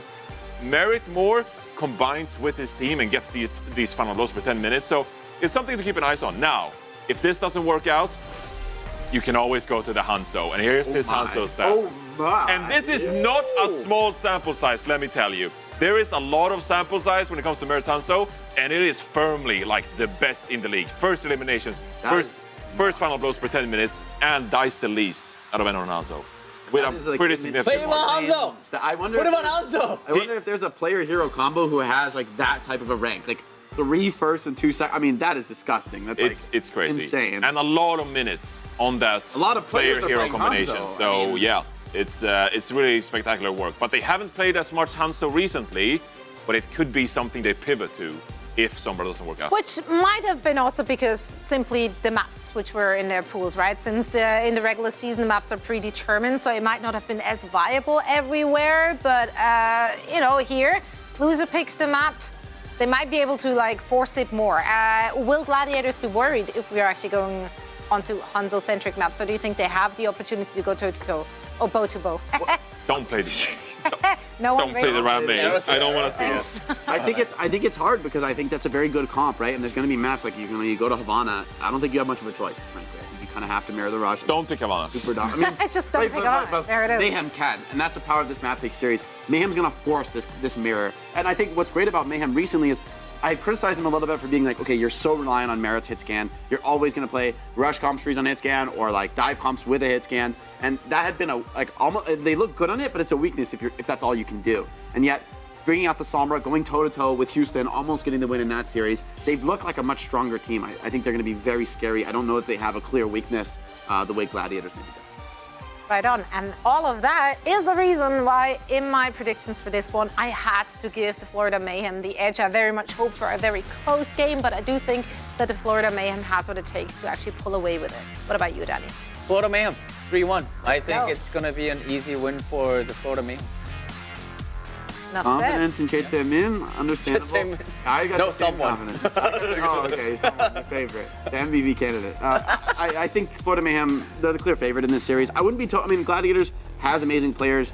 I wouldn't be totally shocked if they could bring this series back and just like, they're veterans. Maybe they can pop off in a clutch moment, but Florida just have to be the expected favorite.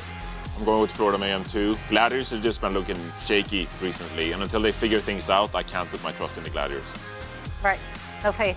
No trust from this deck, but hey, that's okay. And maybe our casters are siding with the Gladiators for this one. And I have now the utmost honor, pleasure, and joy to bring in. I really want to make a caster archon for the two of you, but it's not going too well in my head. Okay. Ukra is not it, I don't think. Yeah. Never. Nuber, I kind of like Nuber. Yeah, nice. Well, that finally gets an upgrade as color caster. What do you think?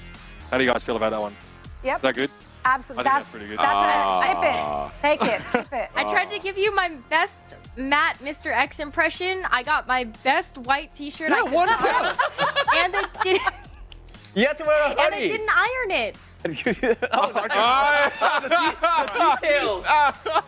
This is method acting from Heroes. Hopefully you have more to say than Matt does in an average match. But it's great to be here with you, of course, Rose. This is a head-to-head where we're pretty frightened for the Gladiators here, right? The last couple of weeks have been pretty bumpy. This team has looked a little unconvincing in even their strongest compositions. And they're going up against the Florida Mayhem, who, yeah, sure, they've had some close affairs. Even that Valiant game was really back and forth. But we definitely have to stand with the desk in our expectations here, right? I am absolutely siding with the Florida Mayhem winning this matchup here. They have the record to prove it, but also the skill to be able to back that up. They have one of the best dives in the entire league right now, and I think it's going to be really tough for the Gladiators to be able to contend against that, especially when their best look that they have is the Ramatra Brawl. Right, I mean, and that's what the desk was kind of talking about. They're saying they're expecting to see a ton of mirror comps here. I think on a map like Oasis, right, especially some of these stages, there's probably some, no pun intended, merit to that. We probably will see like a fair bit of this Ramatra play. But we saw a ton of dive from Florida last week, outside of a little bit of sussy Junker Queen play from someone, and Merit played a ton of Sombra. So we're obviously flashing his Hanzo stats and getting excited about those, but Florida are also one of the few teams, when they play Brawl, they stick Merit on that Reaper. They don't really normally play May, right? Seeing Checkmate on the May might be a surprise to us. I think last week, just Tracer for Checkmate. Yeah, that is a little bit of a surprise to see whether or not Checkmate's going to actually come out here with the May, because that really is one of the best DPS heroes you can pair up with the Ramatra. You get the slow from the May icicles, as well as just being able to get in there and get up close and personal with the tank on the other side. And it looks like it's going to stick here for Checkmate as they come out of the gates. So the Reaper for Merit definitely gives us the feeling they want to put as much pressure on Dante as possible. The Mayhem will be outranged by Kevster, but it's all about taking this high ground, and my goodness, they bustle their way up there. They definitely have control here. The Reaper forcing the Gladiators now back on the other side of the map. I mean, Dante didn't even stand a chance there on the high ground. Completely got bullied away as soon as he saw Merit there with the Reaper. Maywall thrown up here. Merit under a little bit of pressure, though. It's Yaki encroaching in his general direction. Someone needs to be topped up. This is Moira Lucio, by the way. No Baptiste looks here for the Florida Mayhem, so that burst healing in a pinch is going to be a little bit hard to come by. So that's why, again, the Mayhem getting pushed off. Someone maybe too low to hang around on the point. That. Ooh. Okay, Checkmate's able to open up here. Kevster removed. That good opener now, and the Sojourn was the biggest threat to someone like Merit. Now he can start to run a little bit more wild. Funny Astro gets caught, and this should be the Gladiators collapsing pretty quickly. The Gladiators going down here. Checkmate just completely popping off. May have needed a little bit of that support coming through from RuPaul's Coalescence, but it ended up working in spades. Checkmate is already going to have that Blizzard online by the time the Gladiators come back. Merit? No. Gonna get the Death Blossom online. Maybe that'll be another DPS ult that you can throw into the mix, but someone's really trailing behind here, trying to keep up pace with Dante's Annihilation. Even had a Coalescence as well on that last fight. RuPaul is opening up. Yeah, the extra sustain for Dante maybe makes a pretty big difference in terms of being able to stay in the front line and throw some of these hooks here. It's going to be an Annihilation already from Dante. Yaki trying to push up here. And Amp Matrix also deployed by Lastro, but is going to get taken down by Checkmate. And Merit coming around the backside again gets rid of the Sojourn. So that long-range pressure mitigated once more. The Maywall for Merit. I hope it didn't prevent him from giving the health pack. That could have gone either way. But Dante gets brought down by the tank killer in the front line. Yaki, though, goes to work on someone. Merit frozen up by the Blizzard here. The Mayhem falling behind a percentage now, but Yaki's going to face the music. Yaki is going to have to be able to put something down here, especially when Trong's going to be going in with the sound barrier. All right, here it is. It's going to be the Death Blossom from Merit trying to push back up, gets rid of Yaki. The Immortality Field from Lastro eventually is going to be taken down. RuPaul already has another Coalescence developed and ready to go for the next fight. That's going to be huge, especially when you're taking a look at being able to sustain through some of the frontline pressure coming in from Dante and Yaki, but it's definitely not going to be enough if you're looking at Kevster there with the overclock ready to go. That's something that Kevster can use at range, and Coalescence just might not be able to hit him and keep him at bay. All right, someone wants to push up here. With this Annihilation, Coalescence also going to help keep him topped up. This is the apex of the healing output from the Mayhem's composition. And it's pretty deterministic from that point. As soon as someone pops the ultimate, we're going to start to run over the Gladiators. Dante stood his ground for a time, but the Mayhem now have a chance to extend their lead. They've spent a lot of those big ultimates in that fight to do so, though. They did, but this is where you can start to see a lot of the differences at play here between the DPS choices as well as the healer choices here, as Florida Mayhem does have that brawl to be able to go up so much closer to the Gladiators. Kevster just didn't get the space to be able to use the overclock. On top of that, Checkmate has the Maywall to be able to shut off all of that long-range damage. And Florida Mayhem, they're playing around this architecture so well to be able to stave off that. Oh my goodness. All right, well, someone really tries to bustle through the front line and get purchase on a target. Unfortunately, the same happens from Dante. He rushes into the Mayhem setup. It's a quick flip back in the favor of the Gladiators, and they don't have to use this Annihilation in order to do so. I love how I just talk up the Florida Mayhem and how lovely their brawl is, and then all of a sudden, it just gets folded over by Yaki's Blizzard. I love that for me. But you know what? The Gladiators, they still have a lot of tools to work with. You talked about the Annihilation there, and I think that this Lastro amplification matrix can also really help them here on the high ground. You can just pop that down, and then Kevster's got free reign. Lastro in position here, wants to stay away from the rest of his team. The Maywall going to make it hard for the Mayhem to follow someone out of the doorway here. Kevster hopes to make use of the Amp Matrix. Florida only need the one fight win to flip back in and probably take the round, but they're going up against this sound barrier and that Annihilation that Dante has been clutching onto. They're clearly waiting on a timing here. Getting the high ground is very important for Florida, so they wait out a Ramacha AoE. Here they go, but it's going to be the Annihilation pretty much straight away.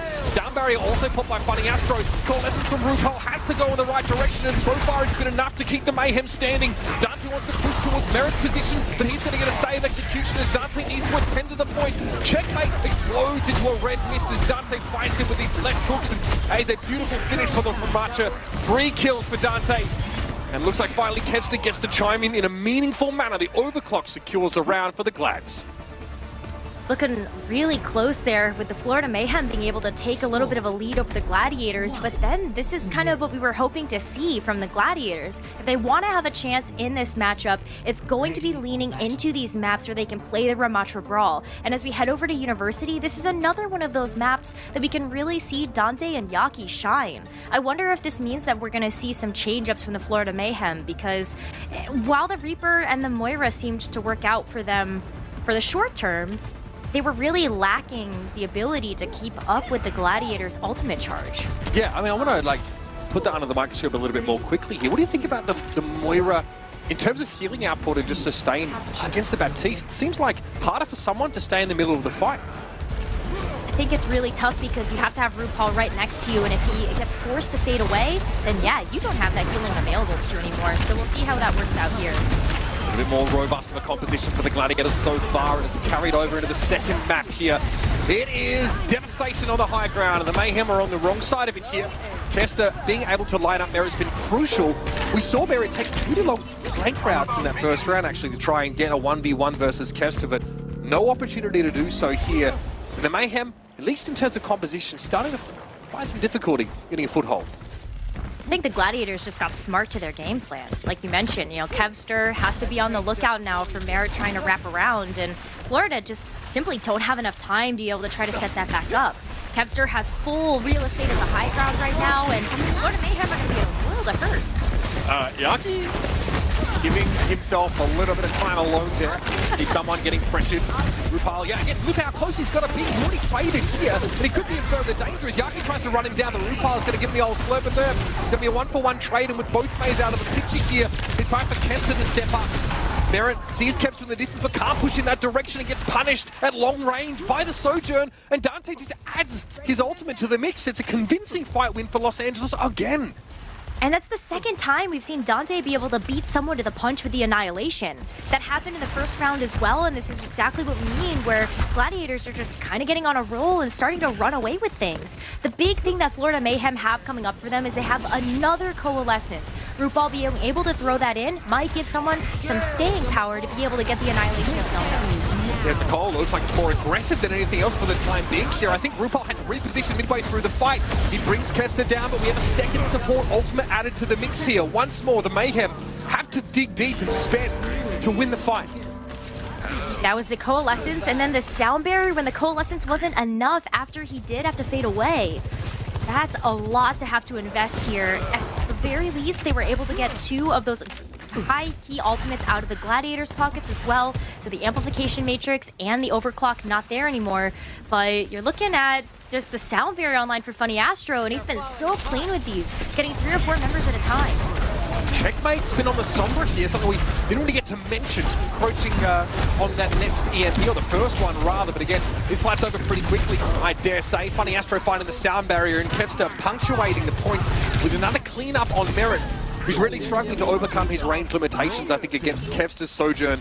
It's a tough matchup in any case, made even worse by the fact that Kevster is your opposite number in that regard. Would really like to see a bit of a compositional switch up here beyond just the Sombra, but I understand why Florida Mayhem are trying to rely on that right now, just to be able to shut off some of these cooldowns. I mean, if you can get the ice block out of Yaki, or maybe even try to pressure down Dante a little bit here, the EMP could also be a great way for Florida Mayhem to get back into this one. Okay, Merit, Sans ultimate able to take Yaki down at the start of the fight. I think that gives Checkmate pause for thought here. Does he have to use an EMP now? He may be forced to. Someone gets taken down, it's going to be a Death Blossom instead, but Funny Astro is going to shut Merit down mid-breakdance. Dante's going to be forced away by another RuPaul Coalescence, and Florida gets a hold onto the EMP. Not a perfect fight for them, maybe hoping not to have to spend another Cole, but hey, they get what they came for. I think the EMP is way more valuable than the Coalescence. RuPaul has been able to build up to those pretty speedy, and the EMP gives Florida Mayhem a buying chance to try to get into another round of ultimates here. EMP, it's a nice one, catches onto 3, both backliners, but there's enough time here for Lastro to throw that Immortality field down. Not so lucky for Yaki as Merit ascends upon his position, finds yet another kill in the form of Lastro here. 4 versus 3 situation, and Merit's going to be teleporting back to the point now. Kester is going to be an issue in the distance, and Dante's causing problems for Checkmate. The Sombra is down for Florida now, and the Sound Barrier is in play for Funny Astro. It's Kester from the high ground with the RKO. Chorong, no idea what hit him, and the Glads are back in control. Maybe a sound barrier on the line for the Florida Mayhem, but that's all they're going to have to work with. It's a matter of cleaning off the point now.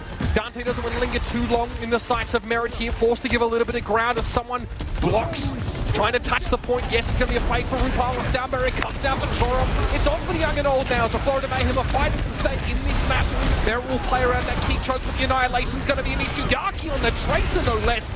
Reliving the glory days, takes RuPaul down.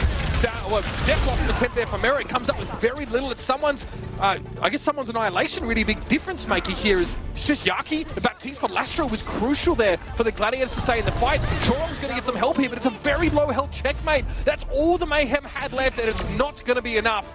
The Gladiators take away the map 1, winning out in the brawl. Even Yaki coming back on the Tracer as well, just to get a little bit of cleanup crew down there onto Florida was definitely a sight to behold. But looked like that brawl, that up close and personal style that Florida Mayhem were trying to go for, backfired. They were always up in line, lined up, ready to go for Kevster to try to knock him down. I want the Baptiste from RuPaul. I feel like same. That would have been great to see. Immortality feels so crucial for giving someone that stay power in the front line. It's kind of something we were harping on so much, is that Dante is just able to play much more aggressively here, and Florida really losing in like these upfront brawls, unless there's like a coalescence run, which is great, but RuPaul can't have it every fight. No, he had it like every other, if we want to try to give him credit for how quickly he was being able to build those up. But you're absolutely right. I mean, look at how far back Kevster is able to play too. With Dante having so much sustain behind him, he's able to create so much space for Kevster to operate in, and he absolutely capitalized on that. This is an interesting one though. The Florida Mayhem might want to try and force dive compositions here. Their map choice will be Hollywood. So stick around for that one, ladies and gentlemen. The Florida Mayhem start a little behind the 8 ball and hope to get back into the game in this next map.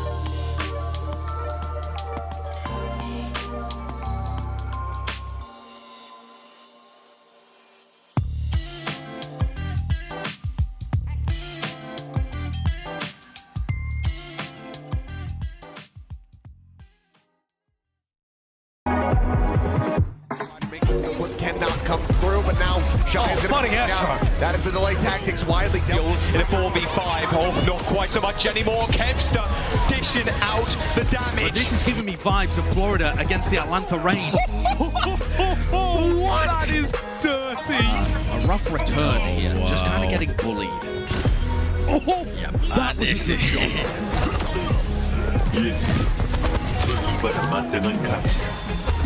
Oh, wave hello, maybe goodbye to the rest of your team, Decay, because Lastro's on the field, Nano Zen just to keep him alive. Rolling, trying to keep everybody alive. And Hydron, oh boy, punched into oncoming traffic. Dante shuts him down.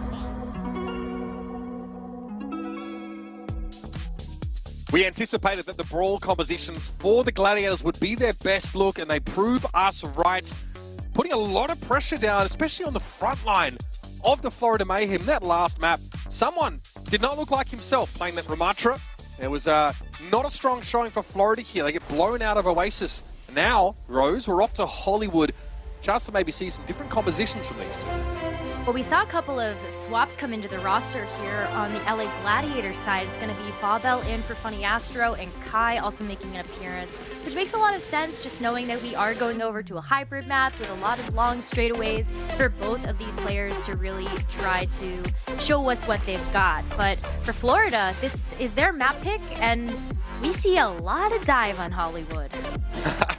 Yeah, no doubt about it. There are definitely, I guess, some teams have tried to make Brawl compositions work, especially on the first point, but it's often required like some serious maneuvering in the position. We see attacking teams like wrap around, try and take the cafe away from defenders, using sort of speed boost and Ramatra getting in there. Eventually, though, you have to bend the knee just to the topography of the map and know you need to navigate that with some verticality. Winston required in those cases. So I'm curious to see what we get from the Florida Mayhem, right? Usually this Winston comp means that Merit is on the Sombra. We've seen a little bit of Ash from Merit in the past. It might be a factor on defenses. That's where Kai's headed to start with. We see a lot of Ash come out on this particular map just because of how good this Dynamite can really be for any entry point that the Florida Mayhem are going to try to go through. And even if Kai gets backed into a corner, he can use the coach gun to be able to get away. And so that's a great escape mechanism to get off of the high ground, try to reposition yourself to be able to deal with the dive or whatever is going to be coming your way. But it looks like Florida Mayhem here coming out of the gates. It is going to be a dive composition, but it's going to be the Genji and Reaper. Oh, this is all in from the Florida Mayhem. Okay. They need Genji resets to be able to sort of execute their game plan here. It feels like this is, it's all or nothing for the Florida Mayhem setup here. You get a mirror on the Reaper, which is going to be fascinating to see how that plays out. Also the Kiriko for RuPaul here. And again, Bubble comes in, of course, for that Ana, but we're already off to the races here with the dive from the Florida Mayhem. Merit's going to be put to sleep pretty quickly. Nice response from Bubble, but not enough to peel the rest of the Mayhem off him. Choron coming out with kill credit there. Eventually, Kai can get going in this fight, finding a second kill here. And although it's a bit brutal, the Gladiators are able to push the Mayhem away. That's the power of the Dynamite right there. Even if it's just going to be dot damage, it's still going to be an area of effect that the Florida Mayhem are all going to have to take into consideration. And that dive did not work out the way that they would have wanted it to. I don't know if you can contend with a Brigitte and that extra AoE damage in a small room. They're going to have to find another approach to this one, and that's why you see them wrapping around the backside. Or the exact same thing again. Sometimes the definition of madness dictates. This time, though, they find Kai first. That might be the linchpin with this particular setup. Bubble doesn't look like he's going to be too far away either. They managed to corral the supports into that security room, and then they bring them down. Kessler a thorn in the side late in the fight, but this time, the dive is executed to perfection.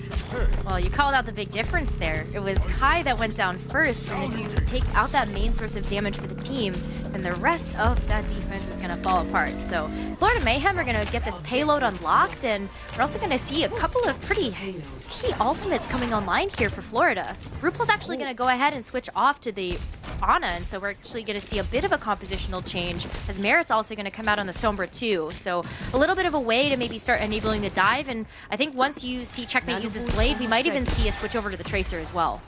Perhaps Merit doesn't feel like playing a hero that loudly announces his intention to flank to this high ground.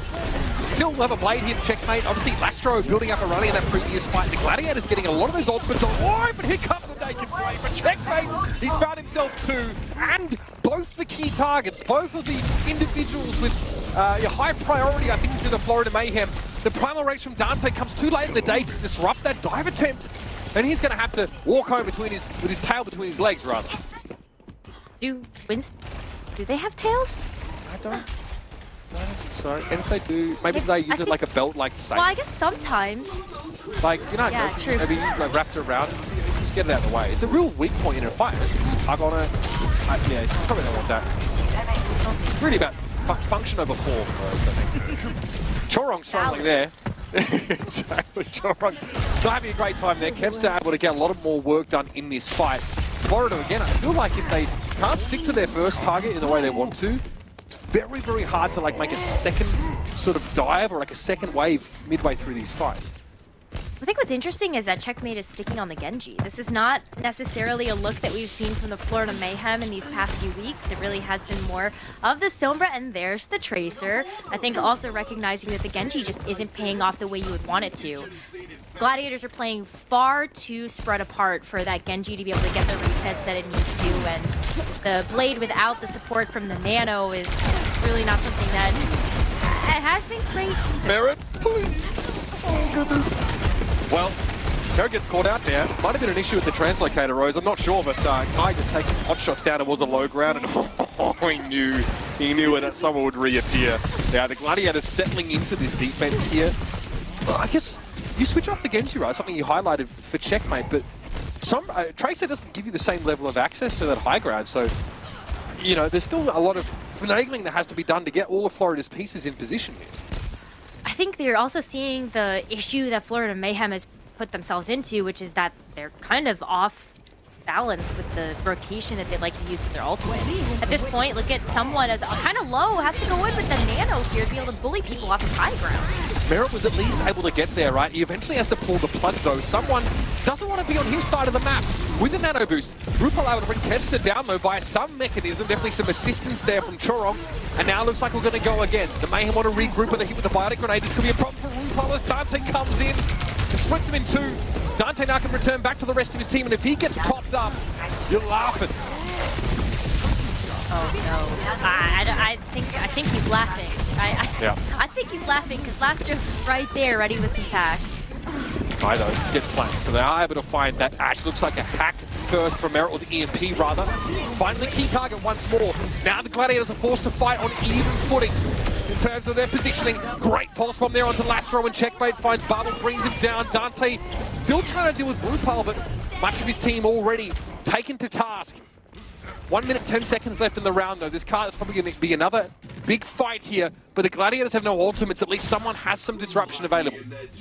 I see Kai actually switch over to the Hanzo, maybe try to make sure that he can play a little bit from range. You do need some card presence to be able to come in for the defense here, but that also sets up Kai to be able to look forward to point 3 if he has to.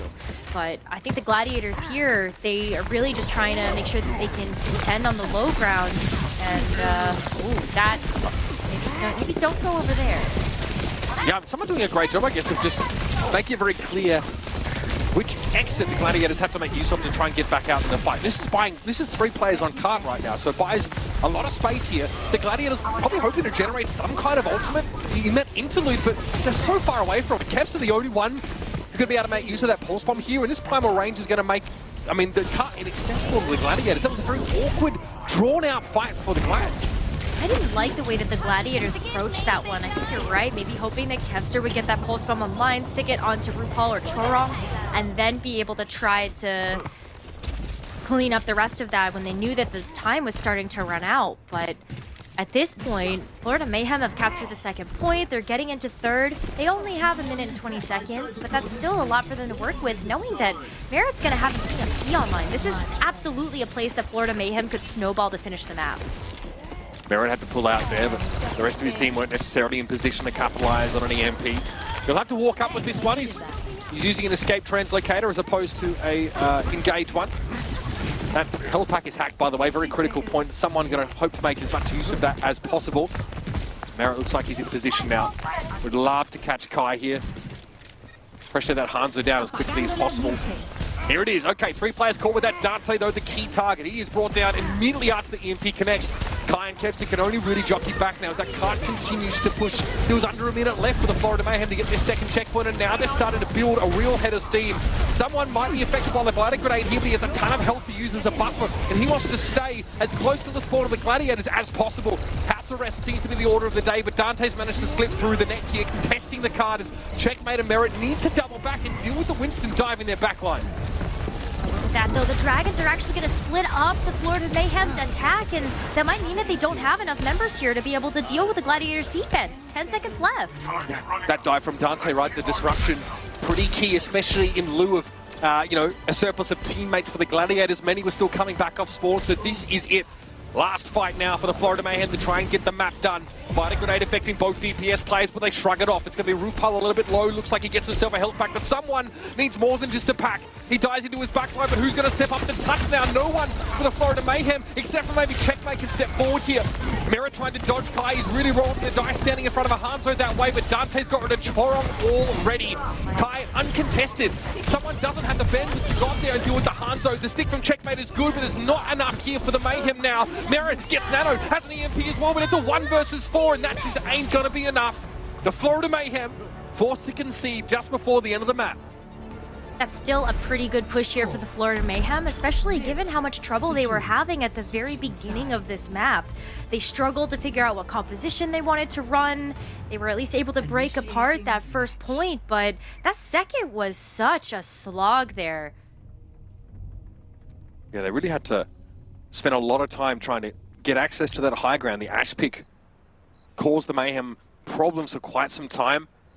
Switching off the Reaper, the Genji, which, hey, gave them good results on that first point, but it was a little bit too telegraphed, perhaps, for how far back the Glads were able to play on defense.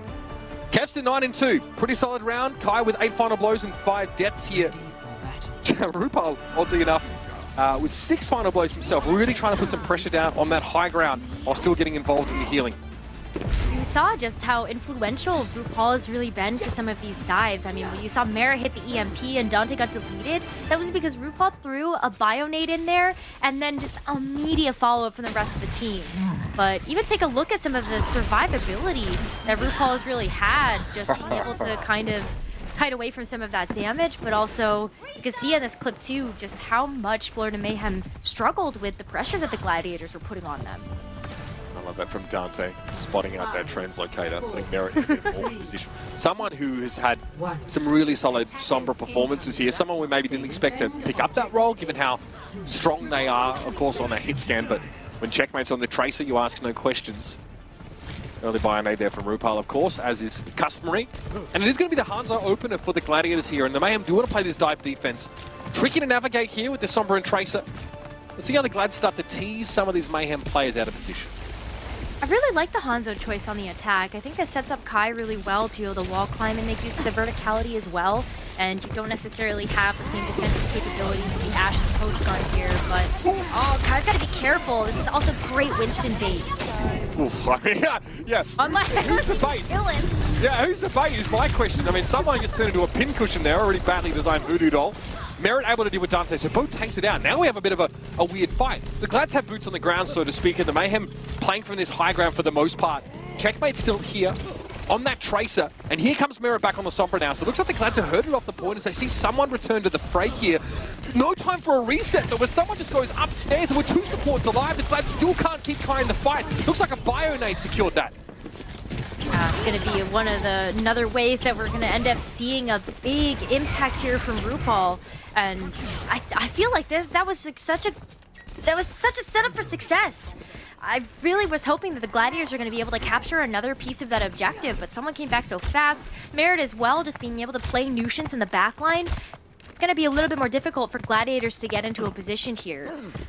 So you have to see how they approach this next one. I mean, they're playing some pretty strong anti-dive. They really are waiting for someone to jump in first. And they have the Brigida in their back pocket. Jurong Legendary flipping out a deal with dive comps on this. Very big part of the old Toronto's strategy on anti-dive comps. Diving harassed on the high ground, also hacked here. A lot of attention for the Hanzo, as you'd expect. But he's going to drop down to safety and get topped up pretty quickly. Checkmate being pretty judicious about his route here to stick the pulse bomb. He does not connect on Kai, and he wants to hang around for a little bit longer. The EMP comes in, and Merit's able to finish the job on Lastro here, and Chorong looking like a raid boss right now. Dante put to sleep, and even Chorong, strong as he is, waits a little while before getting the Winston roused. That opens up for Checkmate to push him to the back line. Getting Dante out of the picture during that primal, that's a big difference maker for the defenders, and they're holding still a minute 34 in the round. Florida Mayhem have been doing such a good job of recognizing when they can give up a little bit of the point to be able to win the long game, which is going to be a full hold of the Gladiators here. They're off to a pretty good start, but I feel like this is where you could start to see some things go awry. Kai with the Dragon Strike has been really good at being able to throw those in to split up the Florida Mayhem, and that may be enough of a corral for Dante to be able to draw the first punch. Here it comes, like you mentioned there. Oh, the Dragon Strike. Rupal has sixth sense about it, perhaps, as he's able to back away. Checkmate looks like they weren't nearly as lucky, so that flexibility goes begging for the Florida Mayhem. Still, someone dives in with the combination of Merit. They're able to pick Kai out of the mixture. Chorong is missing though. Lastro also has the rally to rely on for the time being. They're giving someone an arm's length. It seems to be the priority right now. That Primal Rage expires without someone really being able to do too much more here, so the Gladiators will be able to continue capturing here, and already being at 2/3, it's going to be a slim margin for the Mayhem to contest. Eventually, they've got to give it up. Yeah, you don't go back in there. I mean, someone was already so low. You're waiting for RuPaul to be able to come back in and give you the rest of that healing, or at least be able to get that overhealth back up and generated. And Merit's also still hurt. You know, he had to translocate away instead of being able to help contest the point. But you got a lot of time out of the time bank here. And now Florida Mayhem are going to take that extra time to be able to set up on the high ground. This was the point that gave them a lot of trouble in their first attack round. And so they're hoping to do the same, especially knowing that Merit's got the CMP ready to go. And he's really looking after that backline, or maybe even just trying to take Dante down. Again, this defensive dive really only works if you can secure that first kill. Get in there on the dive and be successful. And Merit has been a huge part of it. Again, that's the formula for success. EMP or hack combined with someone. Get rid of Kai at the start of the fight. This one, very one-sided here. And only the EMP has to be expended. It's a really great economy here for the Florida Mayhem. When you look at Checkmate also, just with the Pulse Bomb ready to go, should be able to try to get into the back line and at least play a bit of a distraction here to allow someone to be able to operate in the front line alongside a hack from Merit. But Gladiators here, they're starting to walk away with some ultimate charge too, and I'm really looking at Dante being able to have that sustain, whether it's going to be from the nano boost from Babel or even with the Primal Rage that he has online, to be able to engage this next fight. I'd like to see the Glads dive first, but that's just not been the case. Again, the initiative constantly taken by Florida. Okay, so one big old arrow in the face there, but unperturbed as Merit finishes the job on Kai again. The win condition really well fleshed out by this point. Taking Hanzo out is key, but that is a very sturdy backline that someone was eyeing off. And in the time bought, I guess, by the Gladiators, Kevster was able to strike by 2 kills. That cap? No. Oh, please. Okay. Little too on the nose, Dante, sorry. Oh, come on. I mean, you gotta try, right? Wait a minute. Still took out Wait a minute. No way. Is this Big Brain? This is Giga Brain. That's a key kill. I guess RuPaul's positioning is... I guess he's not aware, I guess, of how close the Dante is, so he's lingering on low health. Dante just sees an easy target to snap up there, and all of a sudden the Florida Mayhem are forced to play out from their spawn here. A backup attempt normally is just like one player sheepishly returning to the rest of his team. But the Glads have been able to transfer from Dante backcapping into a fight held deep in enemy territory now. Look how far the card has still been pushing. And the Primal Rage from Dante here, I guess, fulfills the same purpose as someone on the other side of the map here, pressuring into that back corner. Kai finding Chorong, absolutely massive. That card likely to keep moving, but Dante needs a little bit of medical attention. Back to jail. Open lock RuPaul in. EMP did come out. Merit just able to clip Dante around the corner here. The Gladiators, though, swarming over the cart. Someone trying to work it from the outside, but it's too late. Charles the Knight has been invoked. Oh, and the Glads are going to get a time extension. This has to be a whole new... This isn't just a C9, right? Like, do we include the back cap in this as something to level up the C9? I don't think I've ever seen something like this before work out this way. The timing, I suppose, worked quite well because normally the back cap's happening like at the end of a lost fight. You know, it's like one player while the rest of your team's getting decimated. But Dante sort of transitioned into killing RuPaul, and then the rest of the Gladiators rock up. So all of a sudden it goes, yeah, from a back cap into like a significant cart push and a full-strength team fight for the Glads. I mean, again, what I like about the Mayhem here is that they are always the first to start the fight, so they're taking the initiative on the defense, but they're losing a lot of ground. Especially now, too, really looking at someone trying to make a big difference here, especially having the Primal Rage online. Another big pulse from Kepster, though. That's Root Pile out of the picture here. The Gladiators are far from done. If you can catch Root Babel here, then you're in good shape. Someone able to do that. Getting rid of the Ana is crucial. The Mayhem for a time without any supports, though. No concern for someone, of course. That Primal Rage gives him all the durability he requires. He wants to try and cut Master off the rest of his team, but Kepster's found yet another kill, a crucial one on the Tracer, so the Glads can keep pushing. The map completion is on the table. Babel was hard pocketing Lastro as someone was trying to juggle them away from the rest of the team with the rally. And that's why the Gladiators are still up and alive.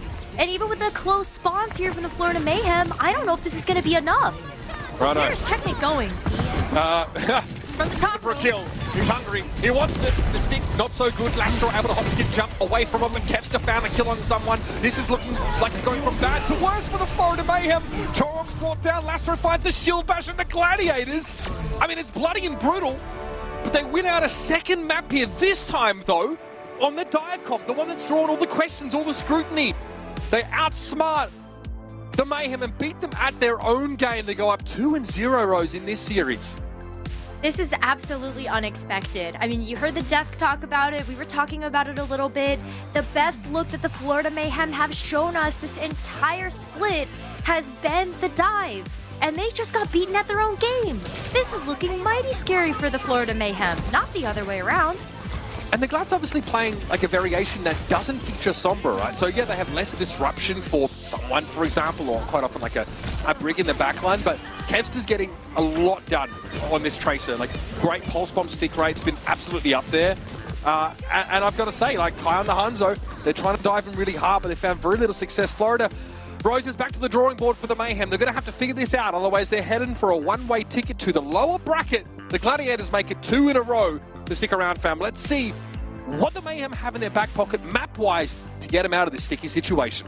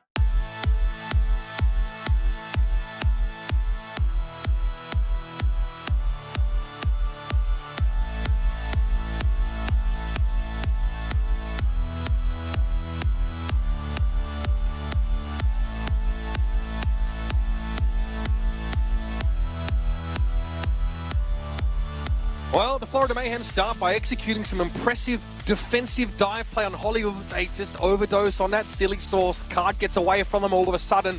They're thrust into chaos. And it's the Gladiators that capitalize, going up now 2-0 in the series.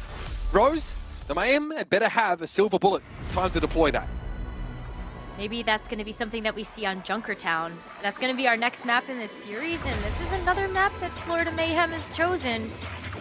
I wonder what the thought process is here, though, because when I think about Junkertown and I think about who might have the upper hand here, I'm giving it to the Gladiators more often than not.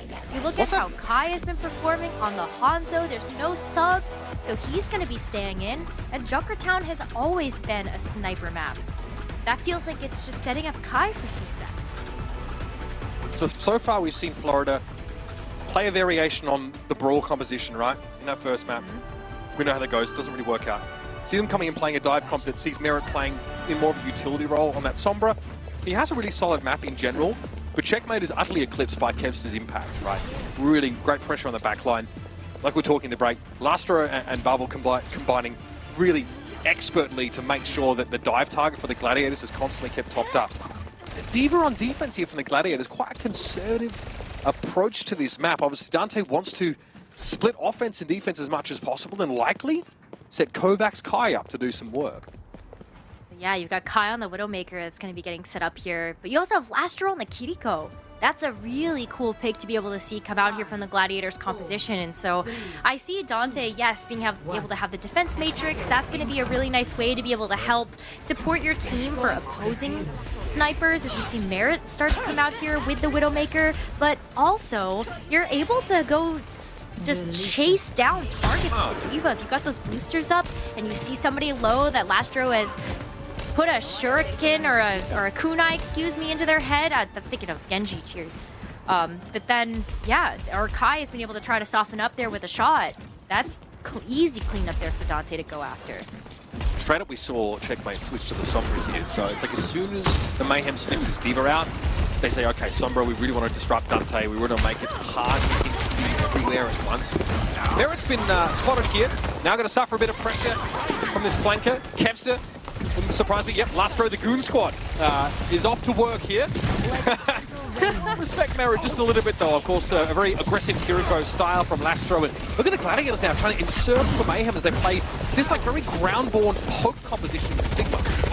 God, it's like the sharks smell blood in the water, and the Gladiators have assembled to try to do that.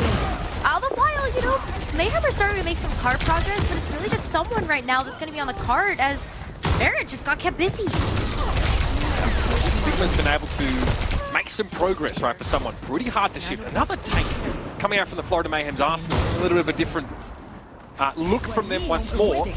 But again, at some point, the Glads have to commit. It'll be Dante with the nano boost here. And look at them trying to pressure the Sigma down. The pulse bomb good, but someone gets nanoed. Top back up pretty much straight away.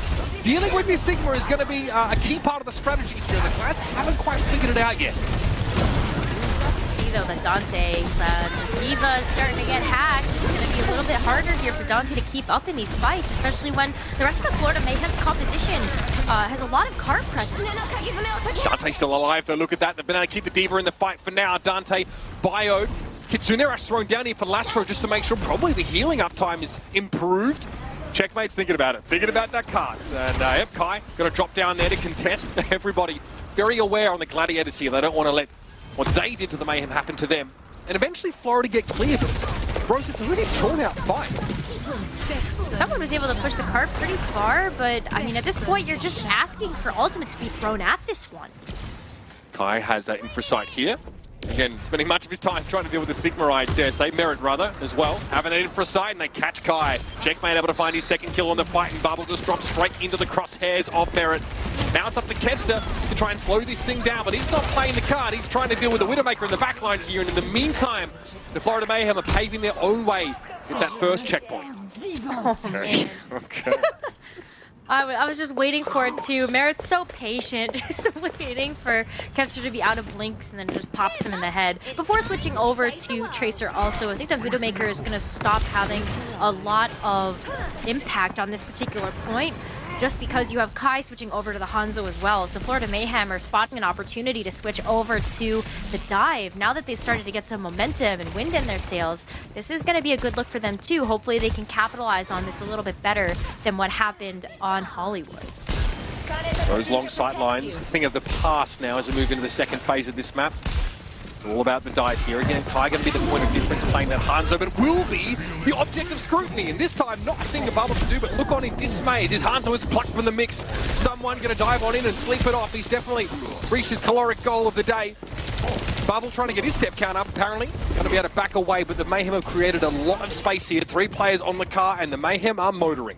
Oh, look at that. I mean, just for the dive. You got the anti-dive now coming up here as Lastra switches over to the Brigitte from the Kiriko, and Dante's actually going to go back over to the Diva. Okay, curious to see how this plays out. Maybe an extra layer of support for Kai. Definitely seems to need more than just the healing he's been getting so far. Lastro, raid boss mode on the car. No one really coming to give him an audience. Forced to move off of it now, but that's sticky. Yep, that's going to hurt. Merit able to find his target there. Notice that he and Checkmate have swapped roles here. Merit on the Tracer coming off the Widow, just because I guess, just because that was what Checkmate was on at the start of the round here. But here's someone with the Primal Rage. He's here to finish the job. Janitorial exploit successful. The Mayhem are into the last phase of the map with 3 minutes 23 to go. Okay, so pretty quick take here from Florida after they needed to get their engines moving just a little bit on that first point, but now it seems like they've gotten into a groove where Checkmate's going to have another EMP coming up soon. Trolling's got the rally, so that's a great way to sustain to be able to get that ultimate online, and it's going to be happening right about the time that the car's going to start rounding this corner. Unless Checkmate's able to just get an easy pick here, Kai looking to be another key target that the Florida Mayhem want to try to take down here. Checkmate's here, they're deliberating, right? Who are we going for here? Checkmate hacks Kai. I mean, again, rolling the dice, standing in Hanzo's purview. Someone trying to relive the pod comp from the first phase of the map, apparently. Kai will be eventually released back into the wild here to play from this high ground. Does know Rupal's playing back in the corner, but has no mechanism to dig him out of there. So again, the Florida Mayhem will try and set up for a dive once more. Florida Mayhem actually have the EMP online now too, along with 3 other ultimates at their disposal. So this dive may be even better, and they've gotten even more progress on the card. Checkmate got disrupted there. Someone dives in, but there's no EMP to follow it up. There's no Sombra presence, best we can tell. So they might have to reset on this. They give someone the nano boost to make sure he stays alive as the retaliatory damage came in thick and fast. And Dante is in the middle of this right now. Nano boost on him, trying to pressure the stairs, maybe body block the rest of the Mayhem. But can the Gladiators capitalize here? Chepster comes straight through. Checkmate's EMP is good, but Chorong and Rupal already had fallen by the wayside. The defender's now given some room to breathe. Someone had nowhere to go, and that EMP got used. Checkmate used the dive component there, but the Mayhem were out of sync. Yeah, I mean, you called it out.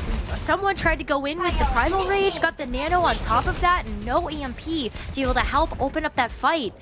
And when it did get used, we saw Dante actually hard-pocketed, so he didn't even get demeched there. And now the Florida Mayhem switched roles, so now Merit's going to take up the helm of Sombra. Yeah. I think that's what they always wanted. I think just because Checkmate was already on the Sombra, they didn't want to lose ult charge after that first point. This is definitely much more of a standard setup for them here. Someone does have that Primal up, so it's like he dived in without it in that previous fight, oddly enough. Maybe just didn't have it available at the time. We have the Ash switch from Kai, and we saw him finding some value just previously with that Dynamite. A Bob here could prove very disruptive if he can build into it quickly enough, and the Mayhem have been slowed down significantly here. Presumably still want to dive Kai, but how do they get to it? The coach gun, like you talked about before, makes it that much harder. Yeah, the Kai is going to be so difficult to dive now, and that's one of the reasons why this Ash pick has been so good here for the Gladiators. What? Kevster? I'm sorry. Yeah, don't know how we found Chorong there. Huge stick though, and that's all you really need in a fight like this. Chorong quickly going down here. Florida no options to keep the Brig alive, no nano boost available. And this is good for the Gladiators, they're slowing the pace down. And this Diva pick is also working out. It's been so good here. Dante with the defense matrix has been able to keep the backline up, as well as also stop a lot of the healing coming through for RuPaul. I mean, it's been really tough here for someone to get any headway here, but here's the Nano. He's going for it. Yeah, someone presumably getting Nano in just a moment. Lastro going to be the beneficiary for the side of the Gladiators here. Someone went for the dive, it didn't work out. He got forced away. Dante actually intercepted someone mid-air. Made it hard for him to reach his intended target, but Lastro might be onto something here. Wants to push in the direction of Merit, but starting to run out of durability, health, and shield-wise. And Merit eventually brings him down. They avoid the threat of the Brig until they're ready to go in for the kill. Now in overtime, the Mayhem have got to figure it out. Merit gets that key kill. Dante able to remake here. There is a bomb online. Merit needs to set up a dive here. The Mayhem need to get their ducks in a row. Merit is going to have to get this EMP online. Maybe it's going to be Checkmate buying some time with the Blade, but you're also looking to pair that with the EMPs. You've got to be able to do something here. Zen? Sure.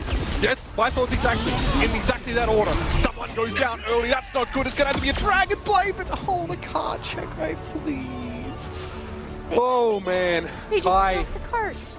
Yeah, the Bob is a big problem for that composition. Kai able to finish off someone there. And again, the Blade from Checkmate, it's, I mean, at best, Rose, it's speculative at that point in the round. The Gladiators come up with the antidote to this Florida dive. But you have a Winston bubble. Bubble the Bob. I don't know. Okay. I don't know if that really worked out, yeah. You know, we called out the Sombra switch, and obviously I think Merit would like to have had that pick a little bit earlier from Checkmate. But this was the problem that I thought Florida would run into, is that they just wouldn't have enough time with doing that switch with 1 minute and 15 seconds left to actually get the EMP online when they would have wanted it to be there before Gladiators get a full slate of ults. Kevster, oh man, 7-2, so pretty nice scoreline there, but key, all 3 pulse bombs, or at least the last 3 pulse bombs we saw from Kevster, all attached, all got kills. So he was, I mean, that stick on Chorong, very, very hard to even conceive about how he managed to make that stick. And Kai did not have to do much. He's 2-4. He actually didn't have to do much. He was a beacon for the Florida Mayhem. But the defensive concave that the Glads are able to set up around Kai to put someone in awkward positions worked out perfectly. Chorong also has 5 deaths. A Brig, by the way, 5 deaths, most on your team here. So really tough for Chorong, who's usually very survivable and very robust. He's having a tough time staying alive here. And we have the Zen on attack. I like Houston Outlaws. Lastro jealous of his old teammates, so now he's going to go for it. Lastro with such big energy here. I'm here for it, honestly. I would love to see how this also plays a role in the Gladiators being able to just have such a strong, aggressive dive. This might make it even harder for RuPaul and Chorong to stay up, knowing that you've got the pressure here from the Discord Orb, as well as Dante once again on the Diva, just to be able to help Shark things down. Again, this Ramatra comp is kind of slow in many ways. So we've seen Houston specifically, but now the Glads try the Zen against it. The pressure down that Ramatra make it hard to be durable in that front line. There's the looming threat of Merit, but Merit's kind of busy playing whack-a-mole with Kevster right now. Kai, though, is able to strike true. Checkmate falls. That's brutal. Oh, that's going to be really rough here. Now you don't have Checkmate to try to keep Kevster in check. Merit might go down here. RuPaul as well is just stuck behind the point. Kevster does not let go. This guy, absolute vendetta here. Getting pressured a little bit now. Merit, obviously, you see across the map, able to find bubbles, so that will definitely slow the Gladiators down now. It's a pretty defensive poke composition set up by the Mayhem. Eventually, someone is able to deal with Kevster, so the Glads are going to have to come up with something a little bit more lethal. But look at how far they got the cart. That's exactly what they wanted with the way that they played that game. I don't think Kai, barely got out of there with his life. Look at that quick thinking from Dante there with the defense matrix.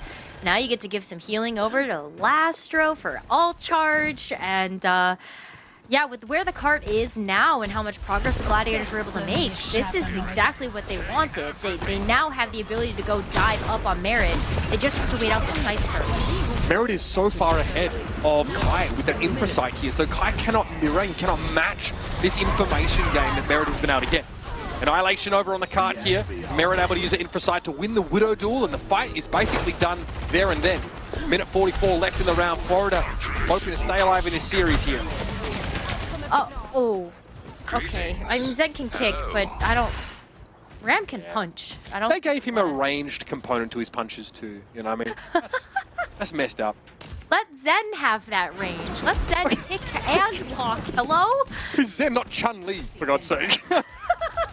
You don't know that. I mean, I've checked out the quads. I've made the comparison. Yeah, I'm pretty convinced. Okay. I guess that if the measurements don't add up there, then the match doesn't add up. But Far from convinced that he should be long-range kick. Oh my goodness, that is not right. It's not okay.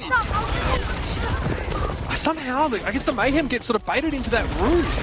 And you get taken down. You got to admit, Kai's positioning there is pretty off the wall, so to speak, but they're able to group the Mayhem up there and just tear them to shreds. So the Gladiators, after struggling to come up with an answer here on this first stage, they're off and going. But that's just it. Even though Kai's positioning might have been a little bit wacko, that's exactly what the Gladiators have been bringing to this match this entire time, is something kind of off the wall in terms of strategy that has really been taking the Florida Mayhem by surprise. Whether it's been the Ashe pick, whether it's been maybe some of the positioning choices. Kai has just been mega bait for the Mayhem, and they're falling for it. Hook, line, and sinker.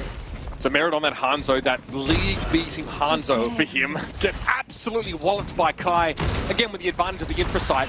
As those ultimates would have been out of sync either way, I think even if Merit had not switched. The Gladiators leveraging that extra information to get a key kill and to core the damage away from the Mayhem, and now they're in trouble. Kai has a safe sightline here, and it's going to draw a rally out of Choron. Here's an EMP now, and Mayhem are trying to get back into this fight, but they've lost their Ana already, and Checkmate doesn't have the follow-up here. Lastro going to fend for himself for the time being. Here comes the cavalry. Someone has to get his hands dirty, but eventually Kevs is going to crack back at him here, and Dante's been healthy on the card this entire time. Lastro now starting to stretch his legs. And it's looking good for the Glads. Heading into this last phase of the map right now with more than 2 minutes, Florida have got to be nervous. I mean, I think what's been amazing about the Gladiators' push is that you have the Zenyatta Transcendence most of the time to be able to deal with something like an EMP from Checkmate. That's just the best supportive response that you can have. But the Nano's been able to do it well enough. Babel just giving Lastro that Nano boost, allowing him to go a little bit ham after he's been able to stay up. And Florida Mayhem making yet another change. They're relying on Checkmate's Genji now to be able to go get the job done in the backline. Something that we'd like from the Florida Mayhem on defense, playing dive comps that they were decisive and they went first. Playing a Diva here and not the Winston, so a little bit hard, I guess, to set up your dives in that way. Someone obviously a bit more defensively oriented on this pick. That's the Transcendence the Gladiators were very glad to have here. Lastro able to get that off just in time. Checkmate got a Nano boost, does not have a Dragon Blade though.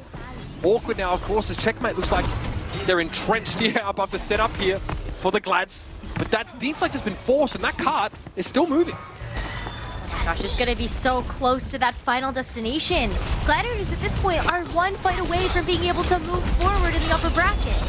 Dante, look at that perfect response again. Comes back into the defense matrix. Yes, disrupted by Merit on the way through, but is able to keep Lastro alive. Checkmate's been caught out of the fight for all this time, and he's not going to have a Nano for this blade. It's going to have to be just the Dragon Blade and nothing else for him. An EMP to set that up could be a difference maker here. The Gladiators are encroaching. They're so close now. But Dante wants to take the high ground, and Lastro's going to be under pressure. What more? The kick? Maybe he is Chun-Li. Goodness, Merit disintegrates under that kind of pressure. And Kai, with all the defensive architecture he could hope for, is able to deal 2 swift kills. And now the Gladiators, they can smell it. They're so close, and that card is getting over the line. The Mayhem blown out.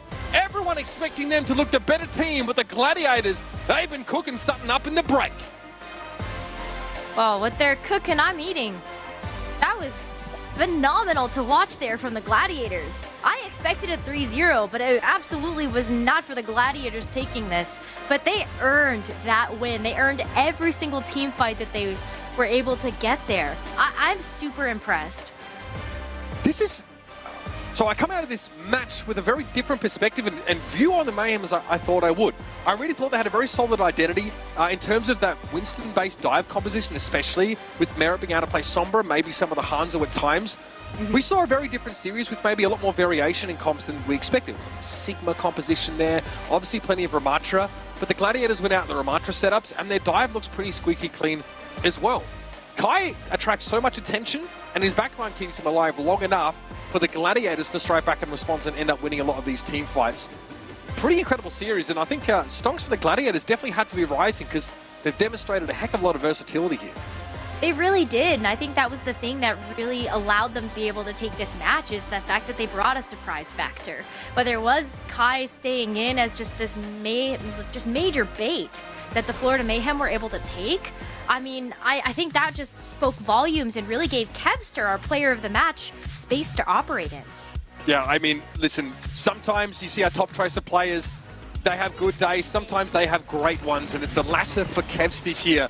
Absolutely on point. The pulse bomb sticks have been incredible, but so much of the time, we're like watching a dive tank, and then we just see Kevster appear on the scoreboard with like 2 kills, really making a big difference, especially in these fights that the Mayhem are diving first on defense a lot of the time, and the Gladiators are able to buy enough time for Kevster to do his very best work. This is genuine bona fide solo Tracer play in a lot of these occasions, while you know, they have Kai sort of being protected by the rest of the team here. I mean, such a high volume of fights in this series, and Kevster with only 1.6 deaths per 10. Yeah. Yeah, and that's over the course of the whole series. I reckon on Junkatown it was higher than that, but ridiculous showing here from Kevster. Yeah, it's amazing, especially knowing that Kevster was underperforming at the start of the season. It looked like he was having a really tough time trying to find his own on this Tracer and was getting outclassed by a couple of the other Tracers that we had in the West. So it really feels like he's back in top form, and the way he was able to keep the backline of the Florida Mayhem occupied was a great way for the Gladiators to find success today. Glad's advancing, but the Florida Mayhem have been unleashed on the lower bracket now with a score to settle, I'd say. So that's definitely a team to be looking out for in the salty run back. We're going to cut to break, everybody. When we come back, we're going to have our panel of experts break down that match and get you ready for our last game of the day.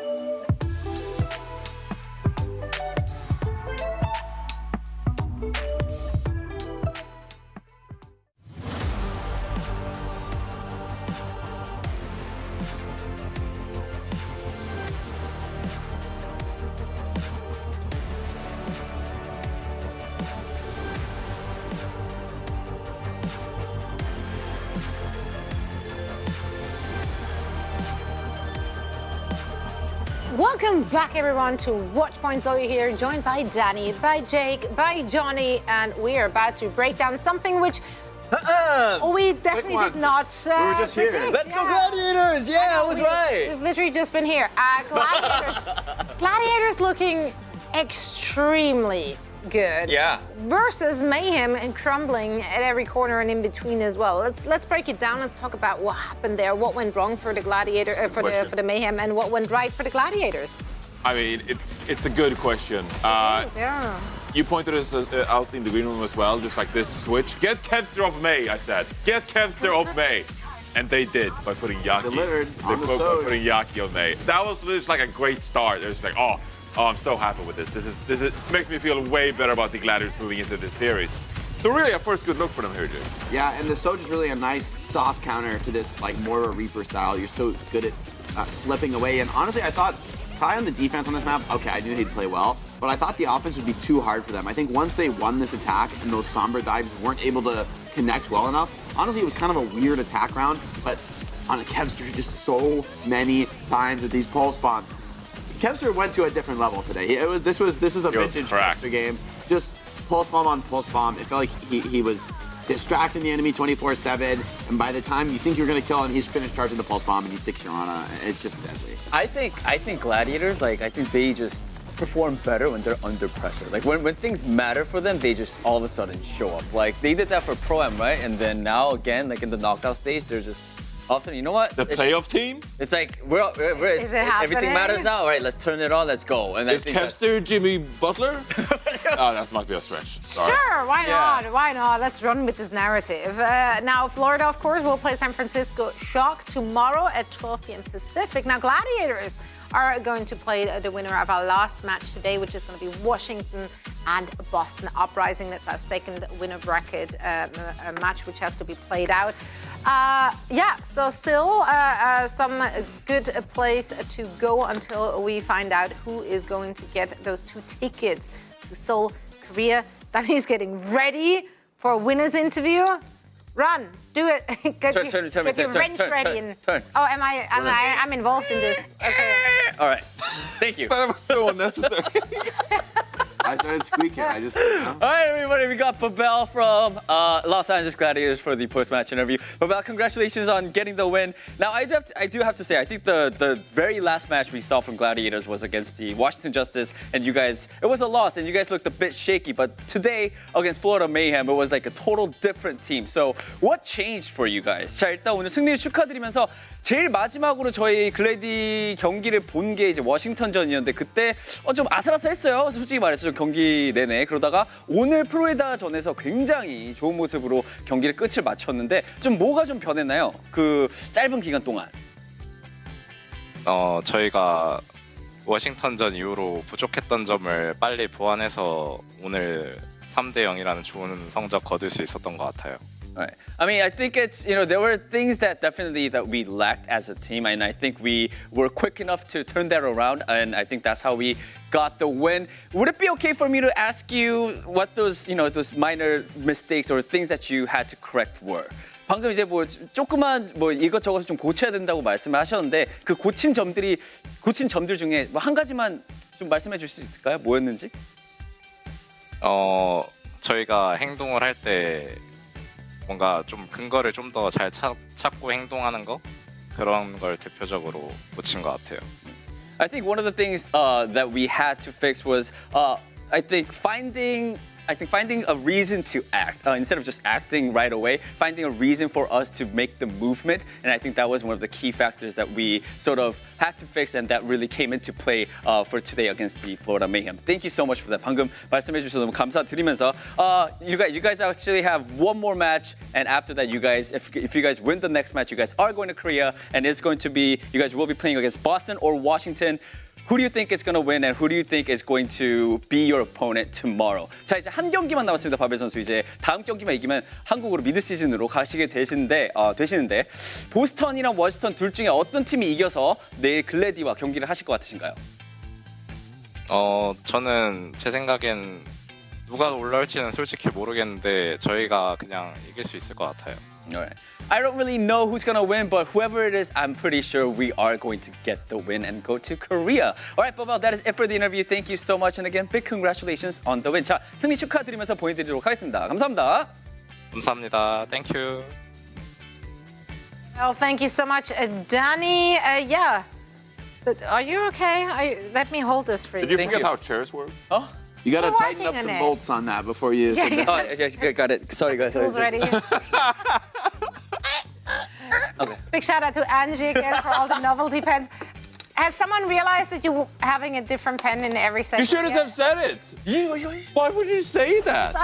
Never mind. All right. I think someone Look at realized. that roster, though. Yeah, that's right. We are looking at the Washington Justice. They are going up against the Boston Uprising, and we had a lot of good things to say about their DPS lineup. However, they are going up against the greats of greats. DK, Birdring, of course, they have a deadly support line there as well. Lee Jae-gon, Izayaki is back in the mix as well. And Smurf, you didn't mention Smurf. I was just getting And Birdring, okay? and Birdring. I already said that. Smurf! Smurf! All right, Smurf hat. Let's talk about these two teams. Specifically, there is a PSA which needs to be said before we move on. Yeah. Jonathan, please. I'd just like to clear up some slander. Yeah. Recently, there's been some slander on the internet. There have been some questions coming into play. And I'd just like it to be said that Lee Jae-gon is an absolute Chad gamer, all right? And I won't take any slander about Lee Jae-gon's ability to play in this game. Oh, he's too aggressive. Oh, he dives too much. Oh, he's too YOLO, you know, in the backline stuff. Look at his Brig stats. Lee Jae-gon's Brig stats in the spring qualifiers. He's second in all categories. Look at this game. Yeah, he dies maybe 7th most, you know, he's a bit aggressive.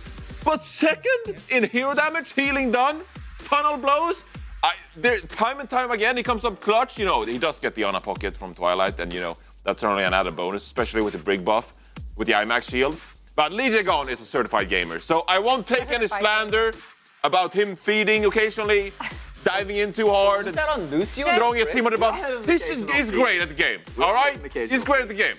Just an occasional feat. Nothing People are wrong with a hungry. little Let them eat. Fertilize the ground. It's worth it. It's worth it. The ground. Two things. Here's the Your face dead of body. someone who's about to slander Lee Jae-gon. I love that.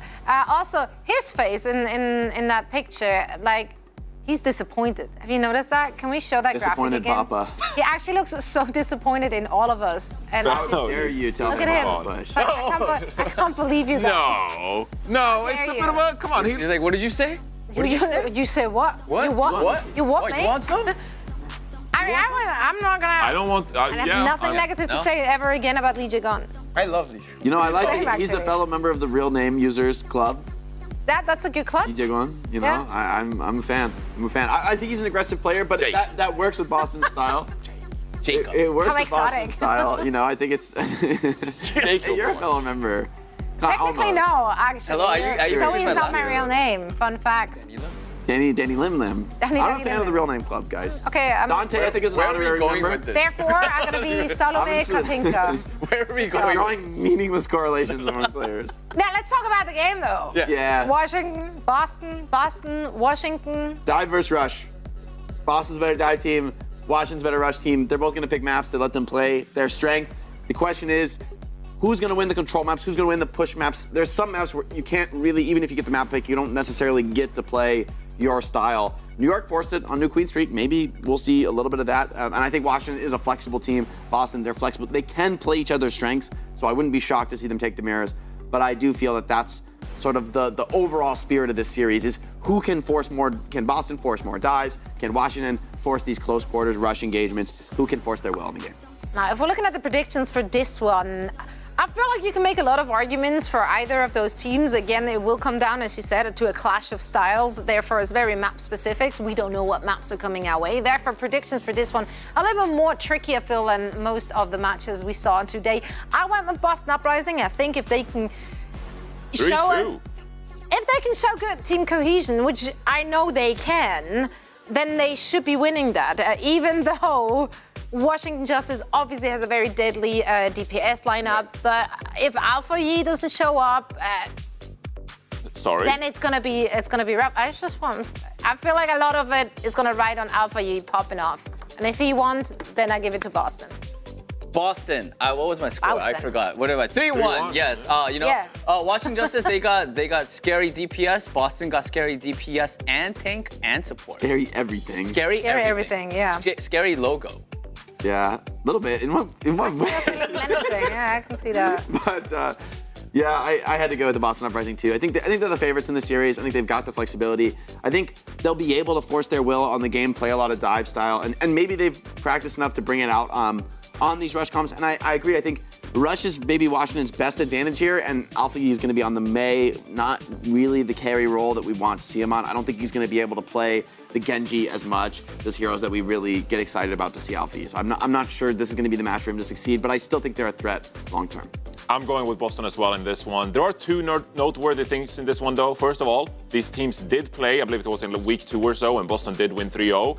And second of all, as much as Alfie has been great this season, this would be like the kingmaker game. Where like if Alfie is the difference maker and beats down Decay in this matchup and wins it for Washington, that would be an insane, like, just pop-off moment for him, so. But can he really beat down Decay? I mean, go even. I'd be down. I'd be down to see it. I'd be down to see it. Decay, I agree. He's like the GOAT of all time. Is this going to be the loss which is going to start the boom of Boston for you? Or are we still pushing them? This would hurt them. This would hurt them. But honestly, I'm ready to be proven wrong. I think the question for Boston is this match should be one of the easier ones for them, frankly. I think the real challenge is to take on probably the Floridas and the LA Gladiators, the two teams I would consider right now maybe being the favorites. Boston maybe the third of that category, the favorites to go to Korea. I think making it or not making it to the midseason madness in Korea is going to be a big moment for this team. So they have high expectations. Yeah, and I mean, the good thing for both of those teams is, of course, that they're not playing with their backs against the wall. They do have a second chance in case they are going to lose this one. They will just drop down to the lower bracket and then play for all the marbles. Now, however, we are ready for this last match of the day. And once again, we're going to send it over to the ever so handsome and beautiful Nekra and Mitch. Nuber. That's stuck, hasn't it? It's indelible at this point. My goodness. Well, don't worry. We're not gonna let a rough name hold us back, Rose. Don't worry about that.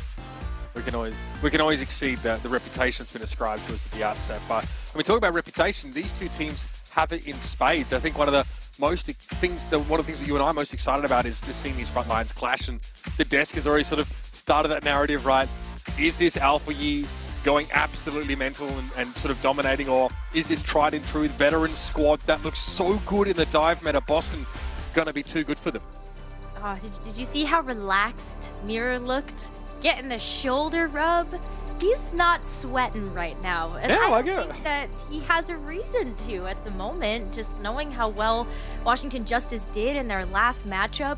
They did just beat the Gladiators 3-0 that just beat the Mayhem 3-0. So, right. Transitive property. I like that. I like that. But you know what? The most I guess standout part of this Justice roster was a player that we rarely talk about, I feel like, especially the one that when he sat next to Alpha Yi, but Flora had an incredible series. We're seeing a player now who was really hyped up to be this young gun, looking to step into the shoes of giants in previous teams like, New York. Flora was incredible, especially on that Hanzo in that previous game. So one for me to watch here. If he can continue this trend, then the Justice are truly a force to be reckoned with. Absolutely. I love that you brought that up because, it's the Hanzo for some of those more long-range maps, but when we're heading over to Antarctic Peninsula as our very first one, it makes a lot of sense that Flora may try to come out of the gates here on the Sombra. Looks like both teams kind of poised to come out with the dive. And this is where I start to have some questions, We talk about Smurf all the time being one of those Winstons in the upper echelon of Winston players in the Overwatch League, and Mirror himself had said that his Winston's not the best. So this is going to be a huge litmus test here for Washington to see if they can go toe-to-toe with Boston's dive. I mean, I'm surprised they come out of the gates not on a rush comp, right? This is the kind of map that your sub-level's the kind of map that definitely allows for that.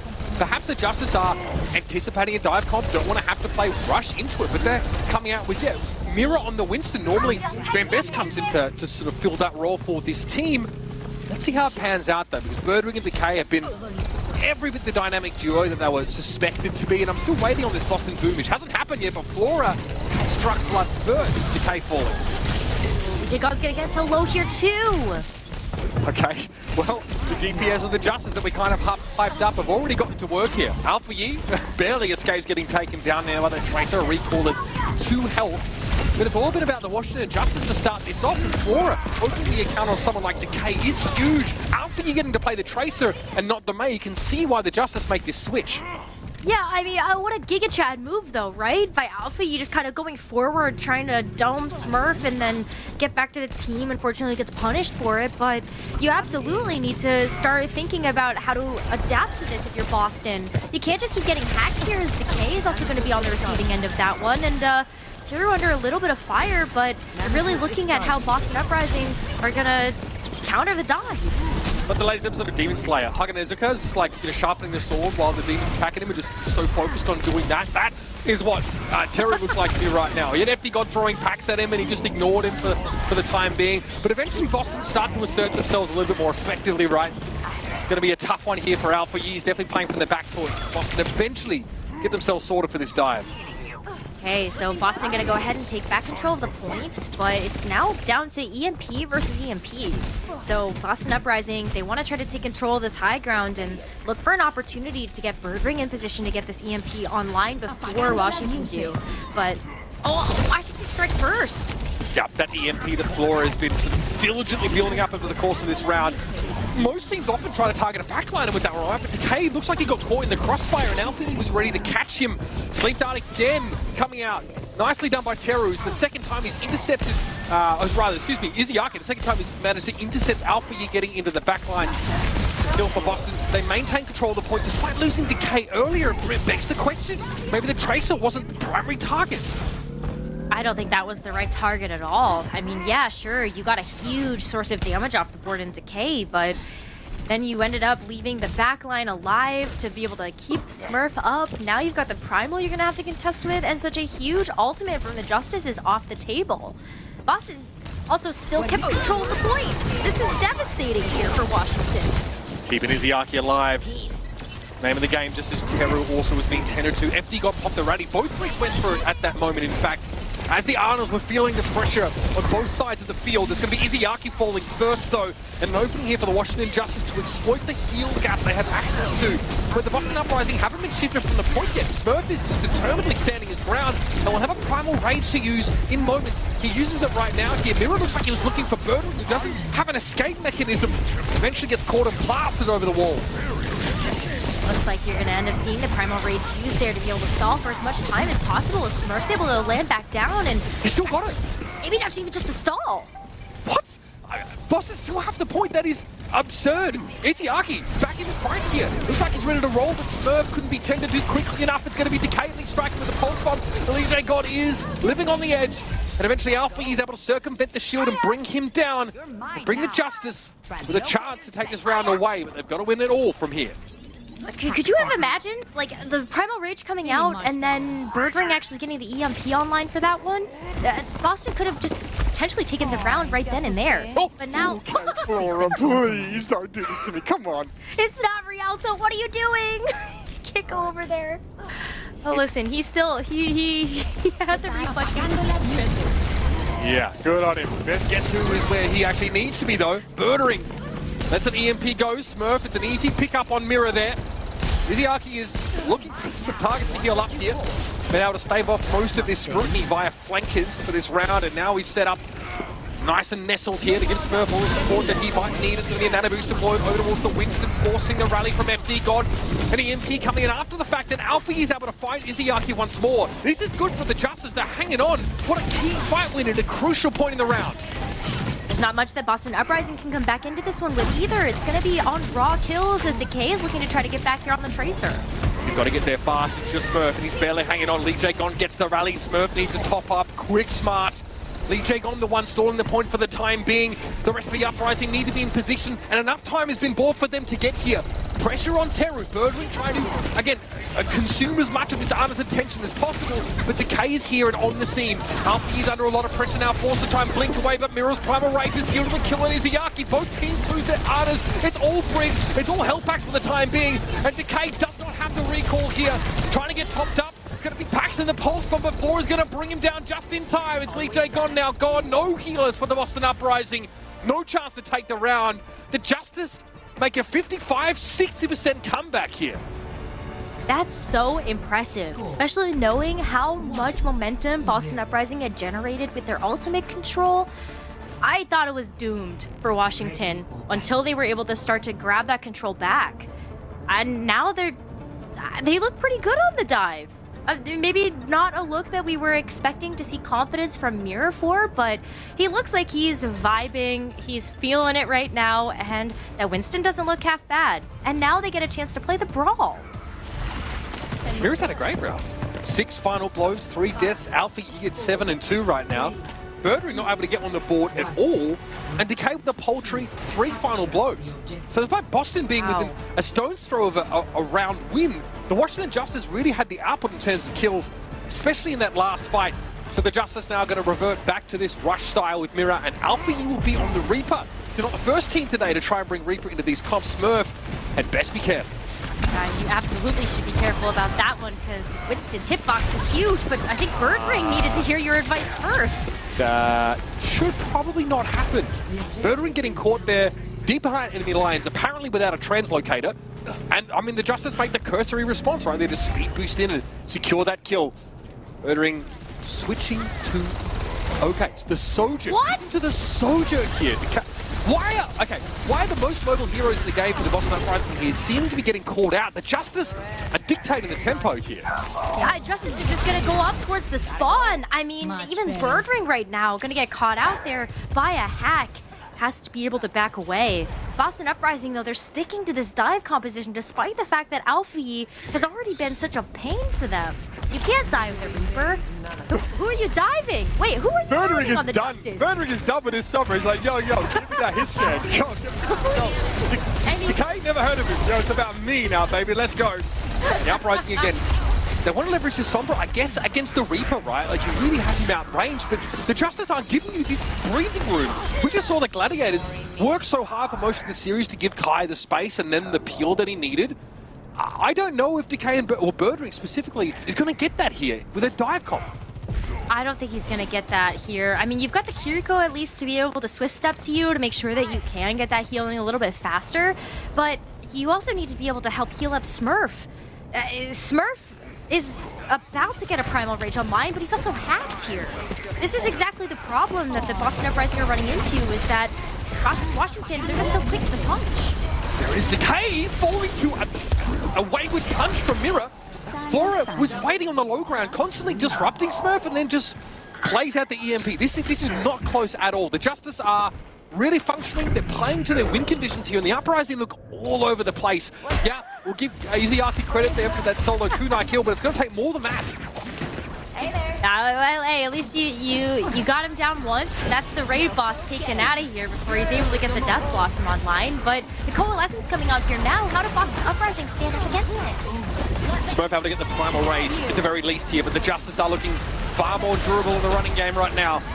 Smurf desperately being healed up by Izayaki, but eventually he dives away from his Kiriko and gets blown up by Alpha Yi. We'll double down and make it 2. The Death Blossom here from Alpha Yi catching Izayaki on the high ground. Sound barrier in play for the Boston Uprising, but only 3 individuals benefit from it. That's not nearly enough to stand up to the torrent of damage that the Justice are unleashing. Not remotely close at all this round has been, and now Smurf is up to the Doomfist just to try and buy a little time. He don't have the savings to buy another second in this round. 100-0. Oh my goodness.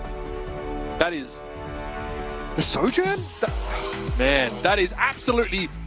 That's raw. That was just a raw experience for me, watching that play out.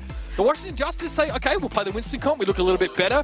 I mean, our Sombra, our Flora is getting a ton of value with Alpha Yi's popping off. Then we'll switch over. Play a Rush comp. Punish your Winston. Play the Reaper.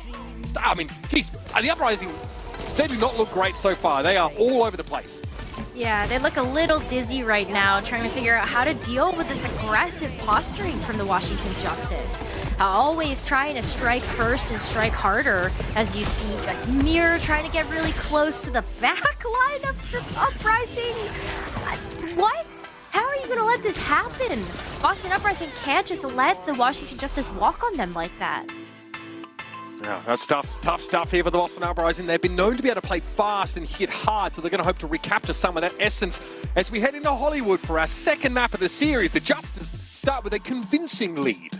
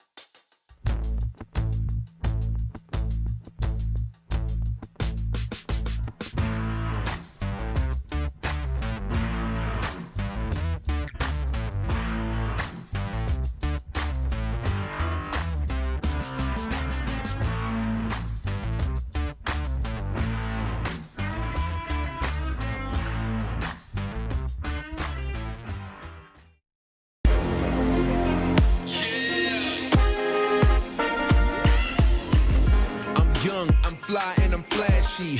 It's the reason why the people always ask me, where you get that, where you cop those. I've been fresh to death since a snot nose kid on the block with the illest sneakers. The girls all flock like they missile seekers. The party don't stop, got different features, exclusives, different colors, you can't get them either. I came here to stunt, that's what I go for. I don't buy a pair, I buy the whole store. A price tag's just a number to me, so I never miss a shot that I want and I see. Swish.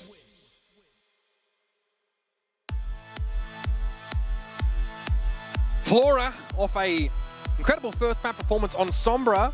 9 final blows, 0 deaths. Alfie by his side, 13 final blows, 3 deaths. Just for no particular reason, we'll go on to Birdering next. 0 final blows, 6 deaths after switching off the Sombra to Sojourn with a dive tank. Getting very little done in that second round of Antarctic Peninsula. Far from the auspicious beginning the Boston Uprising were hoping for, Rose. I'm gonna just blow right past the stat that you just said about Birdring there. Hey, absolutely no significance at all, and no bearing on the outcome, in fact. No, never. that sounds like my ranked games, my DPS like not being able to get final blows. So surely that's what happens in the Overwatch League. But I mean, there was a big damage contribution though, so don't worry about it. I mean, Birdwing was there. He was in the mix. He was present physically. And yes, the Boston Uprising were in the server. Get ejected from it summarily though, as the Washington Justice really put it together on 2 separate stages with 2 very different compositions. I mean, they're starting their stuff right now, and it's perfect 10 from the judges. They're looking very good on dive, they're looking very good on rush. It's a good sign for this team going forward now, especially into a map that requires a bit of both, depending on how you want to play this first point. Yeah, it makes a lot of sense that Boston Uprising would want to go over to Hollywood. We just saw this got picked by our last teams, the Florida Mayhem, for the similar reason, just being able to play the dive on both the defense and the offense. But you know, Boston, this is a key difference for them, is they really are trying to go all in on the Tracer's Sombra dive, and we end up seeing Lijagon actually getting switched in to be able to play next to Twilight here. So a little bit of a change up in the support lineup to be able to play the Brig and the Ana. So maybe expecting a dive from Washington Justice also. Bring the hogger. No. Let's go, baby.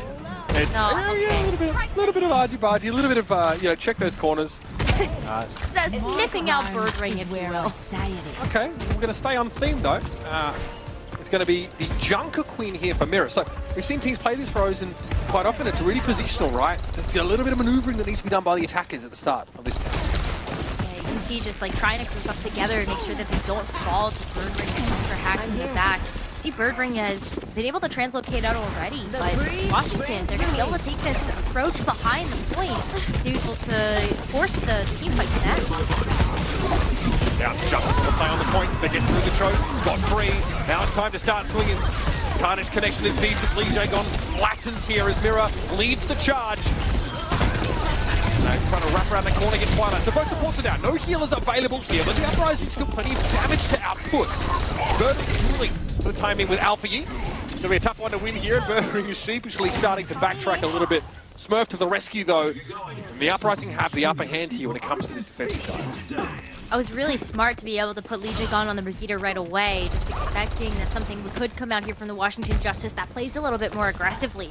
So that's why you have Twilight stepping into the roster, to be able to play the Ana, make sure that there's a hard pocket onto Lijagon if necessary, and Twilight's one of the big reasons why Lijagon even has the stats that he does on the Brig. Like, what, over 10 final blows per 10? Or eliminations, whatever you want to call it, Lijagon's in the mix, and that's Twilight's able to keep up. There's a great point. I think the most successful teams right now have a great degree of coordination and Brigitte set up. Whether defensively or offensively, Lijagon is being set up for success. And this composition for the Justice falls flat a second time. Boston look maybe less encouraged to dive straight onto the Justice, but as soon as Mirror starts to get out of position or the Justice start to overextend for a kill, the Uprising are doing really well, just giving a bit of ground and then striking back when they need to. Especially when Birdring is going to have that EMP to be able to pepper on top. Like, that's like, I think Boston Uprising are starting to figure out how they want to be able to play against the Washington Justice. Might not have worked out for them on the control map, but they do fare very well on hybrid and Esports. Yeah, look, and again, a bit more of a static setup here defensively. The Uprising are able to sort of set up more than a free-flowing game type like Control. And it's served them better so far. Birdring, though, not a great start. He uses EMP in the prior fight. Flora had his online this time around. Teru's going to pop that Kitsune Rush and stay alive here, hoping to set Mirror up. Again, those reduced cooldowns can really pack a punch. I like the idea from Twilight there. Unfortunately, the Nano is not going to be enough. It will be Mirror cutting through Lijagon. But getting Smurf back in the fight is going to be important. He buys a bit of time with the Primal. Decay now has an option to get into the backline, and Eptigon's not having it. He's going to pop that sound barrier pretty much instantly here. Just one tick, though, but the Justice are about to clean up. I mean, Decay, I think, was looking for an opportunity to use the Pulse Bomb there, but recognizes the follow-up just isn't going to quite be there. You're going to see, actually, it was a bit of a swap there coming in from Lijagon, but eventually decides to go back to the Brig, knowing that there isn't really a whole lot of reason for him to try to get back a little bit faster. But the Justice now, they're switching off of the Junker Queen that was able to find them the success that they wanted to be able to brawl out in that pack room. But now it's time to switch over to the dive to be able to get this high ground. Decay, that consistency you can only come to expect from a player like him. Dispatches Epti got at the start of that fight. Worth pointing out though, Flora had such a good team fight just now that he pops the MP and has built yet another one. He actually got ahead of Birdering in that charge. See, both Sombras have EMPs online for their next fight here. Maybe defensively, Boston may opt to use that once Mira has already committed. Flora wants to get in position now and had eyes on Smurf for a time. There's that EMP. Flora going to come with one in response to Decay. Caught out in the open. No chance to blink. Dry his eyes out there. And Alpha brings him down. I mean, what a smart EMP usage. Who could have expected that Flora would have had one already? Yeah, I mean, I don't know if you track that if you're Boston. You probably think you're still ahead by a little bit, Rose, but Flora, I was just able to do so much fighting on the periphery in that previous engagement that he built it up yet again and was able to use it second to shut the Uprising down. Uncharacteristic miss on a sleep there from Twilight, but he had plenty of backup in order to deal with Mira. Again, the Justice are headed for the hills. At that point too, Boston Uprising just had great sustain coming through, and this is another reason why you've got Twilight on the Ana. He doesn't care. It doesn't matter. There's like Sombra behind, Tracer in front, Clowns to the left of me, Jokers to the right. Doesn't care. He can handle himself. That's a veteran. That's a true veteran right there. He's been through a lot. That's a real support that's gone through the ringer when it comes to some of the things that can move map through in the back line, that's for sure. Oh man. Twilight also has another Nano. That's going to be another tool online here for Boston. That's a quick one. Twilight's been building up to these also very, very quickly. Yeah, it might be useful against the Winston here. Mira throws the bubble down, and Twilight, just another day at the office, isn't it? Moves on quite happily after dispatching Alpha and sleeping the Winston. What can't this man do? Well, I guess hit the ante, but that's a really bad example given that Mira had the bubble there. Oh, goodness. Now, what's your sleep number, Mira? My God. Twilight absolutely rolls in there. So Primal Rage here for Mira. Definitely some frustration behind that, I'm sure, but does create a little bit of space on this high ground. You see Alpha making use of the causeway here, but the Uprising want to retake that themselves, and it's going to be an EMP with follow-up. Flora's misdeeds paid back with interest here as the Boston Uprising are doing pretty well in a very staggered fight. I mean, Boston has 5. They had 5 ults going into this one. They still have 3 remaining as they're able to hold on to the Primal Rage, the rally for now. And Justice are running out of time. Oh, this is so good. Oh, this is so much better from Boston again. Very different look from this team now, playing this composition. We expect them to excel at this time in a context that really allows them to coordinate a little better. Smurf harassed here, losing a couple players for the Boston Uprising here. Smurf's going to have to double back as Mira is sneaky, beaky-like. Taking a page out of Dante's book, huh? Is it gonna work though? I mean, you're looking for follow-up here from Flora or Alpha. Flora's trying to get in position for this hack. It's a nice hack. It's going to make it harder for Smurf to have that mobility, but still gets the cooldown on his jump and is able to dive straight for FD God. Decay get in it all here with a pulse bomb, but he may not have to. The rest of the Uprising have done the hard work. Well, that's just half of the course, I guess. Sleep Dart on Mira as he tried to contest. Twilight shuts him down again. Not a scene. C9, you slept him, brother. No. You slept the guy. My God. Listen, this is going too far. One fight. No, Pete. They're making they're actually making it a thing. These players are trying to make it a thing. I have a C9 curse on me. How do I get rid of this? I mean, listen. At this point, single match. Is that a Trials though? I'm not convinced that's a Trials. Homie was punching out Z's. No, I don't think this was, but the players are trying. You know, they're trying to point out anything. Because it's annoying. We've been doing this since 2018. It gets in their heads, you know what I mean? Look, I think exactly. This is definitely we obviously know why the Uprising chose this map, and this definitely exposes some of the Justice's weaknesses on this kind of map. We really thought the Boston Uprising would look much more comfortable. I do want to say, like, it's pretty wild that Twilight doesn't play in the first map, right? We sort of see the shuffle around. Obviously, Izayaki has been a mainstay, and if Boston want to play, I think they'll play like Lucio Kiriko, so kind of explains why. But the Brigana setup is just so durable, so robust, so reliable for the Boston Uprising. 5 sleeps. Twilight, pretty certain all of them were consecutively on Mira in the same life of his. Very, very difficult for him to reach his intended targets. Yeah, and that's what makes the dive so difficult for Washington Justice to be able to run. And you've got an Ana that is as skilled as Twilight. I mean, remember the performances he was putting out last season. Consistently at the top of the charts when it comes down to healing output, sleeps landed, the ability to get those bio nades down, and with a meta that is so heavily support favored, Yeah, you gotta have Twilight up there. Okay, interesting. All right, so look, I don't think the Uprising is ready for this push here by Mira up to that high ground. DJ got a little caught there. Perhaps the Uprising may be just taking a little bit too long getting sort of situated up on that high ground. See, this time Burnery's trying to scout it with a Sonic. At least it's only Alpha E that can go back after you, right? Like, you're not trying to sniff out for a Sombra. You're really just looking out to see if Tracer's behind you or trying to access your back line. But what is the play? Austin. Oh. To the water tower. I guess no one can really pressure him. Flora probably doesn't have any good sightlines on Smurf at that point. Then we just dive into the cafe, right? Try and finish the kill. The little interlude there from Smurf, not able to quite finish the kill on FD. God gets punished. He's forced back here.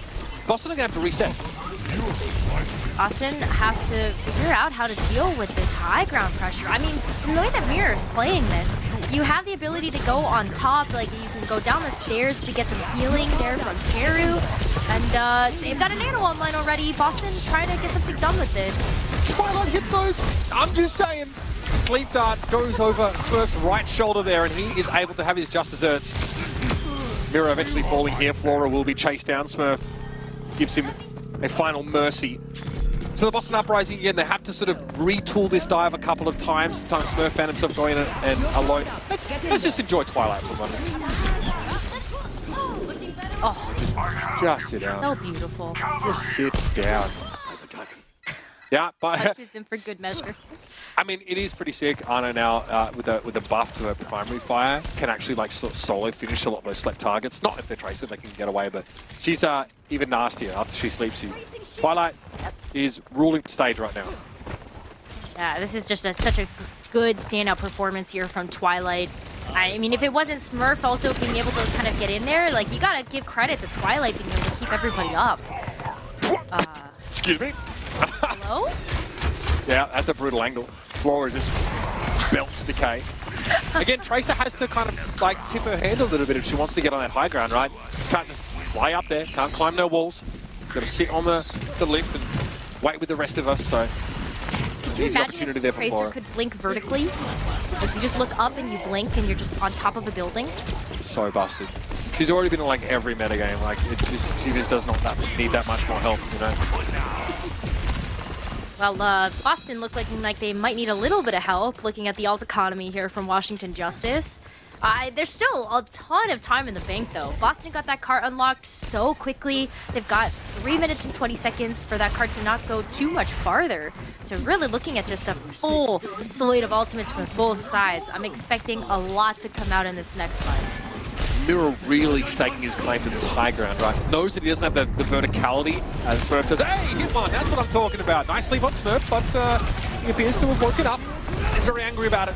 Great stun. Almost puts him in the path of the Dragon Strike there. Not enough damage to take down a Primalink Winston, and in the meantime, it's Decay doing Decay things. Flora blown to smithereens by the Pulse Bomb, and Mira found himself, well, up the proverbial without a paddle. He's got Flora now on the Sombras. He's going to have to try to come back really quickly. I wonder if Mirror... You have to keep this Annihilation, right? I was wondering if there's a possibility of switching over to the Winston, but I think that knowing that you have the ultimate, you've got to go in with that one. Hoping that FD God is going to be there by your side. Who's going to... Alpha you. It's okay. It's not a curse. It's not real. It's a figment of your imagination. It's not real and it can't hurt me. Yeah, they were sleeping though. By the way, yeah, enter Sandman once more. Twilight absolutely rolls him, and it's going to be Mirror trying to go for the Annihilation on the point. Pretty powerful ultimate, not that powerful. Boston Uprising convincingly wrap up the second map in the series. Twilight adamant that it was in fact a C9. Mirror not having any of it here. We have a tied affair and one apiece, Rose.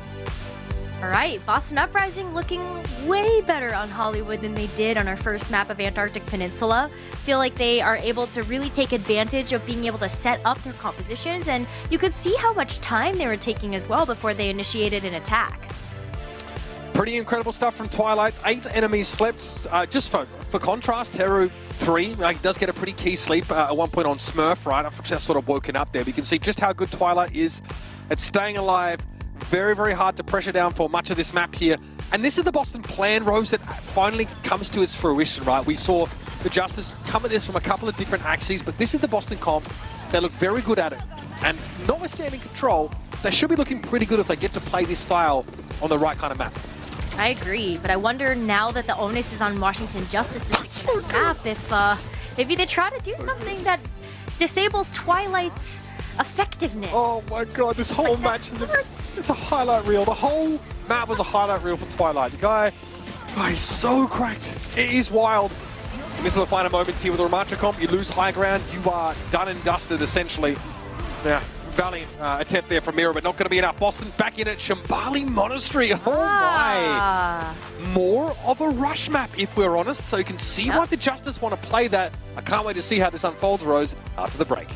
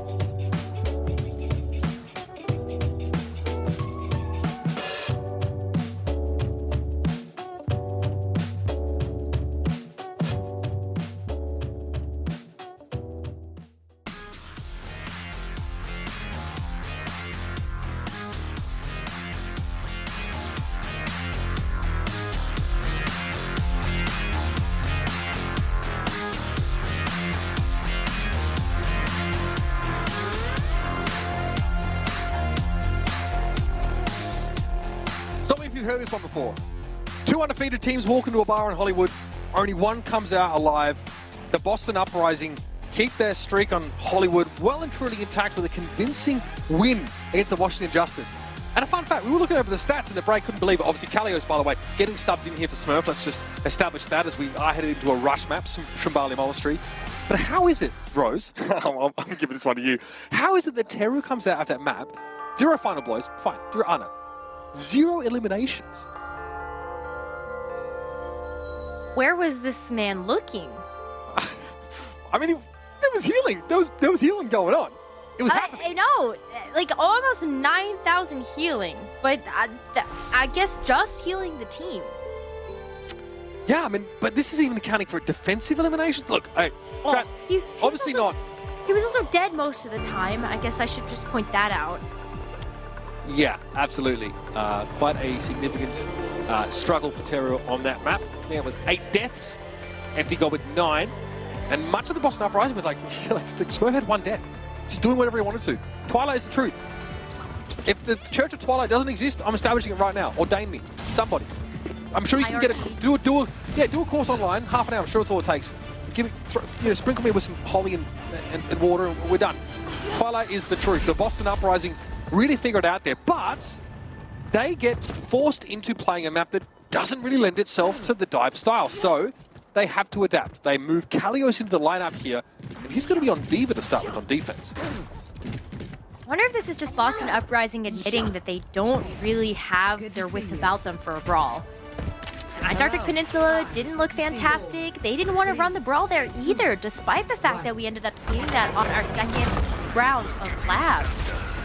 Boston Uprising on the defense, they do want to run this dive again, and maybe just with the potential for Kalios there to be able to switch over, if necessary, something like a Sigma that ends up coming into play. But just to see that composition, they go right back into spawn, they come out with the Tracer, and also just the on-air break. So, yeah, without the Lucio Kiriko, this is the similar core to what the Uprising used on Antarctic Peninsula to no avail, really. The the Sojourn and this Tracer setup here. So, definitely still want to have some hit scan pressure, of course. Step down on the D.Va if you possibly can, and already the Justice have sort of wrapped around this high ground. The Uprising, because they're playing D.Va, not Ramatru, they're not playing this like spawn fan style with the main. This doesn't really seem to fit their style. And so they get forced back and have to play a much tougher approach with this D.Va. I think that's the one thing about the Ramatra that makes it so interesting about how these comps go up against each other is, yeah, Justice should be able to get up close and personal, but gotta watch out for Twilight. I feel like you're talking about hit scan pressure. Gotta watch out for Twilight. Yeah, well, Anna is hit scan if you zoomed in, just putting it out there. Twilight with plenty of that. Okay, all right. All rise for the Honourable Twilight in session, bringing the gavel down upon these heathens. 2 final blows already for him, and Miro being forced back with the rest of the Justice here. The Boston Uprising looking staunch on defense. Yeah, who wants a Sojourn when you can have a Ana that's as good as Twilight? Yeah, well, they don't want a Sojourn. They switched. Switched off that. Exactly. Right. They don't even think that Soldier's going to be enough here. And you kind of need to be able to keep the Sombra on pace with the other Sombra, right? Burberry is already going to be outpacing Flora just a little bit there. You got the EMP already online, but oh my god, Twilight! Stop! What is this angle? Okay, so maybe we see the Sombra switch in order to try and actually put some real pressure down on Twilight, because this angle is audacious to say the least. We see a lot of Anas sit up in the high ground there, look through the window, just be able to play this a little bit more defensively. You're going to run something like a dive instead of trying to go for that close hold with the brawl. And look at this, Washington Justice have to take so much time to be able to get this close to Boston. Kalios, like, he's never hanging around in these fights too long, right? Just hang around a bit, use the defense matrix, slow up the attackers, allow your backline to reassemble itself, you know, give Birdering Decay time to get in position. Just like this, EMP, well, maybe with something to be desired there. It does catch on to Teru, but FD Gods is going to pop the rally, as is customary. The Uprising still have plenty of ultimates to work with, if not the EMP. I think you're okay with that one. You're really looking right now at the Nano from Twilight to be able to enable Kalios to get in some damage. Even Legion here would be good. There we go. Getting Twilight is big there. Flora now sort of with the proof of concept behind this Sombra switch away from the Sojourn. Now the Washington Justice have the numbers. They've got good position on the cart here in a great spot to break down this defense of the Uprising. Right, Decay's able to get away. I was worried a little bit there. I mean, Birdring's actually going to come back. He was one of the first to fall in that last fight. But there's no real defense coming out here from Boston. Look at that, Kalios! Oh no! Onto the point. I had to try to touch. They have managed to contest it, but the Nano boost from Twilight came after the DMEG animation from Kalios, so they couldn't keep the DMEG Nano in the fight. It was a bloody electric buddy blaster going to work, and Kalios come up with absolutely squat Well, I guess easy come, easy go, as they say. Twilight already building up a third towards that next nano, but the Boston Uprising are without that first point. Yeah, it's a little bit of a feels bad there for the timing on the nano boost. But at least Kaleo still has the ability to come back into this one with the option, if he needs to try to get back into the mech with the ultimate. And Burberry is going to have another EMP online. Look at this angle that Twilight is able to grab too. Yeah, can't make use of this for long. I mean, it's lined up pretty well for him, in fairness. All of the Justice trying to make their way up the hill here. But a 3-player Biotic Grenade hitting both DPS plus Mirror could be scary, but the Justice have some plans of their own here. Alpha is able to make his way to Twilight, drag himself along broken glass to stick that pulse bomb here. And the Justice are able to outlast the Uprising, and we're starting to ask the question, is the Diva going to be enough here? Would Kalios be better served trying to play Ramatra, playing front and center as well? Because Mirror is really able to stand tall in many of these fights here, and even losing a player first, the Justice win the team fight. You gotta try something. I mean, Kalios has been holding on to this Diva Bomb for forever as well. It's gonna be great to have that panic reset, but you gotta be able to actually win these fights first. And Mirror's gonna be working up to an annihilation pretty quickly, and while you're able to get the EMP down from Birdring, you gotta finish this up, and then still, Boston has a huge mountain to climb. Yeah, I mean, it takes a lot to bring the Ramatra down, especially in Nemesis form. You saw Kalios dive straight in. There was an EMP as well to make it harder for Mirror to gain durability there. And it still took like a good few seconds to get rid of the Ramatra there. So, I mean, Kalios definitely doesn't want to stand in the front line for extended periods of time, especially because Defense Matrix doesn't do much to mitigate Ramatra when he's building your head in. Exactly. What does Kalios really offer in this particular fight except to try to peel for the backline with that Defense Matrix range? Well, he's definitely susceptible to Sombra here, so the Nano Boost being deployed. Flora going to pop an EMP reactively, but it was enough time, just enough time for Birdwing to get to safety. And here comes Lee Jae-gon, patting those stats, baby. 2 for him. Alpha, he finds the Pulse Bomb late in the fight, but it's not enough to make the difference here. Now we'll stagger this Ramatra out. The durability working against Mirror here, as Boston will take their sweet time in dispatching the Tank of the Justice. Well, that works out great for them because now the Justice only have 23 seconds remaining to be able to get this payload over that second checkpoint. Mirror does have the Annihilation, and so you'll be able to see this pay off in a pretty big way if he's able to actually get to the cart. FT God's really low. Somebody heal him, please. Looks like he gets back up to full here. Self-destruct from Kalios. That's a zoning one there, just in the doorway. The Uprising know exactly where the Justice is going to be coming from. They're going to rally online here. The Justice will have both their support ultimates. No reason to lose anyone early in this fight if you're Washington. They've managed to reach Kalios, starting to scratch the paint up on that mech. This cart will start to advance a little bit further forward. The Uprising are looking for a window to build an EMP. He has to come online here, but the Nano from Teru is good. Now, the EMP is offline for now. Birdring gets absolutely turfed there. Alfie able to run him down as he's trying to build that, revealing himself through the fight. Mirror, though, hit with the bio, stunned up briefly by the brick rally here. The Uprising are able to get back in some form of numbers, and Birdring will be back with that key ultimate in a few seconds. Kalios just juggling this aggression here, backing up a little bit. Mirror doesn't have Nemesis until now, but the EMP strikes at the perfect time when FD God doesn't have a shield to protect himself. Birdring makes good on his absence, comes back for 2, and Decay will always be involved when there's killing to be done. The Boston Uprising put the Justice to a stop. Right before the second point, too. That's pretty impressive. I mean, the Boston Uprising, especially running that counter dive on a map that has been historically Brawl favored. Hats off to them. They really started to figure it out, and this is one of the reasons why we've seen Boston Uprising do such great work with the dive, is they really understand the ins and outs of the composition to play to the strengths of an individual map. And even though Kalios was on the Diva, maybe not the hero we would have expected to try to go toe-to-toe with Mirror's Ramatra, was still really great for peeling for the backline. Ichigon and Twilight had a way easier time being able to be held up there because of Kalios. Yeah, and Kalios has windows where he can go aggressive, right? Diva's still one of the most potent duelists in the game. Her damage up front with the micro rockets at point blank range is nothing to sneer at, right? But the rush comp is slow. It's lumbering. You know, Mirror takes his time getting into the fight here.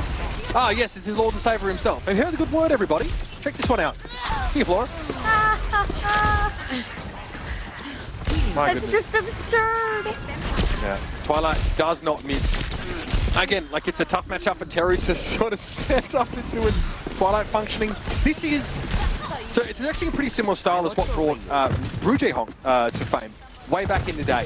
And Ana that on his own could really take over the game. Twilight channeling that essence every bit as his predecessor did.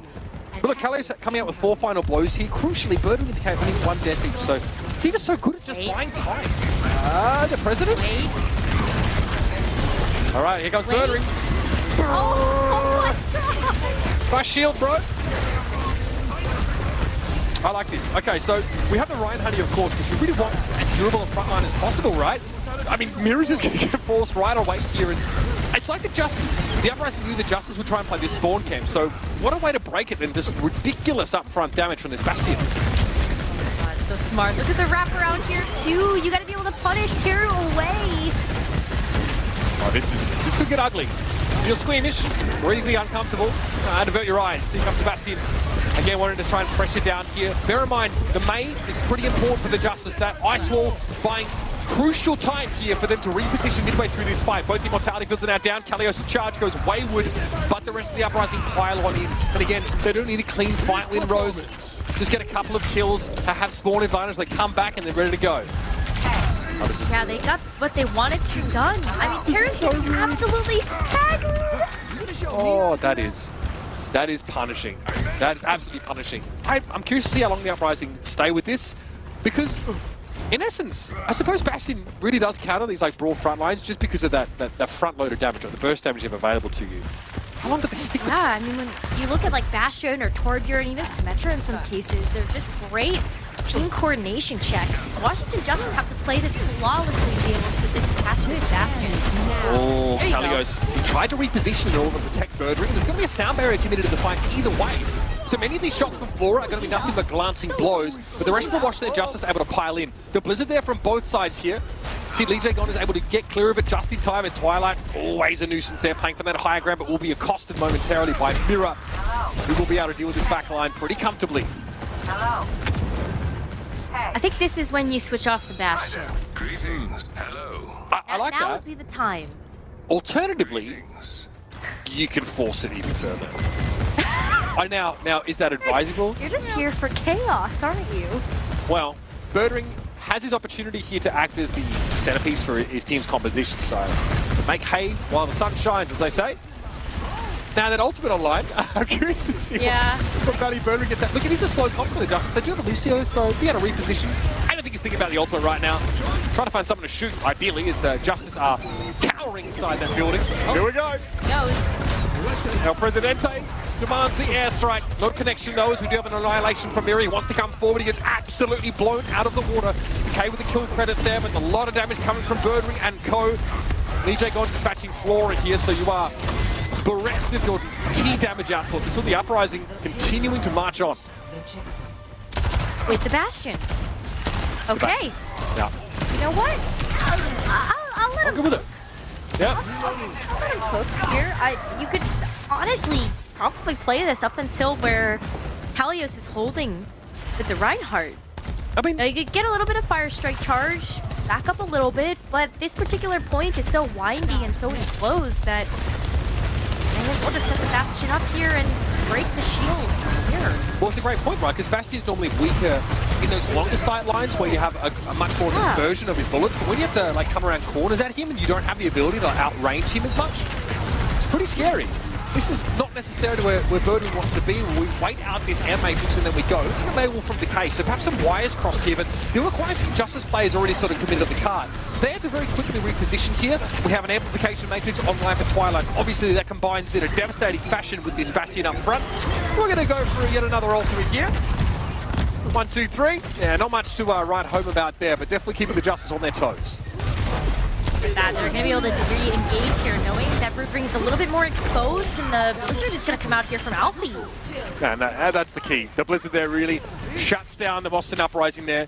Now perhaps you'd be inclined to switch off the Bastion if you're Birdwing. Good to see you. Switch? Any switchers? Hey. Not a switcher in sight. Not a one to be seen. Okay then, we're gonna stick to the Bastion Mei Reinhardt. All right, if you're able to get in there with Lee Jae-gon, you do have the sound barrier, so I'll give credit to that. You can play that with a little bit more aggressively, and there you go. Yeah, so Mira definitely has the damage output, of course, inside the Annihilation, but the durability, there's no sound barrier. So the Uprising just respond, they stand their ground, and the Justice end up feeding themselves into the wood chipper, so to speak. And again, a minute 33, that's the blue box of victory. We are very, very close here, ladies and gentlemen. Everybody wants to set up a little bit further forward now, forcing the Justice to fight to even get a look at where the cart is. This will get messy. Yeah, look at that. You're going to see the cart just start itching off, but you can't get there. Okay. Twilight, please. Oh, yes, El Presidente. Coming up with the goods, the Boston Uprising with a Bastion composition to break that frontline brawl. If you can't join them, beat them with style, apparently.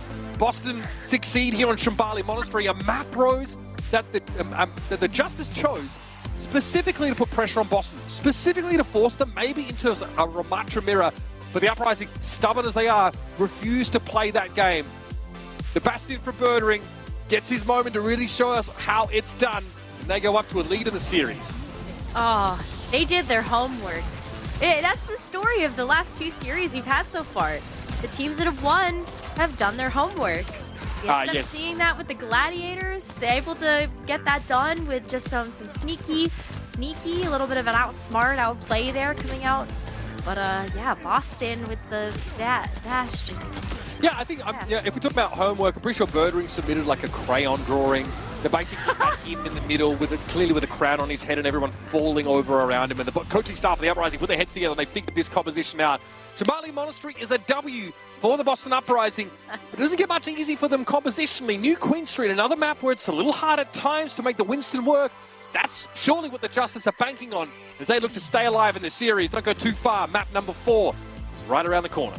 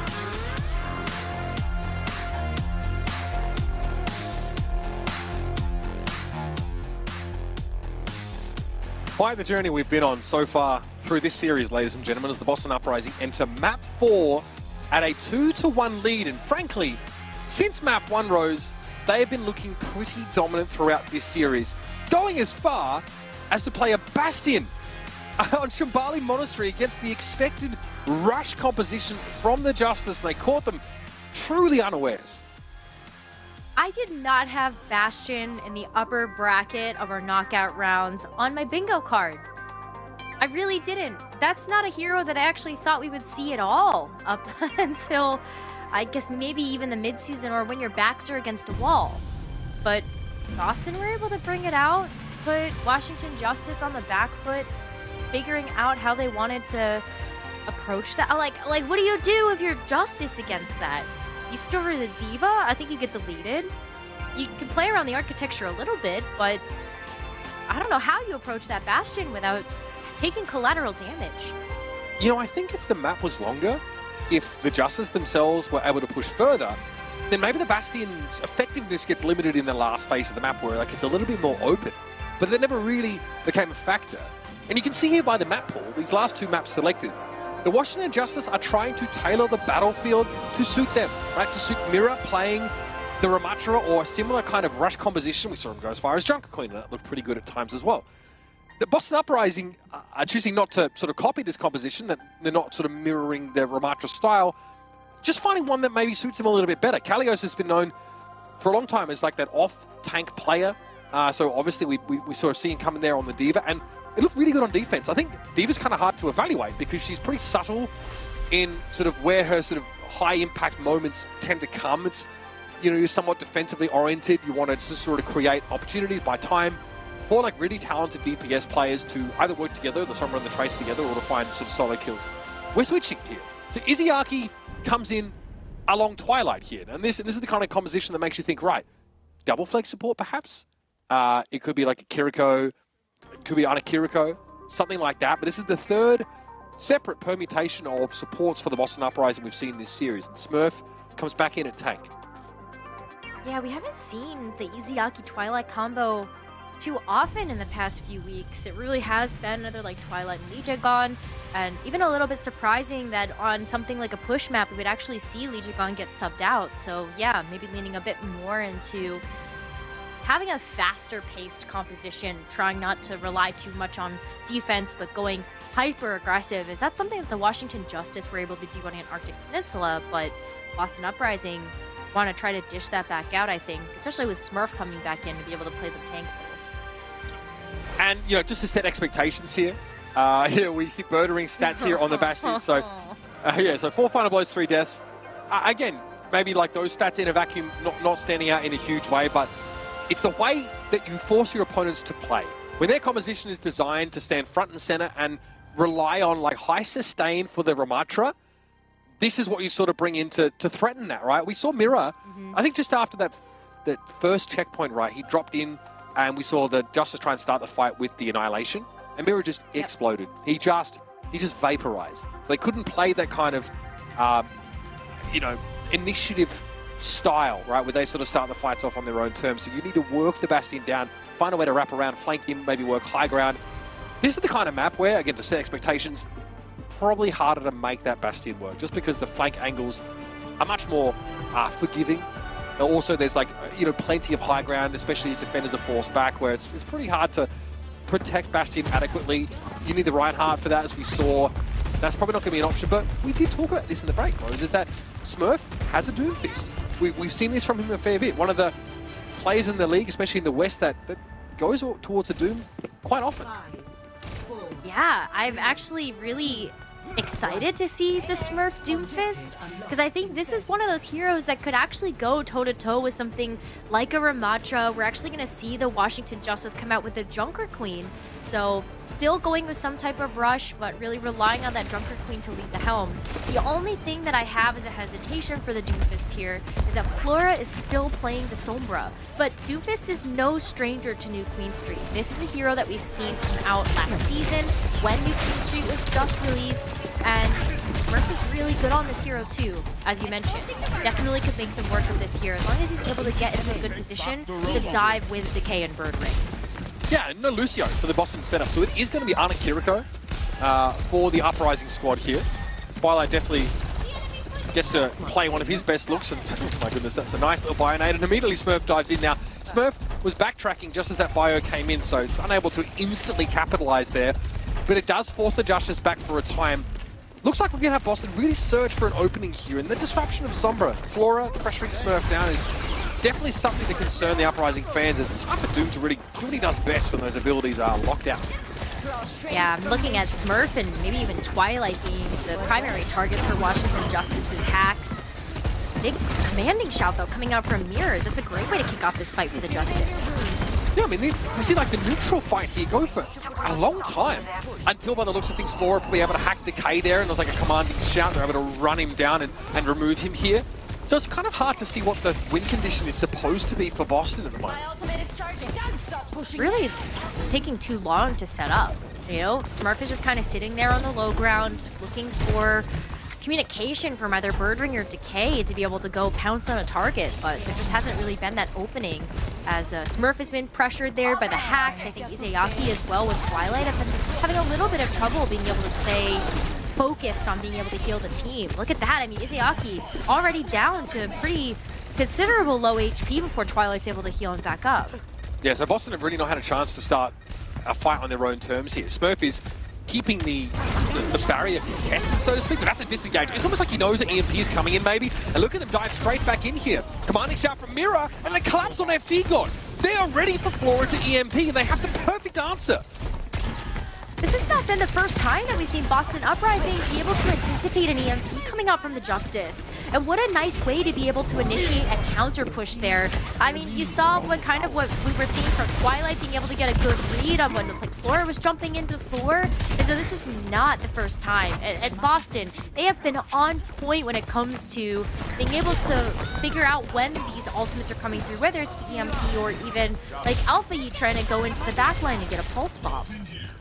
So here it is. Boston play counter dive essentially in that previous fight, right? We watched Smurf jump out and then just punch straight back in as soon as that EMP came down. The Justice really need to get this right because Boston is so mobile. Everybody, with the exception of the Ana, so incredibly mobile. And look at this, they just pounce on this kill. It's an EMP to set it up, and that's maybe a big part of the win condition for Boston. They just collapse on Teru. Terun will be able to get back from spawn pretty quickly there on the Hugo. You also have the Kitsune Rush available too if you wanted to lay that down on the straightaway, but Terun is hacked. You have that intel now. Urban's going to be able to give that over to the rest of the team so you can play around it accordingly.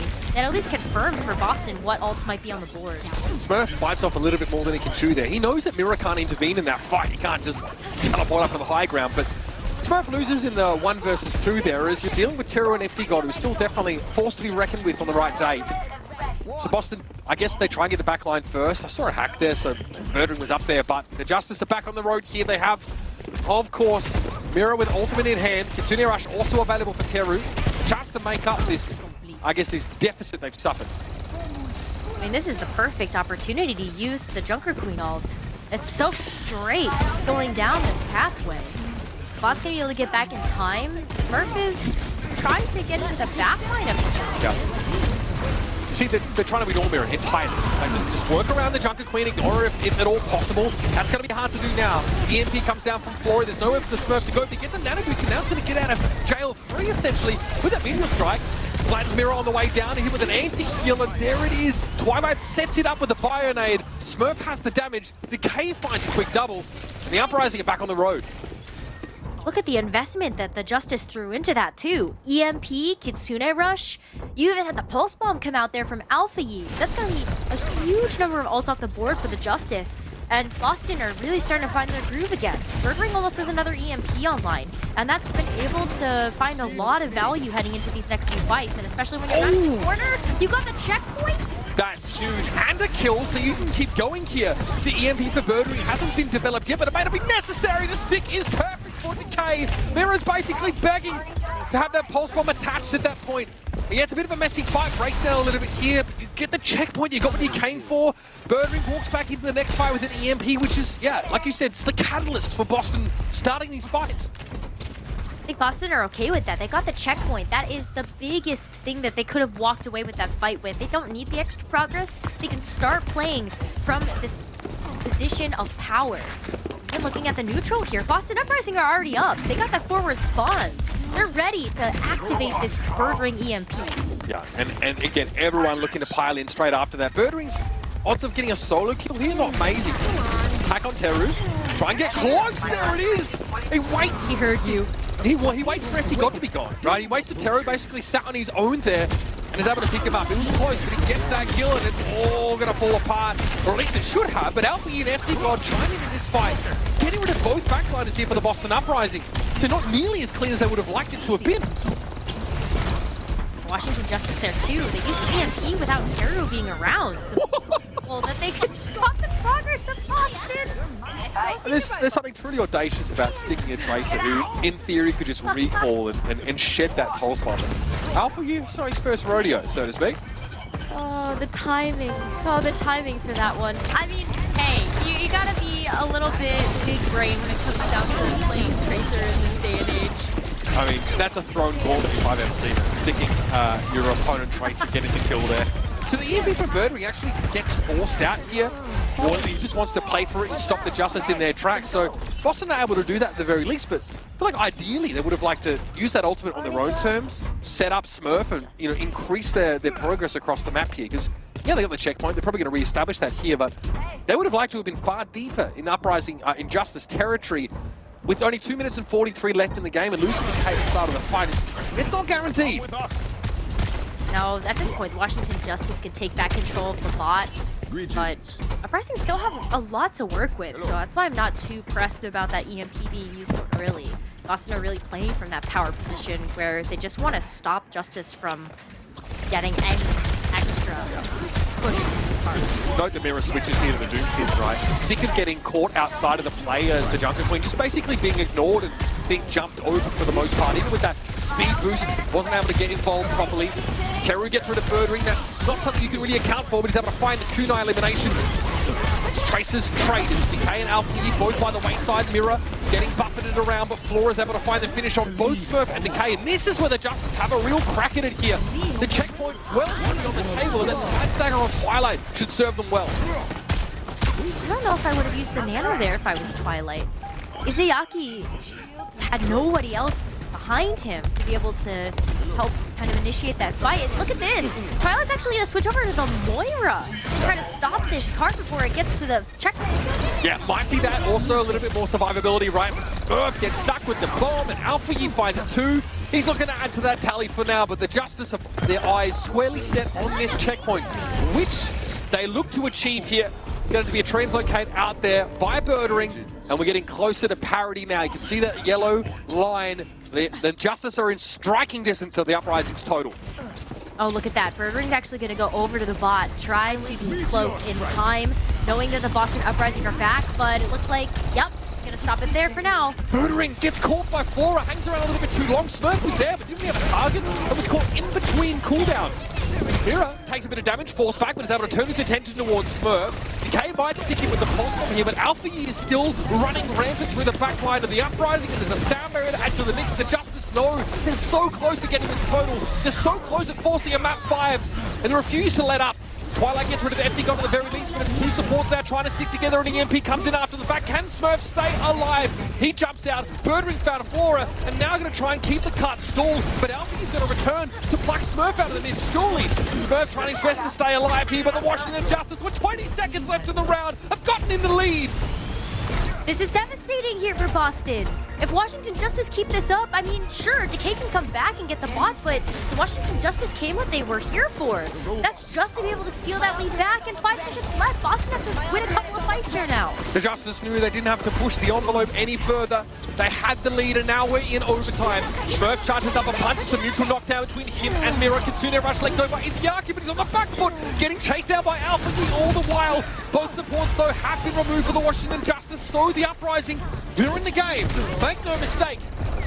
But it's a very slim margin, and they cannot leave the bot for any reason. Oh, what? Alpha Yi, how? Where? Twilight must not have had faith there. He's not done. He's coming back for more. Flora is in position. Smurf is hacked. Mirror now into the fight. Meteor strike used by Smurf to reposition, but he had no health when he appeared, and FD God finishes the job.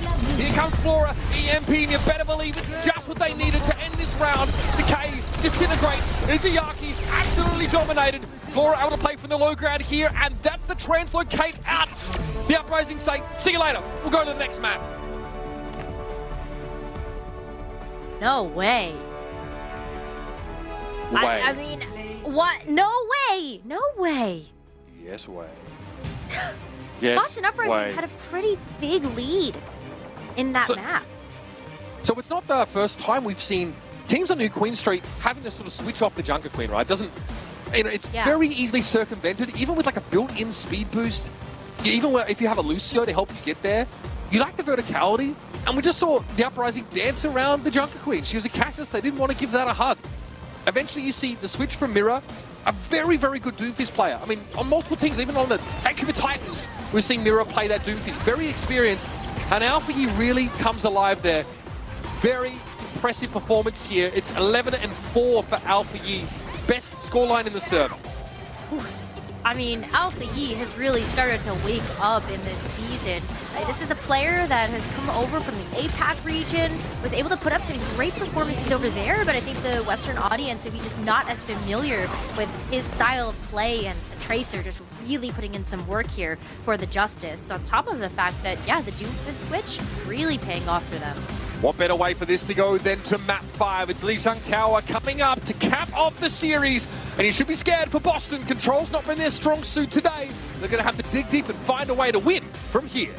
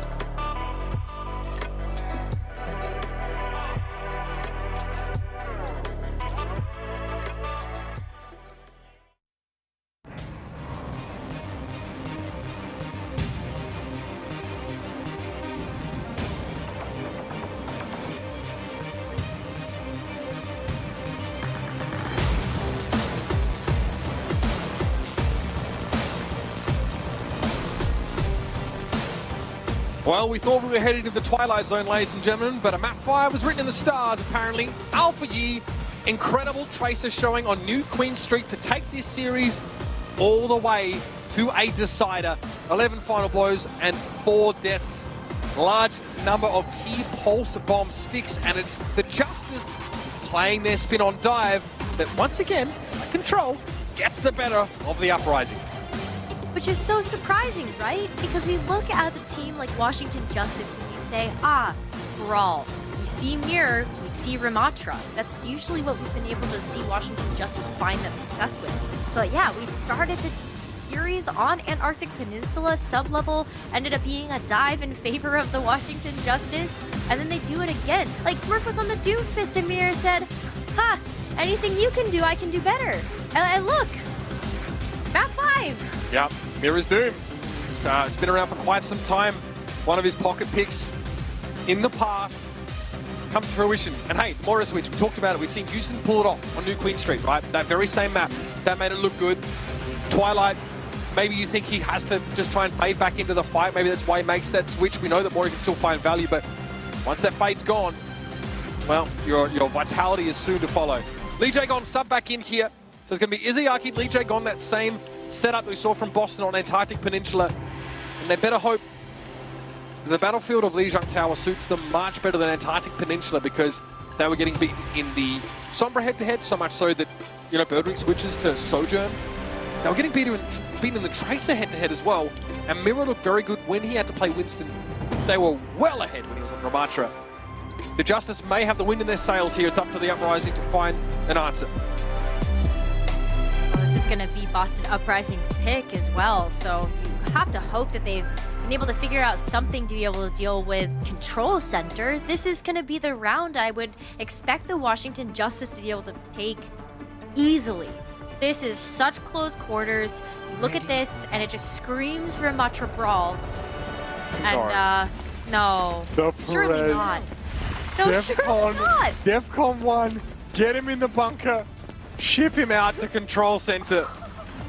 No. Wouldn't that be something? I mean, this is starting to look. Oh my God. Like Bastion.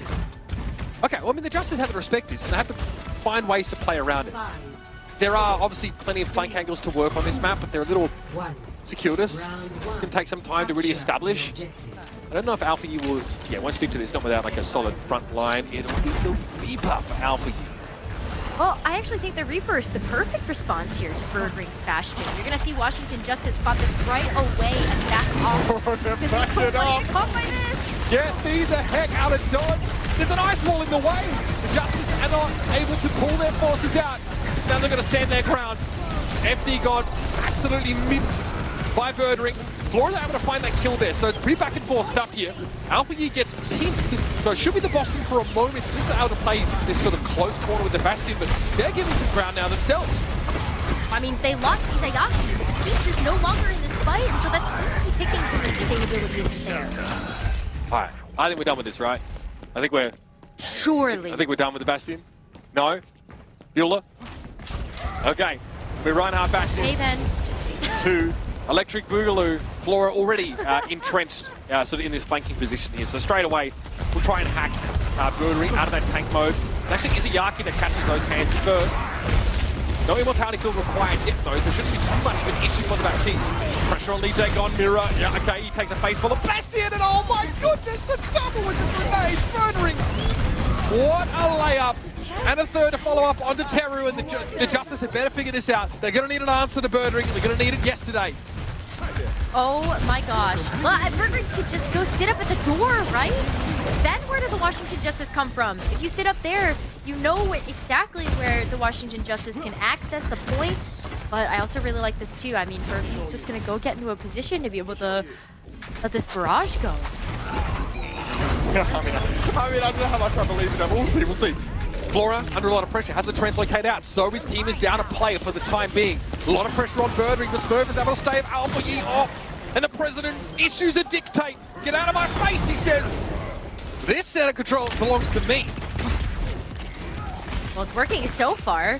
Flora even couldn't get a chance to use the EMP there. That is a tool the Washington Justice can use to get back into this, and Mitch, they're going to need all the help they can get for Birdring's Bastion. I think they gotta throw everything in the kitchen sink at this one to get him out from the field. EMP. So look at that. Flora drops right by Birdring. Pops that instantly here. The uprising credit to the Bleacher God is ready with an answer, but it's just not quick enough. Izayaki and Birdring are the beating heart, the core of this composition. Without them, it cannot stand. And so the Boston Uprising are finally forced away. The Justice here now need to position themselves in such a way as to not give Birdring the ability to mow people down. Still sticking to it though. Boston Uprising believe in the Bastion. And they've got the May Blizzard as well. That might be a great way to be able to give Boston some space to work with, get Birdring back into position. Here they come. Alpha Yi's going to wrap around here. He's going to spot the warning away instantly by Lee Dragon. Respecting the threat of the Reaper, so Alpha Yi says, beam me up, Scotty. Play from the high ground outside of the Blizzard. Well, the Uprising have noted the Reaper's position, so it's going to be hard for Alpha Yi to get in here covertly. Birdring's hacked now. That is nothing covert about that. Look at Alpha Yi trying to go for the instant death loss. It is cut short by Smurf. But with Flora is able to find a kill on Birdring. Mirror's Annihilation looks pretty good, and the Justice now have that lead. They're within striking distance of a first round. Last fight territory, and with Flora with an EMP too, this surely should be all wrapped up for this first round for the Justice. Boston are still sticking to this Bastion, but look at Flora. Look at where he's going to come in from. He wants to try to get behind the team and initiate this fight. Leaping on. So trying for a sound barrier, the perfect EMP! Said to be the perfect before, you can't ask for more! Mirror charge, but not nearly enough damage from Smurf to shut him down. And the Boston Uprising and their Bastion comp get sent packing.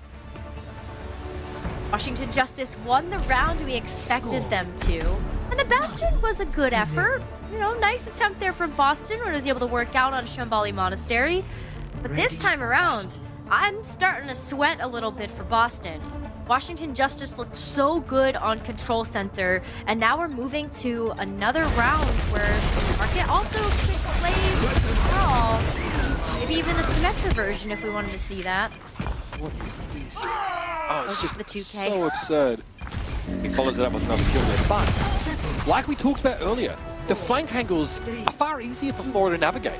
And EMP comes up, what, twice around, if not more? Yeah. They're almost guaranteed fight wins. I mean, Flora hits Birdring, Izayaki, and Lee Jagon, who almost has a sound barrier. The only thing you could have used to protect yourself from the EMP is if Lee Jagon could get a safe sound barrier. There's no chance of that because the Uprising are coming back off spawn. They're not in position, they're not spread adequately. And still we're going for it. We are going for Smurf on the right. Definitely a pocket pick of his in the past. And the Birdring Bastion. Jesus, take the wheel. Okay, or Lee Jagon take the wheel, maybe? I mean, yeah, to be fair, I've already deified Twilight here. I might have, run out of sort of my bandwidth to make gods of people so far. Birdring hasn't quite, I don't know if I can give him that status yet. If they win here, I'll strongly consider it. I'll get someone else ordained in the meantime. This is good. They're going to rush Mirror down here. Birdring less of a factor in this fight, but Decay's on the Reaper now. So not the May, no May wall involved here. It's definitely going to be Decay trying to add to that upfront damage, more pressure on Mirror. Well, that was one of the reasons why Washington Justice were able to make that Reaper work. You breathe in behind the Bastion, you end up getting those critical hits, and then you're able to get away. And also just hit Birdring where it hurts. But Decay can now play a little bit of a bouncer duty here for Birdring. He's gonna keep the Reaper right next to the Bastion safe and sound. The only way you can really get behind it is by investing ult. Here's Johnny. Flora goes for the EMP. It's a trade though. FD got to fall at the start of the fight. Big charge there from Smurf midway through the battle. And the Uprising shrug off the Justice who try to start the fight with the EMP.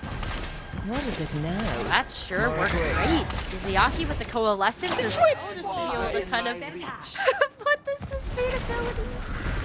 Oh. Okay, Birdring. All right. You had me going there. I suppose... I was going to be a believer if he had stick to it. Sombra Reaper Rhine. Bron here against Ramatra. I mean, this was a debate earlier. Oh, okay, Lee Jago, don't. No. I think there was actually a teleport there from Alfie just to make sure he didn't get knocked off the edge, but it was a close thing. FD God dispatches Birdring, but he gives up his life for it. Often the MO for your boy FD God. Still with 4 players, the Justice want to go for this fight. They may have not been expecting the sound barrier though. Terry trying to hose ball down with his Coalescence now should last longer than the sound barrier itself, and Mirror gets into the thick of things here. The Death Blossom gets blocked off now. The Annihilation's still ticking. Mirror, though, lacking back up. Alfie's out of the picture here, so Decay solo Reaper right now. He's able to bring Mirror down. Meanwhile, slapfest between the two supports here. Decay able to push towards Seru and FD God, prevent them from getting onto the point here. And the Uprising are stalling. They still have control, and it's getting a little bit scary for Justice. Getting out of hand. Birdring's gonna have an EMP as well. They Boston Uprising could just take it here, especially now Smurf is back. Birdring needs to get in a good position to deploy his EMP, maybe stagger it to shut down the Death Blossom. He's revealed he's going to go for it now, and so he does. Two players hit with him, and FD God gets a sound barrier off first. That's so crucial. Izzyark is going to come up with the call. Let's go, and FD God is punished once again for his sins.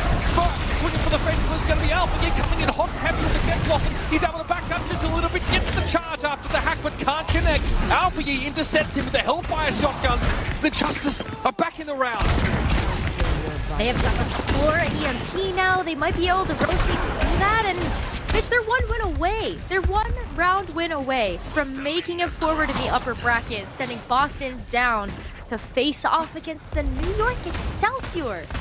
You want to just get it out of the way now. There's only 2 spots on the line for the mid-season, and there's the EMP. That is Yaki clearly extra sensory in this perception there, able to fade just before the EMP came in, but Smurf and MJ God don't have that luxury available to them. They're caught inside of it, and they are shut down. So the Justice win what is perhaps an expected fight. They leverage the EMP to stay in the lead here. Boston biding their time, working up towards a Coalescence, towards a Death Blossom. They know they need just one fight. Maybe take another eco push here, unless Smurf is able to lay everybody on their back with the first shatter. Ziaki's too, but Keru got shut down! He couldn't get the Coalescence off, he got hacked from behind as he tried to go for the ultimate, and that might be the difference maker for the Uprising. Birdring comes up with the antidote to the chaos at just the right moment. Smurf can't stay alive though inside that Annihilation. He's got nowhere to go, but CJ got shuts Alfie down inside the Death Blossom. It's the Justice still in control right now. Mirror, indomitable, refuses to be moved here. He'll stay and play out in the open. The Uprising have one more chance to stay alive in this series. Birdring has the EMP. That's going to be the saving grace here for Boston. Otherwise, yeah, Washington Justice might just have enough time to get Flora his EMP here. Decay's hacked right now. Can't race walk through the opposition. The sound barrier is going to be here. Birdring holding on to the EMP. When is he going to go for it? Right about now, and he gets out straight away. Shuts the front line of the Justice down, and the follow-up is delayed, but it's there. Decay gets himself to the sound barrier from FD God is belated, and only Flora really benefiting from it alongside him. We're locked at 99 now. The charge from Smurf to warn everybody away from the point. Flora translocates in a last-ditch attempt to win this map here and now, but it's not to be. Boston are going to take it all the way. Boston tying up the round, and now we've got to see whether or not they can put the money where their mouth is and take this next round. We're going over to Gardens. Mitch, I would have expected here that Boston maybe will be able to get something done with a dive if they want to lean onto Smurf's Winston. But Washington, they only really have a few avenues to be able to play this Ramatra. You're looking at White Room, you're looking at behind that point as the primary way that they would want to approach these fights. This from Flora. EMP, he gets clipped. Just as he goes for that ult himself. So he gets shut down by Birdring. Just the very edge of that AoE from Birdring catches him out. And that's like, looks like where it all went wrong. He wasn't in a great spot anyway, but we're going back to it. It's going to be Ramatra, it's going to be Reinhardt dueling it out in this head-to-head, and it's all on the line for these teams to stay in the upper bracket. Trying to just pressure down the shield right now. So they got a lot of sight here for Flora, but these health packs are going to be so important. Keru lingers just long enough to keep the stall going. The point wasn't even unlocked yet, but he wanted to make a point, I suppose. Faded away to safety, so no harm done. Okay, spots Mirror out on his own. He's going to go on a Nemesis form, but he takes too much damage. The Justice split off from their tank, or are split, whichever one it is. There's no way they're winning this fight now. If this Boston Uprising, they're playing an aggressive game right here. And we've asked for this tale old time of Reinhardt versus Ramatra. Looks like the Reinhardt's gonna start winning it out for now. Smurf just playing such a good game, being able to hold the shield, give Decay and Birdring time to work with, so that they can get into a position. Look at this! Izzyark's gonna have a Coalescence online. Washington, I don't think you want to go through that way. Yeah, they have to filter in from White Room. No real options, like you mentioned. That's where the pain plays from. Izzyark gets cut down by the EMP Flora. That Coalescence cut desperately short.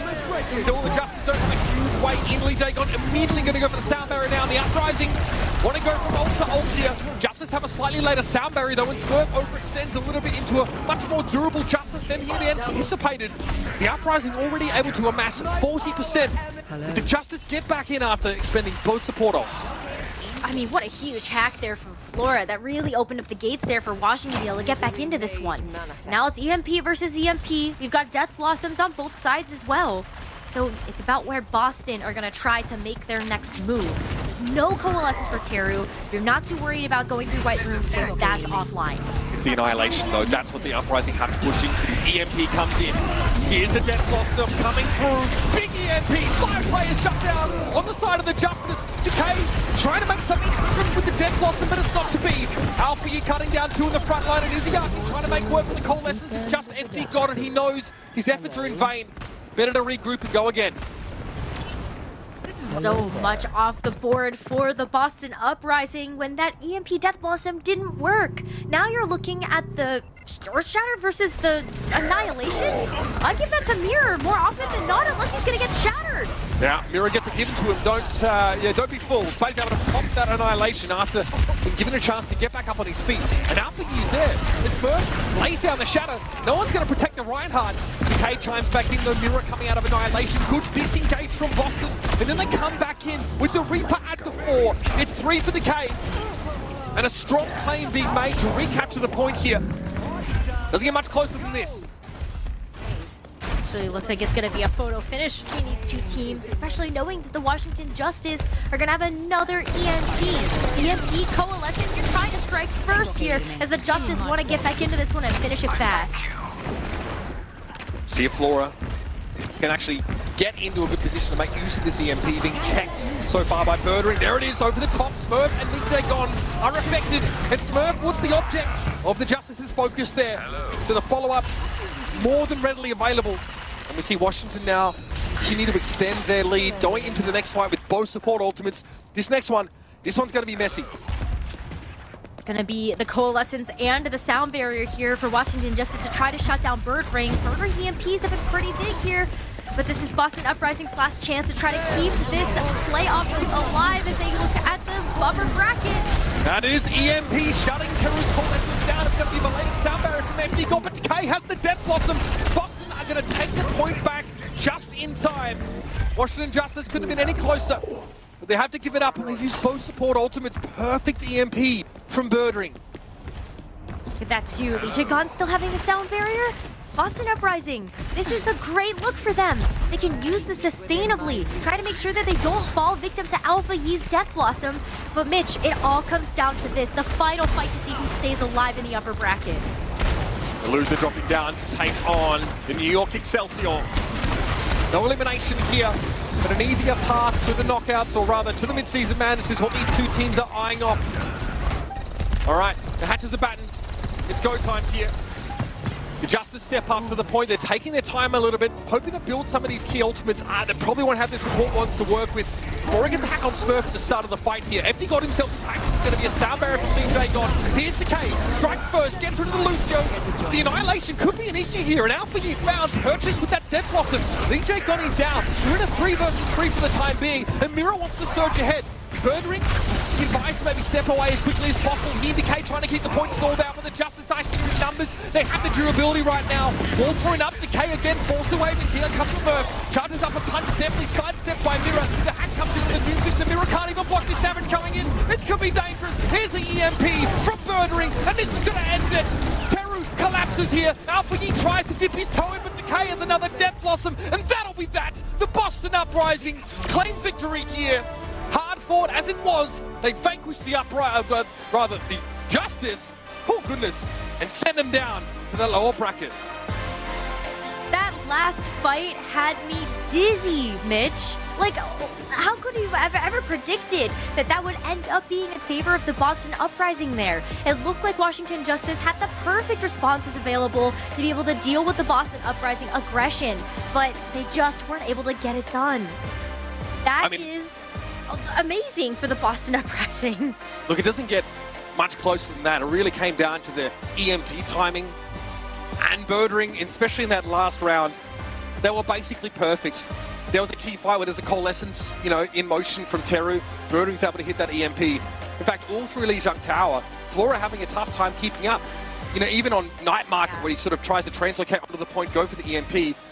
I mean, Birdwing has his half a second earlier, shuts Flora down, and that's been a real difference maker here. We've gone on about the Ryan versus the Ramatra, but Smurf's able to do so much to create so much space. Sombras really are the keystone of this compositions. The Reaper switch from Decay also really paid off. It really did. I mean, that just allows you to put so much pressure onto the opposing tank. You could tell how much trouble Mirror was having just being able to approach some of these fights. And so we're going to end up seeing both Decay as well as Birdwing have impact on this match, but we got to give most of that credit to Twilight. Yeah, look, I think Twilight's a huge part of what lets Boston get to that last map in the first place. He obviously gets subbed out as it's a different composition here. But there are some of these maps where he's legitimately taking over the game. Hollywood and Shibali Monastery, these Ana performances don't happen often. She's a very powerful hero. We have a lot of very good Ana players in this league. Some of the very best, of course. But Twilight consistently stands head and shoulders above them. And look, the comparison between him and Terry, you can really see what difference it makes to have, a legendary Ana on your side. The disruption he's able to, bring by sleep darts, solo kill potential, backed up with, his other support there. Really impressive stuff. 42% sleep dart accuracy, pretty incredible when you're constantly being carried by Sombra and Tracer. Incredible performance from Twilight over the course of this series. And less than 4 deaths per 10. Very good considering how much dive pressure he's under. Yeah, absolutely. I mean, it's a good Ana like that really allows the partner support to go heal the front line, right? Especially if you can be so survivable by yourself. You're not necessarily looking for a Brigitte pocket all the time. And then you can also kind of return the favor. That's why we see so much impact from the backline of the Boston Uprising. And hats off to them. This was a hard-fought, well-earned win for the Boston Uprising here today. Two really scrappy teams get to basically put their best on offer. We've got to see a bunch of Bastion compositions from the Uprising. We thought it might lead to their demise at some points at Lijiang Tower, but they kind of push it as far as they can. They end up switching up, and you've got to give credit to the Justice. They're going down to that lower bracket to cause absolute havoc, so keep an eye out for them as they advance through these knockouts.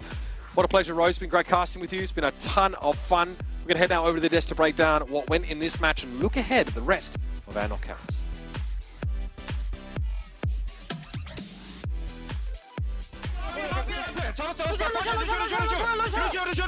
All right, see ya. Rose, it's been great. Bye. I gotta run. Yeah, Bye. you too.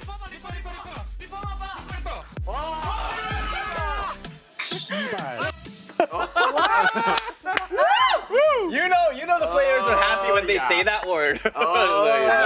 Emotions, man. It's an emotional moment. I love those course, aggressive. At Boston, I mean, that was a nail biter. Yeah, they are was. staying Banger in alert. that upper bracket. Closer than I thought it would be. Yeah. Closer than most people would have lot thought. closer. I mean, at the end there, I was like, well, I guess Washington has it. There Yeah? goes my Pritz. I thought Washington won for a moment. Yeah, I mean, Yep. all right, that last So Koth round was did they. absurd. We were joking about it. I mean, the point flipped on that last Koth round Every 8 or 9 yeah. times. I mean, it was like, retake. crazy. No, you retake. Okay, now I'll retake again. Now let's just keep trading the point. But, I mean, that's just what happens in these close, intense scenarios. People make mistakes. They slip up. It's about who can make it work better under that pressure. So if you had to summarize this series, is this just two teams both playing insanely well and keeping it close, or is that both of them just making a lot of mistakes and it looking more like a bar brawl and a bit messy? I mean, there were mistakes, but I think both teams did play well. I wouldn't criticize either of these teams. I think they both look strong. I think they could both take out many other teams in this tournament. I think it's an impressive showing from both of them. I wouldn't be worried if I was either of them. I would feel, for Justice, I'd feel, you know what, we're still in this, guys. We can still qualify. They're going to have to shake it off. If anything, it was impressive that they even forced a map 5. I thought push was done. I mean, Boston had a pretty big lead, but all these teams with the lead on push are throwing it away. It's not what it used to be. It's not what it used to be. Yeah, to be fair, this is a meta where the lead is less brutal because it's such a dynamic comp. It's not, you're not holding static positions. Yeah, I gotta give Washington credit. I think they played up to their opponent. Like, Boston Uprising is a really strong team, and Washington Justice gave them like a tough battle. Yeah. I think the concern for Washington is that they are like up and down. Like, you lose to the New York Excelsior just a week or so ago, and now you go toe-to-toe with the Boston Uprising. I think if Washington Justice plays like this tomorrow, in a rematch against the New York Excelsior, like they should have that match. And then it's a question of how far can you go in the lower bracket, right? So I gotta give credit to Washington Justice. I think that was a really well-played series by a team that going into this season, we didn't really consider a contender. Right. I mean, we always talk about Alpha E, but just the whole team in general, I think just leveled up a big time. And even just watching this match, you know, they had a very close fight with Boston, and up until the end, I think Washington could have won had things, you know, if they made some less mistakes. But yeah, I think tomorrow's definitely going to be an interesting match for Washington. I'm on the same boat as these guys. Like, I don't think they should be too sad about this loss. I think they should be happy and just focus. I will say that they looked sad. They looked like they had their heart broken. That's why I'm saying this. Like the cams down. But the that's camera's like seconds, right? You know, it's seconds later, right? So of course they're going to be devastated now. That doesn't necessarily mean tomorrow they can't pick themselves back up and play. I mean, if they get a win tomorrow, there was a lot of energy. There was a lot of energy they invested in that series. It's like take it out of you in a series like that. And you gotta get back on your aim game tomorrow. Get back on the horse. Not the reason. What? The other horses. Yeah, they fell off the horse, but now they have to get back on it. Exactly. Yeah. Like, it was a devastating loss. We saw it in the player cams like that. It hurts when it's that close, but if you can make it that close, then you know exactly you have what it takes to, you know, take him down tomorrow. So let's see if they can get it done. For now, though, we do want to take a moment to chat with the winners. This is a thing again. You're doing really Wrong way. Wow. Super good. Are we good? Like, what's going on here? Are we good? All right, everybody, post-match interview time, and we got Birdring from the Boston Uprising. That was a very close match, but you guys came in clutch. You guys were able to get the win against Washington Justice. What do you think gave you guys the edge today? 자, 오늘 일단 승리를 축하드리면서 굉장히 손에 땀을 쥐는 경기였습니다. 하지만 끝에 가서 보스턴이 좋은 모습을 이기게 되셨는데요. 오늘 승리 좀 어떻게 거두시게 되셨나요? 일단 저희가 좀 즉흥적으로 조합을 꺼내가서 좀 경기 대회에서 보여준 것도 있어서 연습이 덜 됐지만 어떻게 좀 잘 돼서 좀 기분이 좋고 좀 되게 아슬아슬했는데 뭐 어쩌겠어요. 뭐 이겼으니 일단 다행이죠. I mean, I think it was sort of the improv comp, I guess you could say, that sort of worked against the Washington Justice. It's comp that we didn't really practice a lot, but it was those comps that really came into light and came in clutch that were able to get the win against Washington Justice. You know, overall, I'm just very happy that we got the win against Washington Justice. Is one of those, I guess, something that you said, a comp that you guys didn't practice that worked, is that the Rhine Bastion comp? Because that's my actually second question. I think that one really came in clutch. It was something that we haven't seen before, and I thought it was very interesting. So what was the thought process behind the Bastion pick? 자, 방금 뭐 연습을 안 한 좀 이제 조합으로 오늘 경기에서 좀 좋은 모습을 보여줘서 그게 좀 승리를 거두는데 큰 도움이 되셨다고 말씀하셨는데 그 조합들이 어떻게 좀 우리가 봤던 라인 바스 조합 좀 그런 건가요? 맞죠? 네, 그거를 이제 어떻게 해서 생각을 하게 되셨나요? 좀 그게 굉장히 재밌는 픽이었다고 생각을 해서 좀 여쭙고 싶습니다. 라마 러쉬 상대로 일단 팀원들의 약간 괜찮아 보인다 이런 생각에 이제 하게 되었었고 리장에서까지는 저희가 준비를 아예 안 했었거든요, 이 컴프를. 네, 좀 잘 돼가지고 어떻게 아슬아슬했지만 다행이네요. Yes, so Birdring does say that it is the Rhine Bastion comp was one of the comps that they didn't really get a lot of practice. They just thought of it after watching the Ramatra Rush comp, and the teammates just thought, hey, like I think this Bastion thing I think it's gonna work. So they tried it out, it worked. On the Jiang, however, it was never practiced. They had something totally different, but because it worked on the third map, they sort of wanted to try it again, and it worked. And you know, Birdring says that he's happy that it worked. And yeah, I think it was very entertaining, and it was very clutch at the same time as well. Final question. Tomorrow, you guys are going up against the Los Angeles Gladiators, who looked very good as well. What are your thoughts on the Gladiators currently? 자, 마지막 질문입니다. 이제 내일 글래디만 이기게 되면 한국으로 가시게 됩니다. 글래디에 대한 좀 개인적인 소견이 있다면 좀 어떤 팀인가요, 글래디는? 좀 이길 수 있을 것 같으신가요? 글래디전은 확실히 워싱턴전보다 더 자신 있고요. 자신 있었었고 글래디 만나면 오히려 저희는 글래디를 응원했었던 게 메이엠보다 글래디를 더 선호했어가지고 네, 내일 좀 잘 해보겠습니다. I think I want to say that I'm more confident going into that match. Even for the match that we just placed, I think the Gladiator. I have more confidence in going up against Gladiators. We actually wanted to play the. We were sort of scared of the Mayhem, but we're actually happy that the Gladiators are going to be our opponent for tomorrow's match. All right, Birdring, that is it for the interview. Thank you so much for your time, and again, big congratulations on the win. 승리 축하드립니다. 감사합니다. Thank you. Thank you so much, Birdring. Thank you so much, Danny. Interesting. Why do you guys think that they would prefer going up against the Gladiators or have more confidence in their match against the Gladiators versus their match against the Washington Justice? Well, I think they'd rather face the Gladiators because if anything, the Gladiators are a little bit more of a predictable opponent. They're probably going to play some more of that on a brig Tracer Sombra style. A comp that I think Boston's pretty much happy to mirror absolutely anybody on that comp.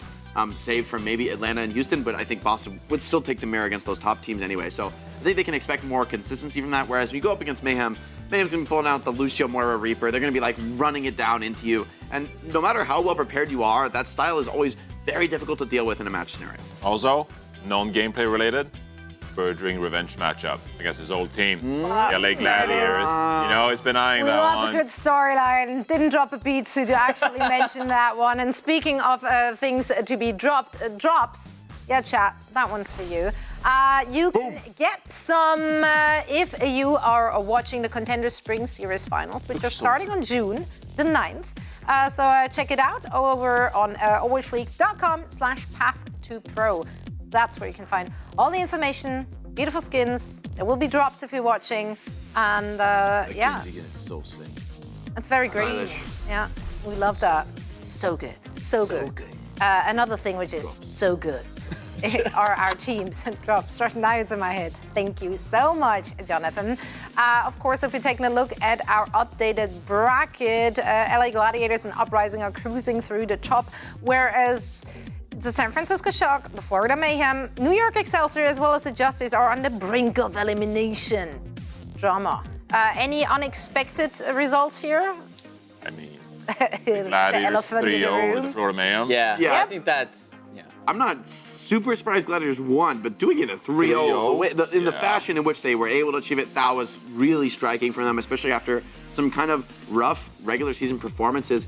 I do think, though, these lower bracket matches tomorrow look rough. I mean, I think Mayhem over the Shock. Maybe Mayhem is like completely crumbling or something after that loss, but this is a really tough one, I think, for Shock. And then as well, Justice over the Excelsior. But I think both those teams, they have their look, right? New York, they've got that rush look. Shock, they've been playing some zany comps, but at least they're sticking with one tank. So they have found at least that little bit of fire that could bring them some success. Some success. Well, I guess we find out very soon. First, however, I want to take a look at the Eastern region because at 1 a.m. Pacific, we're going to kick things off with the Dreamers and the Guangzhou Charge. And after that, O2 Blast and Dallas Fuel will go to bat. So that's the first one. And if we're looking at those brackets, this is the second bracket. The winner of O2 Blast versus Dallas will play Soul Infernal for a spot at the mid-season Madness. So that's going to be an exciting one. They have two brackets, just once again, there it is. That's the one I just mentioned. They do have two brackets, so you got to keep an eye out for both of those.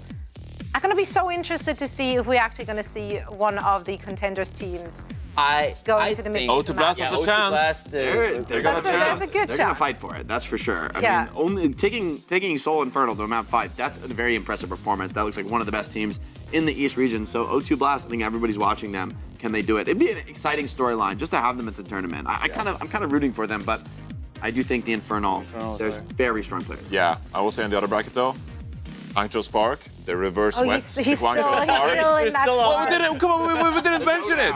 We didn't mention it, so I gotta mention it. Hangzhou Spark reverse with Guangzhou. That was an incredible match. There's a chance we could see that same thing happening again, and I'd love to see a map 5 between Guangzhou and Hangzhou. See, I didn't even pick a winner. I just wanted a good game. I would expect Charge to make it back for the I just wanted a good game, Jake. Yeah. It's a good game. Yeah. That's right. I just want good games too. But also, I want to be. And also Houston to win. Houston to win every game. And your picks to be wrong, and my picks to be right. And Houston to be But there's plenty of teams to cheer for, plenty of great competitive Overwatch action which is going down, and it doesn't stop at Contenders and Owl, of course. No, we got more. We want to call out Calling All Heroes because congratulations are in order. New York Excelsior's Academy team was winning the Calling All Heroes minor #1, so congrats from all of us. And if you missed all the action, don't worry, you can rewatch it. And also, if you missed participating, well, registrations for the Major 2 are opening next week, so go to start.gg/CallingAllHeroes to find out how you can register yourself and your team. If only I had time and skill, I would absolutely participate. It's mainly the time, obviously. What do you mean? You're like not even busy. Like you're not even doing anything. I'm barely. You got so much time. Barely. Taking all your energy, not just like train your baby young. It's like I can reach. Trust, I can reach. It's just a joke, guys. Or is it? Of course, I would not. Also, while we're at it, Yes. contenders, Calling All Heroes. What else? We might as well just say we got, World Cup as well coming up at some point. True. So, True. Now we got all that. Collegiate, we got so much Overwatch Esports. Oh, we also have the dive. What? What was it called? What was it called? Help. What? I don't know what you said. There was Dive? another tournament. Dive? We literally just say? announced it. No, it starts with dive. Operation Dive Point. Thank you. Whoa! Dive. I'm not even paying attention. I don't even know what you guys are talking about. What is It's an open Well, tournament. it's not for you anyway. Wait, Yeah. you're too good. No, it literally is for him. I think it is for me. I get more money in those. Let's go. Let's actually go. I'm not even good anymore, Well, guys. highlights just all across the board here on the desk. However, we do have actual highlights to talk about because, 4 matches this day. That means there was plenty of great moments, lows and highs to choose from in our best of the day. Danny, what you got? All right. Hanzo. I Shockwave. love where you're going. Havana. Those 3 are the key words from our best of the day. And you're going to see it. Look at this crazy Hanzo play by Shockwave. The shot. Boom. Wait, that's 4 words. Oh, is that 4 words? Did I say Well, who's 3? counting on it? Hanzo, Shock, Wave. No, Shockwave is 1 word. This is are you? And also Johnny. 1 word But in I the mean- English language. Yeah. Can you guys all be quiet? Oh, yeah, it is. It is actually. Oh, it is 1 there word. you go. Oh, why? Yeah, I just want to say, I'm from Sweden. when Johnny was saying that, Shockwave Hanzo's good, I didn't trust him until that match, and he's just, he's on fire right now. Yeah, he's crazy. I got a special one. This is always a play that's close to my heart. As Johnny hides away, with his. He doesn't know about the Swedes. It's crazy. Wait, Shockwave Swedish? I don't even know. No, he's Danish! He's Danish! It's not the same thing! That was more of an insult than you can possibly imagine. I'm sorry. I'm so tired. I'm so tired. I just assume when Johnny talks about somebody, they're Swedish. It's like, you can forgive me for that, right? So we've got Taro, the last one alive, and Twilight and Lee Jae-gon, they realize, oh, wait a minute. This guy's not a threat. Twilight's hitting some legend moving, pooping him off the cart, stalling him out, and I mean, this is a brutal stall. They're able to make so much progress off that. I love a good stall. Also, this particular play cost at least 10 minutes of back and forth yelling between Johnny and Jay. They were fighting. They were 20 legit minutes. fighting. It could have been an hour. 20 minutes, an hour. They nearly fought it out. The self-healing. It got physical. Well, they only shot him because he self-healed. It's not, the self-healing wasn't necessarily a mistake from Taro. He's getting stalled. But he wants to try and turn it around for a solo kill and try to get close. according to sources. Yeah. That was my take. According to Johnny, he's like, no. Like I don't care, Dad. I don't care. I don't care. No, Jake. He was like, no. We Jake. wanted to start something here, then he's not playing with us. I don't.